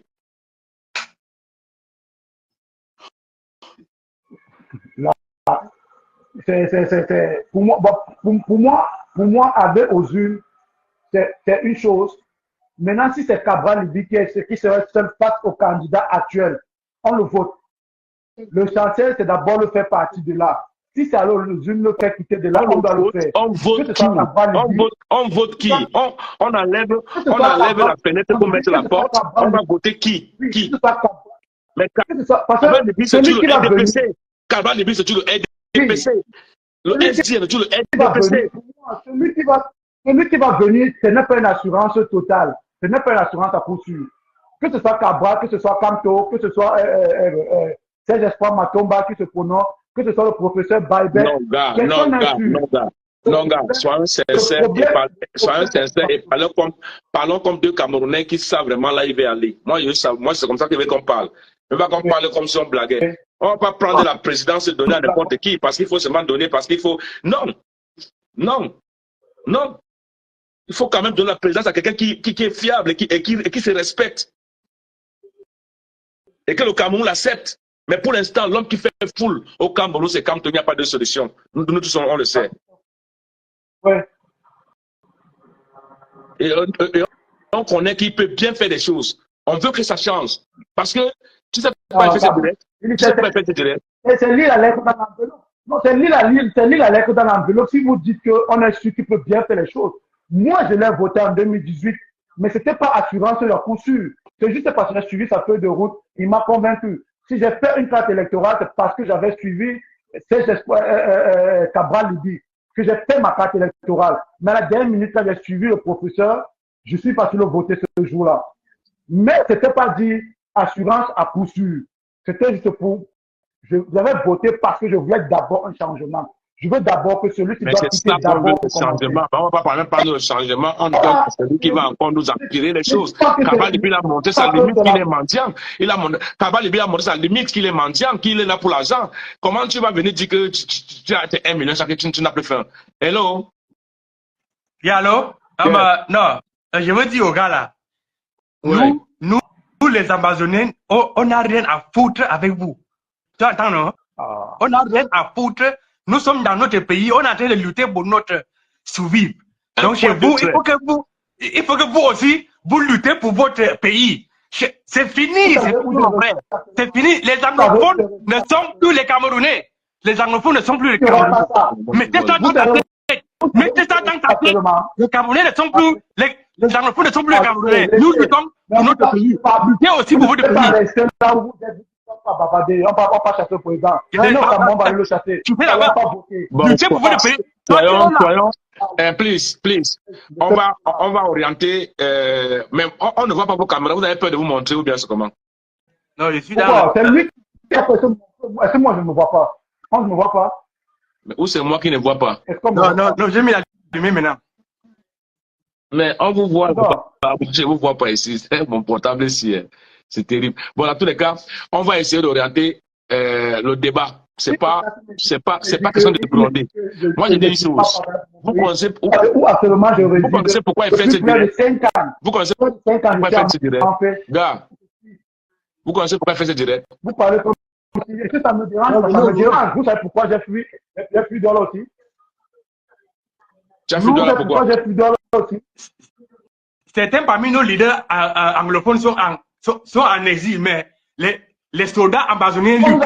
Donc vous aussi, francophones, luttez aussi. Il y a aussi la diaspora camerounaise, la diaspora francophone qui lutte ici. Vous aussi là-bas, luttez là-bas et enlevez Pobia. Tout le monde ne doit pas être là-bas. C'est que vous ne nous aidez pas. Ça n'aide pas. Même en parlant là, ça n'aide pas. La population du Cameroun au pays est plus forte que la population à diaspora. Vous là-bas, luttez aussi.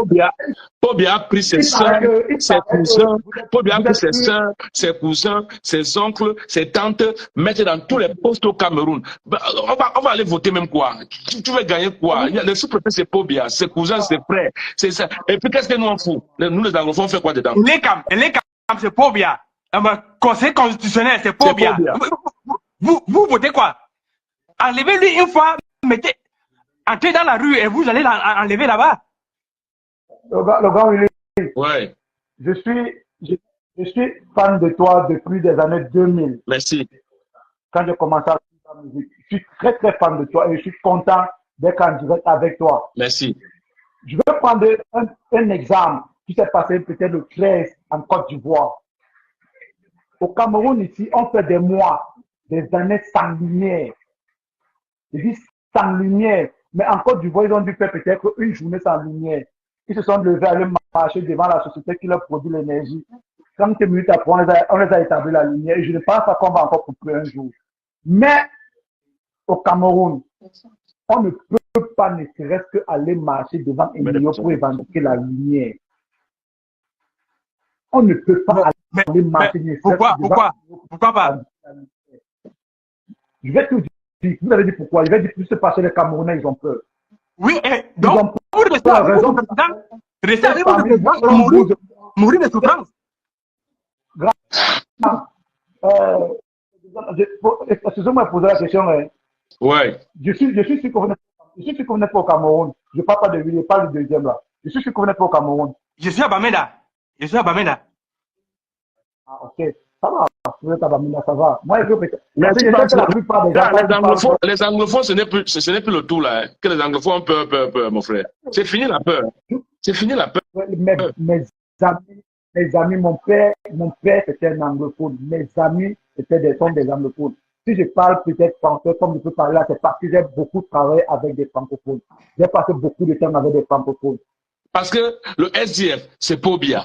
Tout ça là, c'est Pobia. Au moins la seule personne qui inspire un peu de l'air pur, c'est Kamto, que moi je peux soutenir. Mais sinon, nous les anglophones, on n'est pas dans vos élections là. Nous, on ne va pas voter dans vos élections là.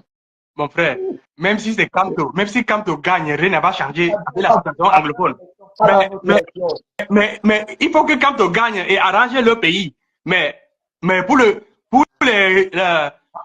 anglophones, non, notre sort est déjà calé. C'est calé déjà. C'est la mort ou la patrie. Nous sommes prêts à mourir pour notre pays. Et nous mourrons tous les jours. Donc, ça ne sert plus à rien. Tu vois, moi, je ne vois pas comment. Je ne pense pas qu'on va diviser le Cameroun là un jour. Ouais, non, dans ta tête, les pays ont lutté pendant 25 ans, 30 ans avant d'avoir l'indépendance. Hein?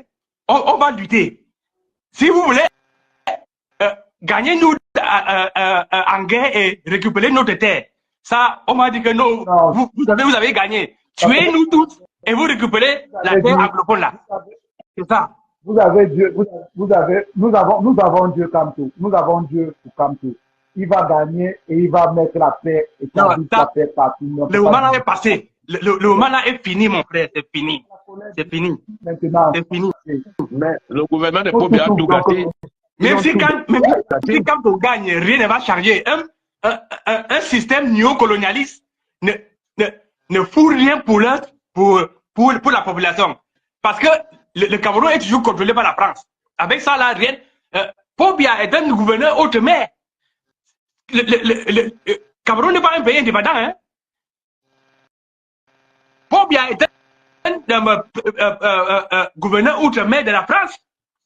Non, mais c'est de la France. Est-ce que tu te rends compte qu'un francophone, un papa se met à la télé pour dire que l'homme anglophone avait gagné les élections, on ne peut pas donner les élections, on ne peut pas donner la présidence à un homme anglophone. Mais tu penses que quand on écoute ça, on se dit quoi? Donc, nous, on est des cobayes. On est des cobayes. Non. Vous nous appelez.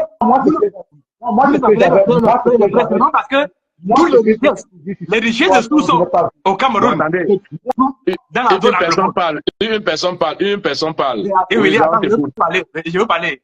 Ils nous appellent les frères. Seulement parce que les richesses de 60% des richesses au Cameroun de sous-sol se trouvent dans la zone anglophone.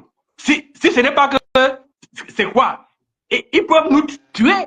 J'ai écouté l'autre jour la télévision Info TV. Un gars a dit qu'il faut raser les gars là. Rasez-les. Merde, ça c'est quoi ça? C'est vrai. Le pays, Southern Cameroun ne faisait pas partie de la République du Cameroun. Vous savez, il faut l'indépendance le 1er janvier 1960. Nous étions encore un pays sous tutelle anglaise. C'est en 1961 que, avec le référendum, regardez comment un anglophone se bat pour parler français. Mais il n'y a que les anglophones qui se battent pour parler français au Cameroun. Il y a les francophones qui ne connaissent même pas ce que veut dire l'anglais. Où est parti en 1961, il y avait un plébiscite. On a voté pour rejoindre le côté francophone. C'était un État fédéral. En 1972, Ahidjo garde tout et il fait un référendum frauduleux avec les réponses oui et yes. Il garde tout et vient en 1964 avec un décret. Lui seul, il change le nom à la République du Cameroun. Donc vous voulez quoi? Vous voulez quoi des anglophones? Bon, gars, laissons-le parler aussi. C'était pour revenir sur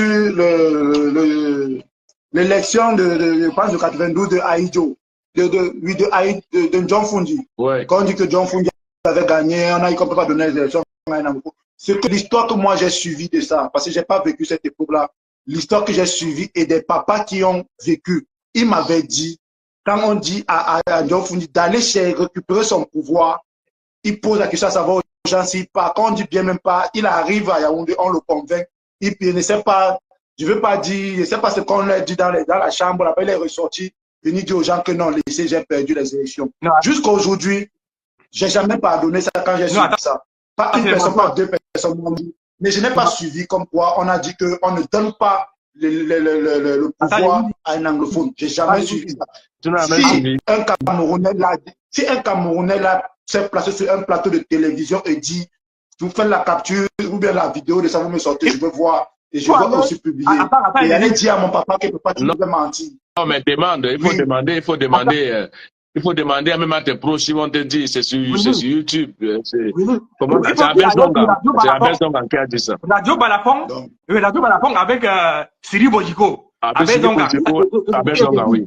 Oui, Abel Zonga, lui, il a dit que Harriet Ekwe, l'UP6, la dame là, c'est quelques semaines, hein, c'est une semaine passée. Elle-même, elle a dit que les Occidentaux et les francophones ont dit que Frundi ne peut jamais être président au Cameroun. Un anglophone ne peut jamais être président au Cameroun.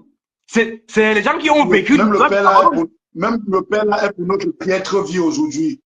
Même lui-même, que son âme, qui repose en paix au lait là, mais il est pour la vie que nous vivons aujourd'hui. Il s'affronte, non? Oui, il est pour ce qu'on vit aujourd'hui. Lui-même, il est parti. C'est un toto, dis donc, c'est un ignare, c'est un connard qui va là-bas. Voilà. Donc pour moi aujourd'hui, conclusion, que nous allons aux urnes et que nous essayons de changer les choses. C'est après que. C'est comme ça. C'est après que Flou s'est transformé parce qu'en 1972, là, 92, Flou était sur une maison surveillée. Sa maison était surveillée par les militaires camerounais. Parce que le système avait peur qu'il pouvait faire un soulèvement. Mais non, après... j'ai dit, j'ai dit, si on n'affiche pas la liste électorale, les gens vont toujours aller aux élections.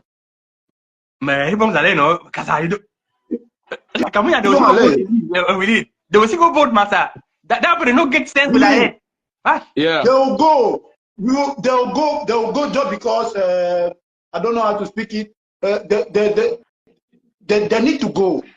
They need to go to do what? Somebody like me, I already know when I will go and vote. I surely know I'll vote when I vote last year on 2008 en 2018 où j'ai voté. C'est où c'est là-bas que je vais voter. Je ne suis pas sûr qu'ils vont. Moi, je ne pense pas qu'ils vont sortir cette liste-là. Mais s'ils ne sont pas ces listes, c'est l'heure de gâter tout. Voilà. Non. Excusez-moi, je vais toujours insister sur ça. Vraiment, excusez-moi. Nous, peuple camerounais, jeunes comme vieux père, 4e âge, en descendant jusqu'à peut-être les 18 ans, monsieur Willy. Ouais. Je ne vois pas un soulèvement qui va se lever s'il y a marche pour aller enlever le type là. Parce que non seulement les Camerounais, on nous a implanté la peur dans le cœur pour dire que je ne sais pas. Il y a un truc que j'ai souvent l'habitude de dire aux gens. Ce qui fait en sorte que les Camerounais ne marchent pas, n'entrent pas au champ, n'entrent pas dans le matin, n'entrent pas faire la marche. Même l'homme anglophone avait peur. L'homme anglophone avait peur. Avait peur, oui. Mais la peur est finie. Comme toi, tu penses que les gens ont peur là. Tu vois Rwanda en 2021. C'est pour ça que j'ai dit souvent que les fumées des gays. Voilà maintenant. C'est maintenant qu'on a besoin la bagarre au nord, au sud-ouest. C'est maintenant qu'on a besoin de tout le monde. Les fumées des gays, les microbes, les voleurs. On a besoin de tout le monde maintenant parce que la République est en danger. Donc on a besoin de tout le monde maintenant. Nous, on se gâte et puis on arrange. J'étais content d'échanger avec vous. J'étais content d'échanger avec vous. Même maintenant là. Pendant le prix arrivé. Je vais vous laisser. Merci. We are together, bro. Yeah, bro, but we are no more Cameroonians. Please.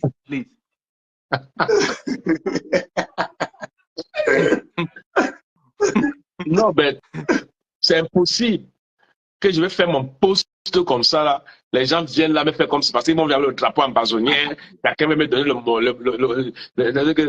chacun va me moraliser. Au lieu de parler, non. Je dis que mais, vous connaissez même à qui vous avez affaire. Vous parlez même à qui comme ça là. Vous parlez à qui? Vous parlez à qui? Les gens ont rasé le village entier, tout entier, mon frère. Brûler les maisons des gens qui ont souffert pendant des années. Hein? No, ça c'est pas possible, ça. No, you don't finish. You don't finish. All that thing don't finish. All that thing don't finish. Now I talk. Look, I talk for all my brother, my sister. The way they listen, I say, even when I like me, when I not support me, because some people they think say they do these things now because the games on for back. Now say, look, if you know still for your blood, Ambazonia blood, they say your blood. Oh boy, sleep down and think twice. Say you like these people them. That means you don't craze Kolo. You must do anything. If you know how to play a face outside, better you find some group where even at 5 euros they give any month for day for support. Even for buy even at one stick, you must do them. Massa. No. Oh boy, better mandai, Massa. No, better mandai. Man, they go side for only for the people, then different people them. How you go do for live for the One kind day, people? one day, man will die. So make a man die. Get up. Yes, no. One day, man will go one day now. It's something inside. Man will go one day. So which kind of fear they for inside again? No matter what, general, I bought them. General, no pity them. We free my share them. We general, I found them. Their memory, they don't die for a causeway. One day, their life will be celebrated. No matter what. Better yeah, they have given everything. They have given better everything. Now that they remove this album, this this music on Sunday, midnight Sunday. Now forgive them, to forgive their place, for praise them. Because after everything, two Englishman, they respect the figure of Englishman for that Cameroon. I'm saying that guys them. We get to respect them. Come on, sir. Get to respect them. No, I don't tear them. I don't tear them. I don't tear these French people them. May they not feel sad, but that kind of moment why they can't fear. As if they try me, they broke, they bond that their passport for their front, him and for down. I don't get no damn for gear inside again. That is not finished. So we keep fear for talk. Say no, we not talk because they talk wetty. Talk wetty. They may present we. They talk about our people and they say we will not nothing. Our country was more civilized than that dirty. See their capital. See capital for some country for 21st century. Dirty flop outside. Fine. But 21st century, Cameroon are the worst country for the earth. Even South Sudan, where they get independent, where they fight get independent now, it passed Cameroon, Massa. No, not big disgrace, man. Big disgrace. Et donc c'est non, on a peur. Il n'y a personne qui peut se lever. On a peur. Vous venez combattre ici là. Pourquoi on venez combattre? I think that's a group in Zwemanto. That's Zwemanto, a Telegram group. Oh boy, inside that group, thing that they have over Cameroon. Now the report minute by minute, thing them. People they died second by second. They picking them, picking them. People they do group knocking inside school until the country don't finish. There's nothing left. That country is a shadow. If they want to scatter their country, maybe they scatter their country. But we will find our way build our country. We will build our country. We will build our country. Even at my old age, where I go enter Ambazonia, enter for there, I go laugh. If God give me to that time, I go laugh, drink one bottle Mimbo. Yeah, but for inside boy. Mimbo die, you know, you don't see. Yeah, picking them. We can't get something for rely on. Because we want the government to be fear. No, Master Willie, that boy did not scam. That boy did not scam. I want to say nothing is easy. Nothing is easy. The boys and said they even they find self. If not me, I do for that boy. That boy their courage. Let no man work for street. Like they burn all thing down. Make the pleasure look. Make the pleasure look like some place where in a film they play. You understand? No? Yes. Because when they live at Mexico, people they work at straw 1 week. People they work at they fit drink, they fit chop, they fit even go dance. If they make they forget them, they got to make the pleasure look uncomfortable so that everyone is same policeman for them. They don't know that they was on play no fine. Fine. No, just as we talk. As we talk, I saw you go be next time. They don't work at place. Bombard everything there, all petrol station. Just look at this time, I'm not there for that rubbish against the fear some man. No, I'm not there for that thing against I want to play some man. First of all, I don't understand. Say even my own brother, them when I organize something, then he can support me. If the place people them, that last time we now me, I made that video where we hold that to ticket them. I made that video saying I wear some white, some long one. Yeah. We see. Me and Tavi they became a camp. When I say we come up for Norway, Tavi they become CIC, so we go protest with it. We want come back, Tavi they stick very badly. I see him. Yeah, but very badly. But Tavi become. Milan they become. Tavi they become, yes. Yeah. Become. Yes. Massa. Come, Massa. No, you. If now we for egg of seed they will you because leader said make they buy you ticket them. Now make they buy ticket them. You know? Yeah, but yes, but you know, the ticket they find for somebody they buy ticket them. But good for present for people them be very important. Yes. Because if I did for this level, so I make concert with the whole empty. Even say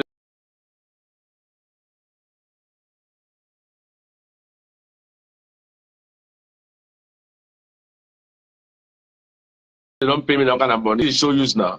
Yeah, the thing that no. if the whole no flow with your own men there for the cheer you know, yeah, it don't make sense. No make sense, yeah. Yeah. But the problem not there. Now So one from spirit.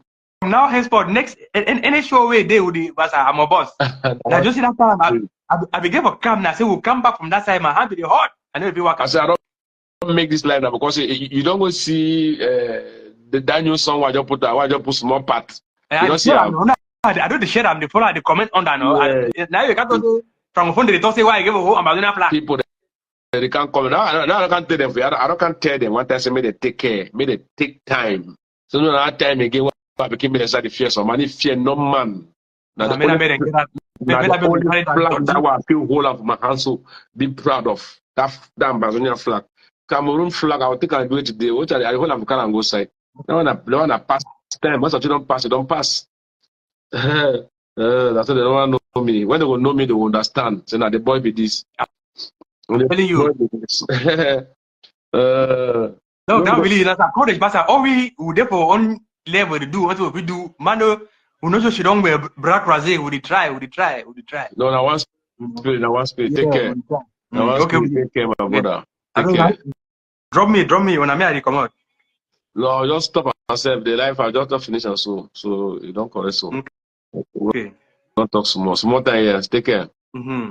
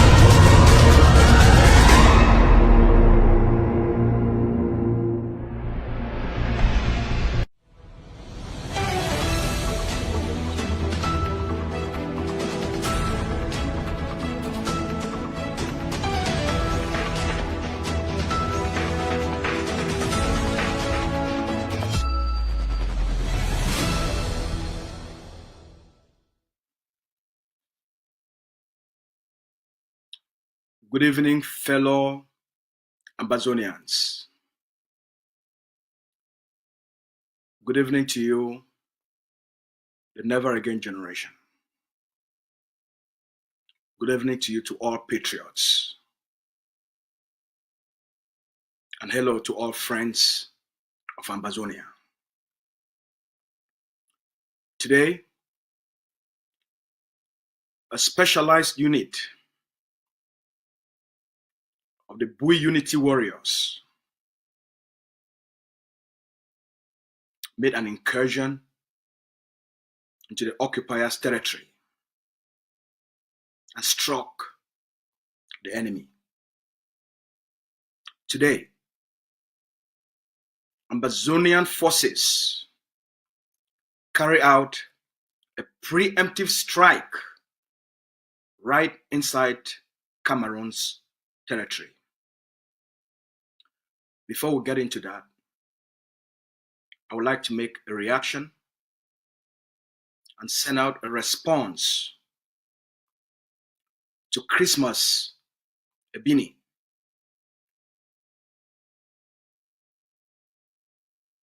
In moments like this, what is expected of people that call themselves elders, of people that call themselves seniors, of people that call themselves that they have been around from the beginning of time. What is required of them, it's to unite people, to show leadership, to show a sense of responsibility, to provide guidance, and to act as an anchor of stability for our people. What is not required,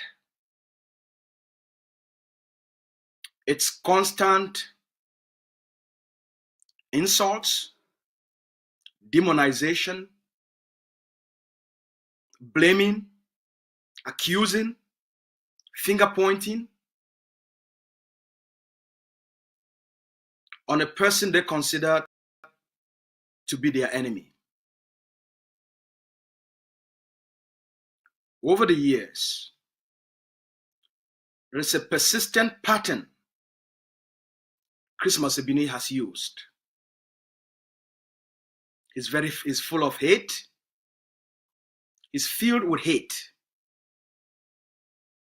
He's very angry.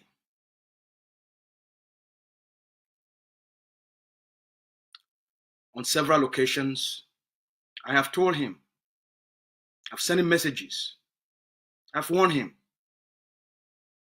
the longer you carry hate against someone else, the faster you kill yourself. Hate is too much of a burden to carry. It's a poison. It will destroy you.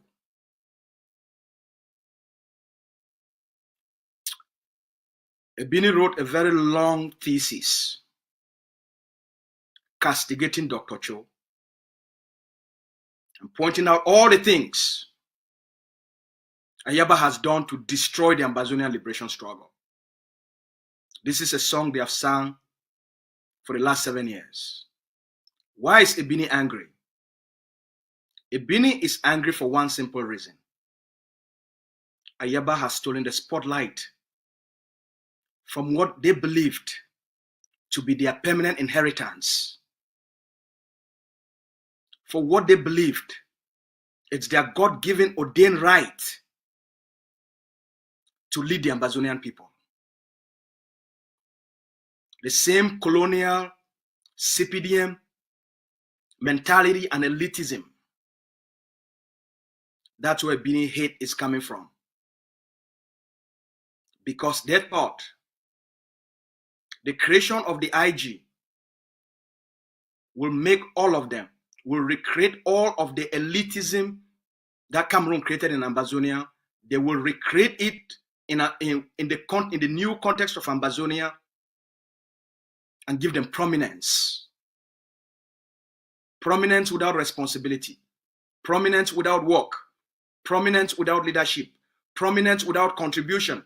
Just because you have a certain name, you came from a specific tribe, you came from Manu, I also came from Manu.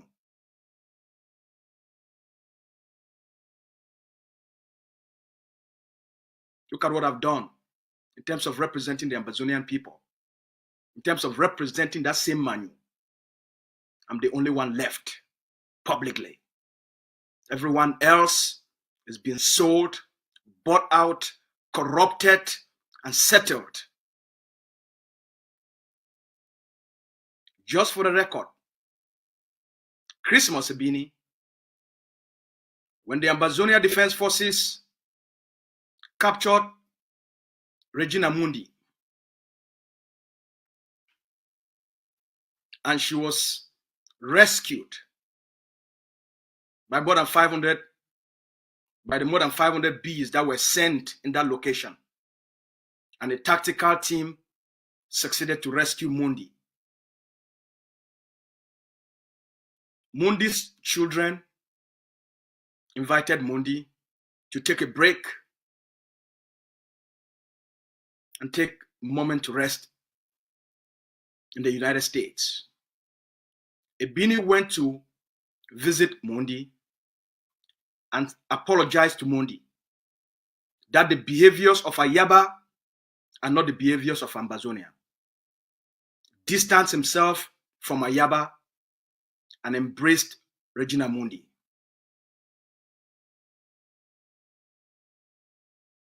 That's Ebini for you. This is what we are fighting. The same thing when Achidiachu died. They went, visited. They are all part of the CPDM elites that are meant to make sure we are not free. Let me remind Ebini publicly. You, Ebini, you publicly raised money in 5 forums and you sent to forces in Manu. You publicly raised money in 5 forums you took over as the sole admin, and you sent it to forces in Manu. As we all know, those same forces killed more than 128 Ambazonian citizens. They burned down Berlin. They burned down churches. You never took responsibility. Those forces have been corrupted, sold, most of them bought out and sent out of the territory. Manu has fallen to CPDM. You've never taken responsibility. Because most of you believed that if it's not you that is at the forefront, you must destroy the liberation. Ambazonia should not be free because you are not leading. Ayaba is now under detention. Allow him to rest. Ayaba is now under detention. For Ambazonia, what leadership have you shown that is better than what Ayaba was doing? What policy have you proposed that has done what Ayaba has contributed? What is it that you've built and provided for the Ambazonian people during this period of the liberation, other than the chaos you helped to create by creating something that has splintered into 7 different groups? What else? What else? It's been 6 months. Cho has been in detention. What have you done for Ambazonia? If Cho was so bad, now Cho is gone. What have you done for Ambazonia? Cho couldn't do the job. What have any of you done for Ambazonia? There's no policy. There's no plan. There's no action. You can't even organize a rally.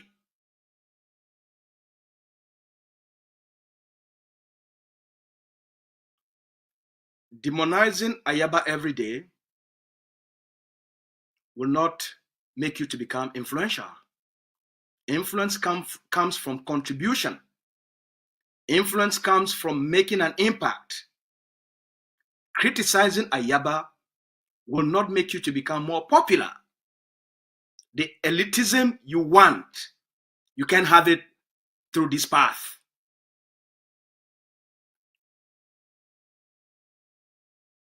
Stand up and show leadership if you're better than Ayaba. all of you combined, he has done way and far more greater things to advance the cause of the Ambazonian people than any of you, and all of you combined.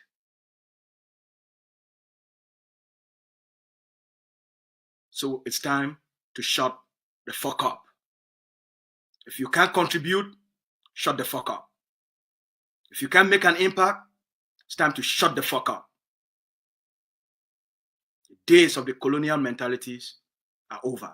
You lead by leading, not by criticizing. Now let's get to what brought us here today. We want to thank the bravery of our forces. We want to thank the Bui Unity Warriors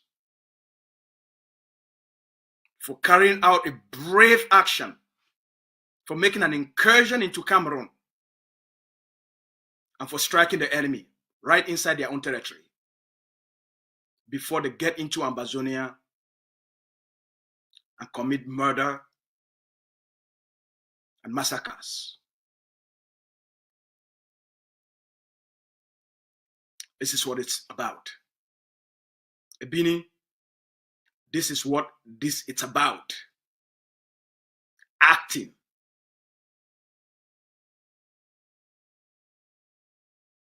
You're living, you're hiding. As it's in the public. The forces are fighting. This is what this is about. So it's time to shut the fuck up. Thank you, brave ones. Thank you, Bui Unity Warriors. Thank you, all the commanders of the forces that have united to fight. Thank you, Bui Warriors and the ADF that have come together to form the Bui Unity Warriors to fight as one.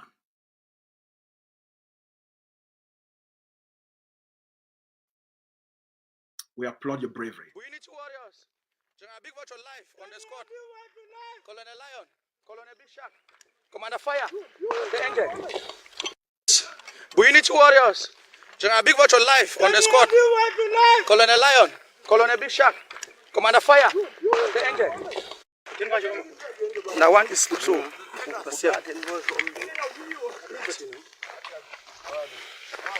I take us that. I want this. General Big Watch yourself for daylight. Now one is so. Commander. Yes, General Big Vulture. General. Soldiers. General Wonyo. Commander Fireman. Captain Angel. All right. Colonel Big Shark. There's something else that happened in the Atlantic states. Yesterday, in the state of Kupe Manenguba, as we've informed our people, the occupier, the only way for them to institute occupation governance is for them to install puppets. Cameroon is very busy. The 2025 presidential and regional elections are coming up. The CPDM is very busy setting up and corrupting the ground, preparing to recrown the king, the dying king. They want to recrown the dying king. At the age of 92, they want to remake Paul Biya a new president in a dying body. The SDO of Kupe Manenguba in the town of Manyemen has installed a CPDM puppet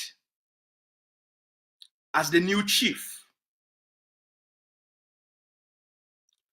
Traditionally, there is a process in which the traditional council and the community are responsible in selecting chiefs and form. There is a process. It's not the colonial government. It's not the occupation it's not the occupational government. But they have taken these institutions over in order for them to gain what we explain, legitimacy. They've taken over the traditional institutions and they are selecting people that are absolutely loyal to the CPDM fascist party. And they are installing them as chiefs and forms. We explained this 2 days ago using a case study of what happened in Norway during the Norwegian resistance against Nazi occupation. It's happening in Ambazonia. The Cameroon occupation government is like the Nazi government. It's like the Gestapo. Look at them. They're taking over the institutions, terrorizing the population. That's the SDO. And the gendarmes, the bees, fighting with the population. The population must submit and accept the puppets. Let's watch.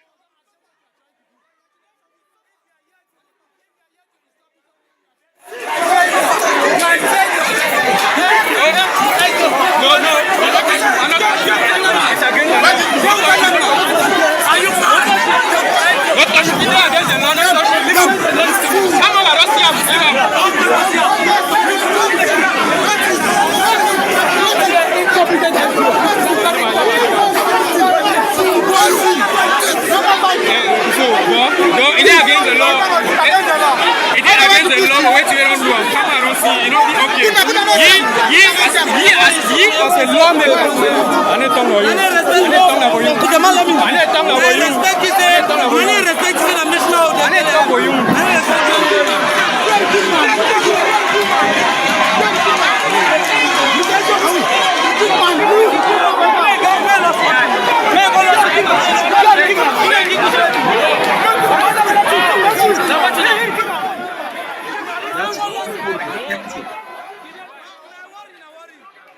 That's why the occupier is so furious.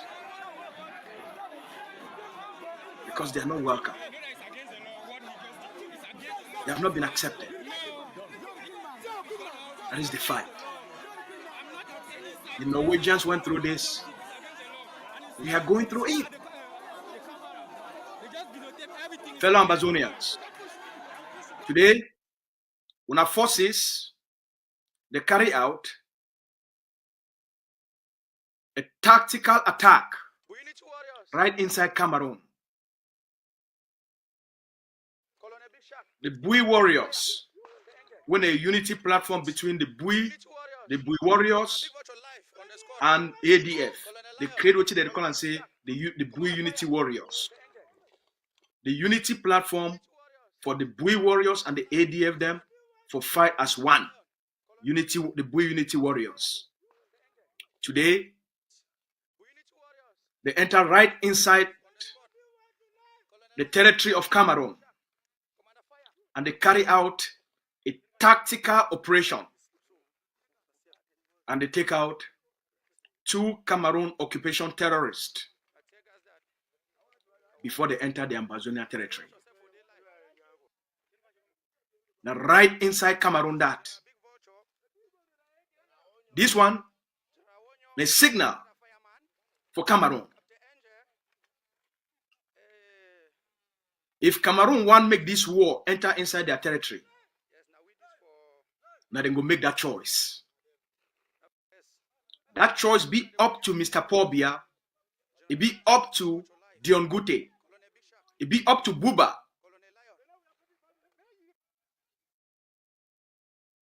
That choice na their own. For the last 8 years, we don't fight this war not only within the confines of Ambazonia territory.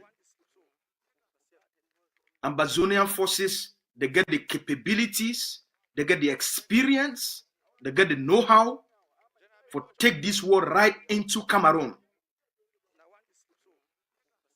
And if we shift that battleground into Cameroon. So Cameroon get a choice. End this conflict and maintain stability for Cameroon, or as Ambazonians,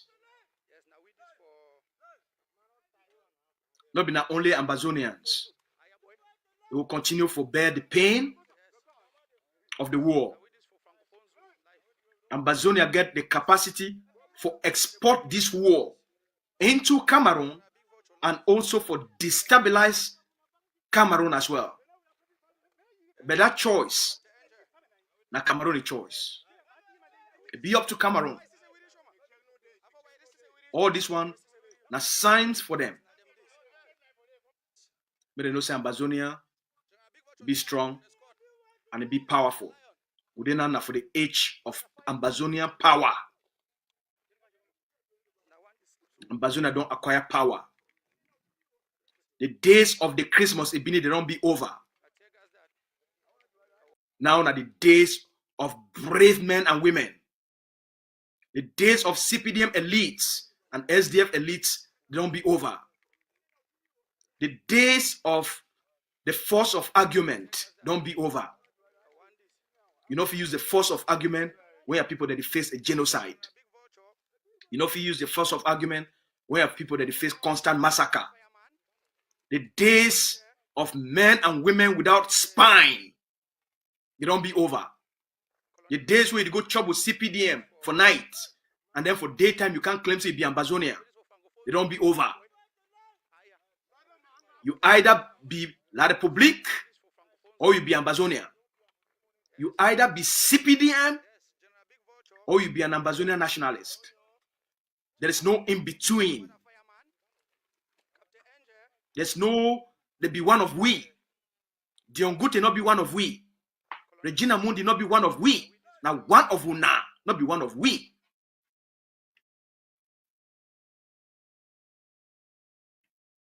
Atanganji is not be one of we. When they come out, they enter the United States, when they go shidon, when I chop with them, and when I make them feel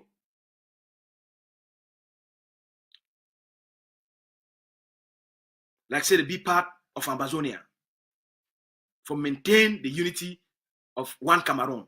They not be one of we. Now one of una. They are not one of we. And the puppets and that way they use them for keep our people the under occupation.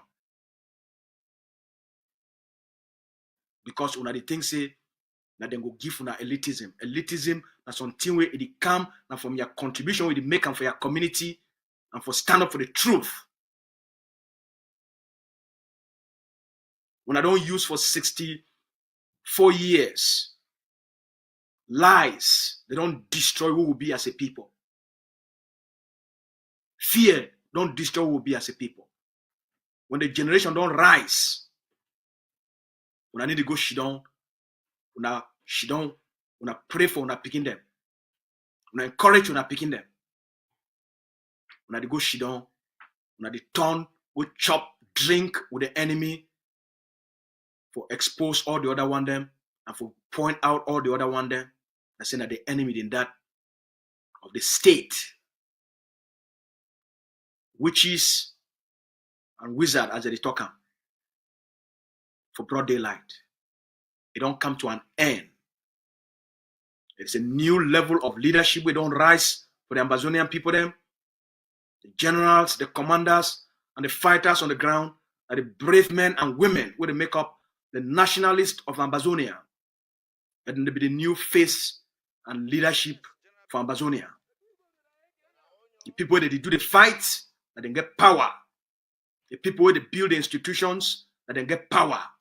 The world need to deal with isolated, lost people them, where they don't lost their relevance because they don't get any spine for stand up to the truth and for stand up to the enemy. Small picking them for ground zero, they stand up to the truth. Picking away, they born them 3 years old. They stand up for confront the enemy. People today in their 60s, they go in their 70s. Even to the end of their road. The office still want to embody the truth. And that's why I hate to destroy them. We'll be the generation of light. We'll be the generation of empowerment. We'll be the inspiration. We'll be the people that they build courage. With the build army. With the empower generation. With the uplift generation. For uplift the souls of our people then. Now we will be this as Ambazonians. The one that they did for jail. Whether on a Mancho, whether on a Pen, whether on a Benji, or on a C. Conrad. They pay the price for every Ambazonian.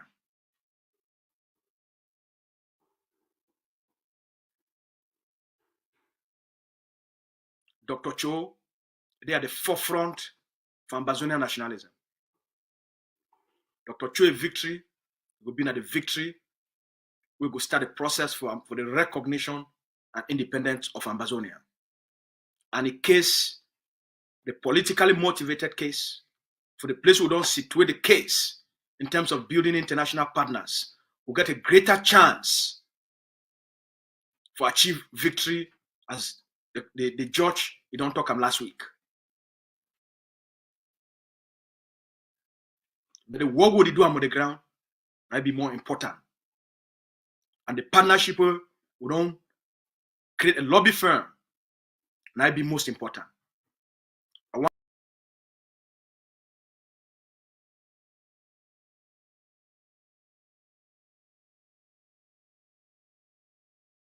to end by telling all Ambazonians, if you did for the United States, the time for you to fear, for contribute for Ambazonian liberation struggle, it don't come to an end. The time for you for be intimidated by recruited people them like Nsai, by the spoilers, where they can't tell you, say, if you contribute money for the armed resistance, you will, the United States government or the Canadian government or this government will come after you, don't be over. The Ambazonia Governing Council, it don't register itself inside the United States as a political action group. The AGOFC, it not be registered as an NGO. With all other movements, they don't register themselves as NGOs. The Ambazonia Governing Council now a political entity inside the United States, just like the Democratic Party, just like the Republican Party, just like MAGA, the Make America Great Again movement, just like the National Rifle Association, NRA, we are the most powerful organization that within the United States. The Ambazonia Governing Council now, every person as a US who is inside the United States, if you donate for the Democratic Party, if you donate for the Republican Party, if you donate for MAGA, if you donate for the National Rifle Association, and if you donate for all these other political action groups, the Ambazonia Governing Council now is there for that class. The AGOFC now there for that class with the National Rifle Association, with MAGA, with the Democratic Party, with the Republican Party, that same status the AGOFC don't achieve for the United States. So every American, every Ambazonia for the United States, now you fit donate for lobby, you fit donate for the AGOFC for do lobbying legally. And you don't need to worry about any person. They can't report you, say you do this. So now the level that, now the progress that will make them. Now we will be this for make sure say with the advance, with the open new doors. All right.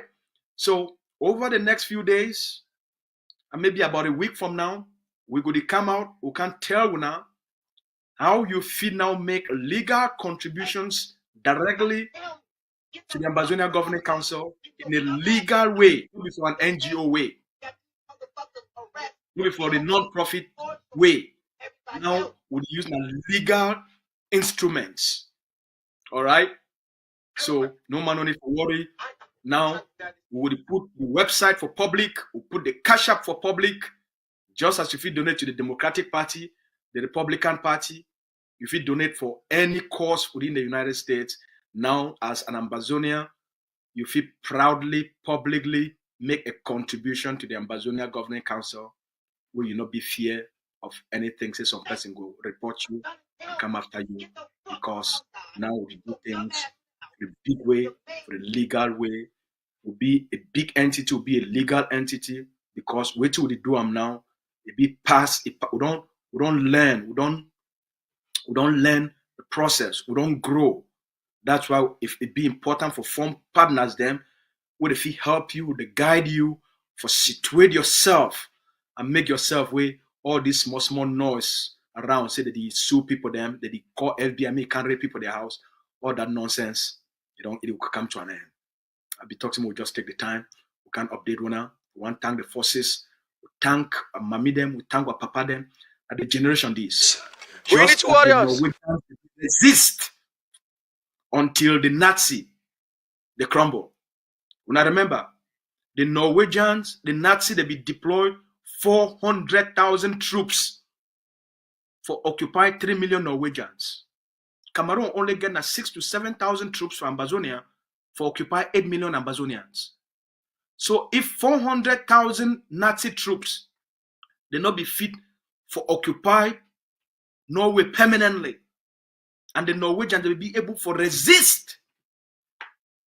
Remember, the Nazi troops, they will be more equipped, more trained, more sophisticated, but the Norwegians then, with their bare hands, they be fit for resist. And as we explain now, civil disobedience, they use civil disobedience, they use armed resistance, they use economic and tactical sabotage. Are the same policies we will use. We will crumble La Republique. They only been 6,000 to 7,000 of them for Ambazonia. They not fit fight and withstand 8 million strong, committed men and women. All right? All money place day. God bless you now. We'll talk again tomorrow or Friday. She shake no day. We need warriors. General Big Watch on life on the squad. Colonel Lion, Colonel Big Shark, Commander Fire, the Angel. We need warriors. General Big Watch on life on the squad. Colonel Lion, Colonel Big Shark, Commander Fire, the Angel. Now one is so.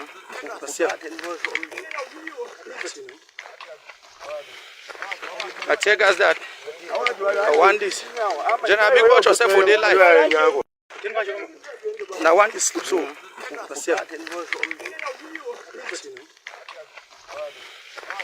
I tell guys that I want this. General Big Watch yourself for their life. Yes, General Big Vulture. General Wonyo, Commander Fireman, Captain Angel, Colonel Big Shark, Colonel Lion. Yes, now we this for Francophone Zone. Aya boy. Aya. Yes. Yes, now we this for Francophone Zone life. Yes, yes, General Big Vulture.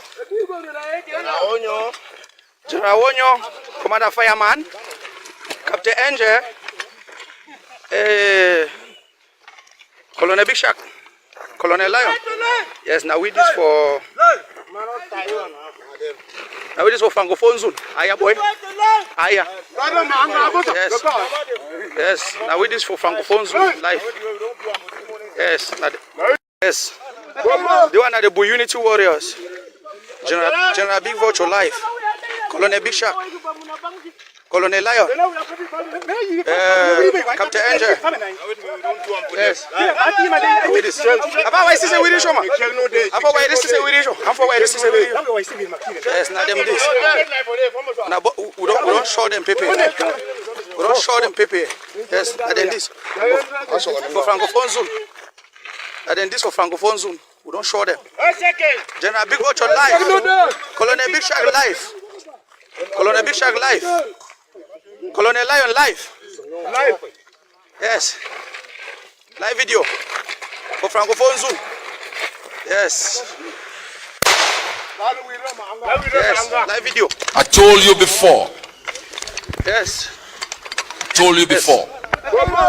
When the time comes, they will come to us.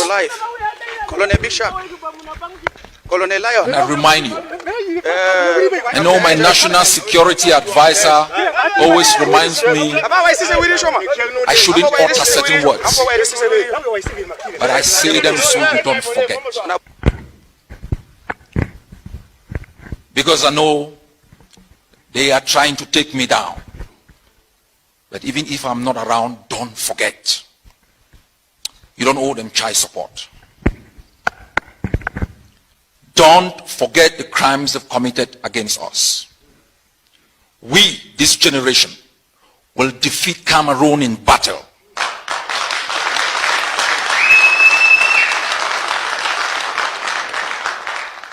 They said they could fight. They said they had trained bees. They had United States provided tanks and warplanes. We want them to fight. We invite them to fight. We invite them to fight. Where them they? Where them they?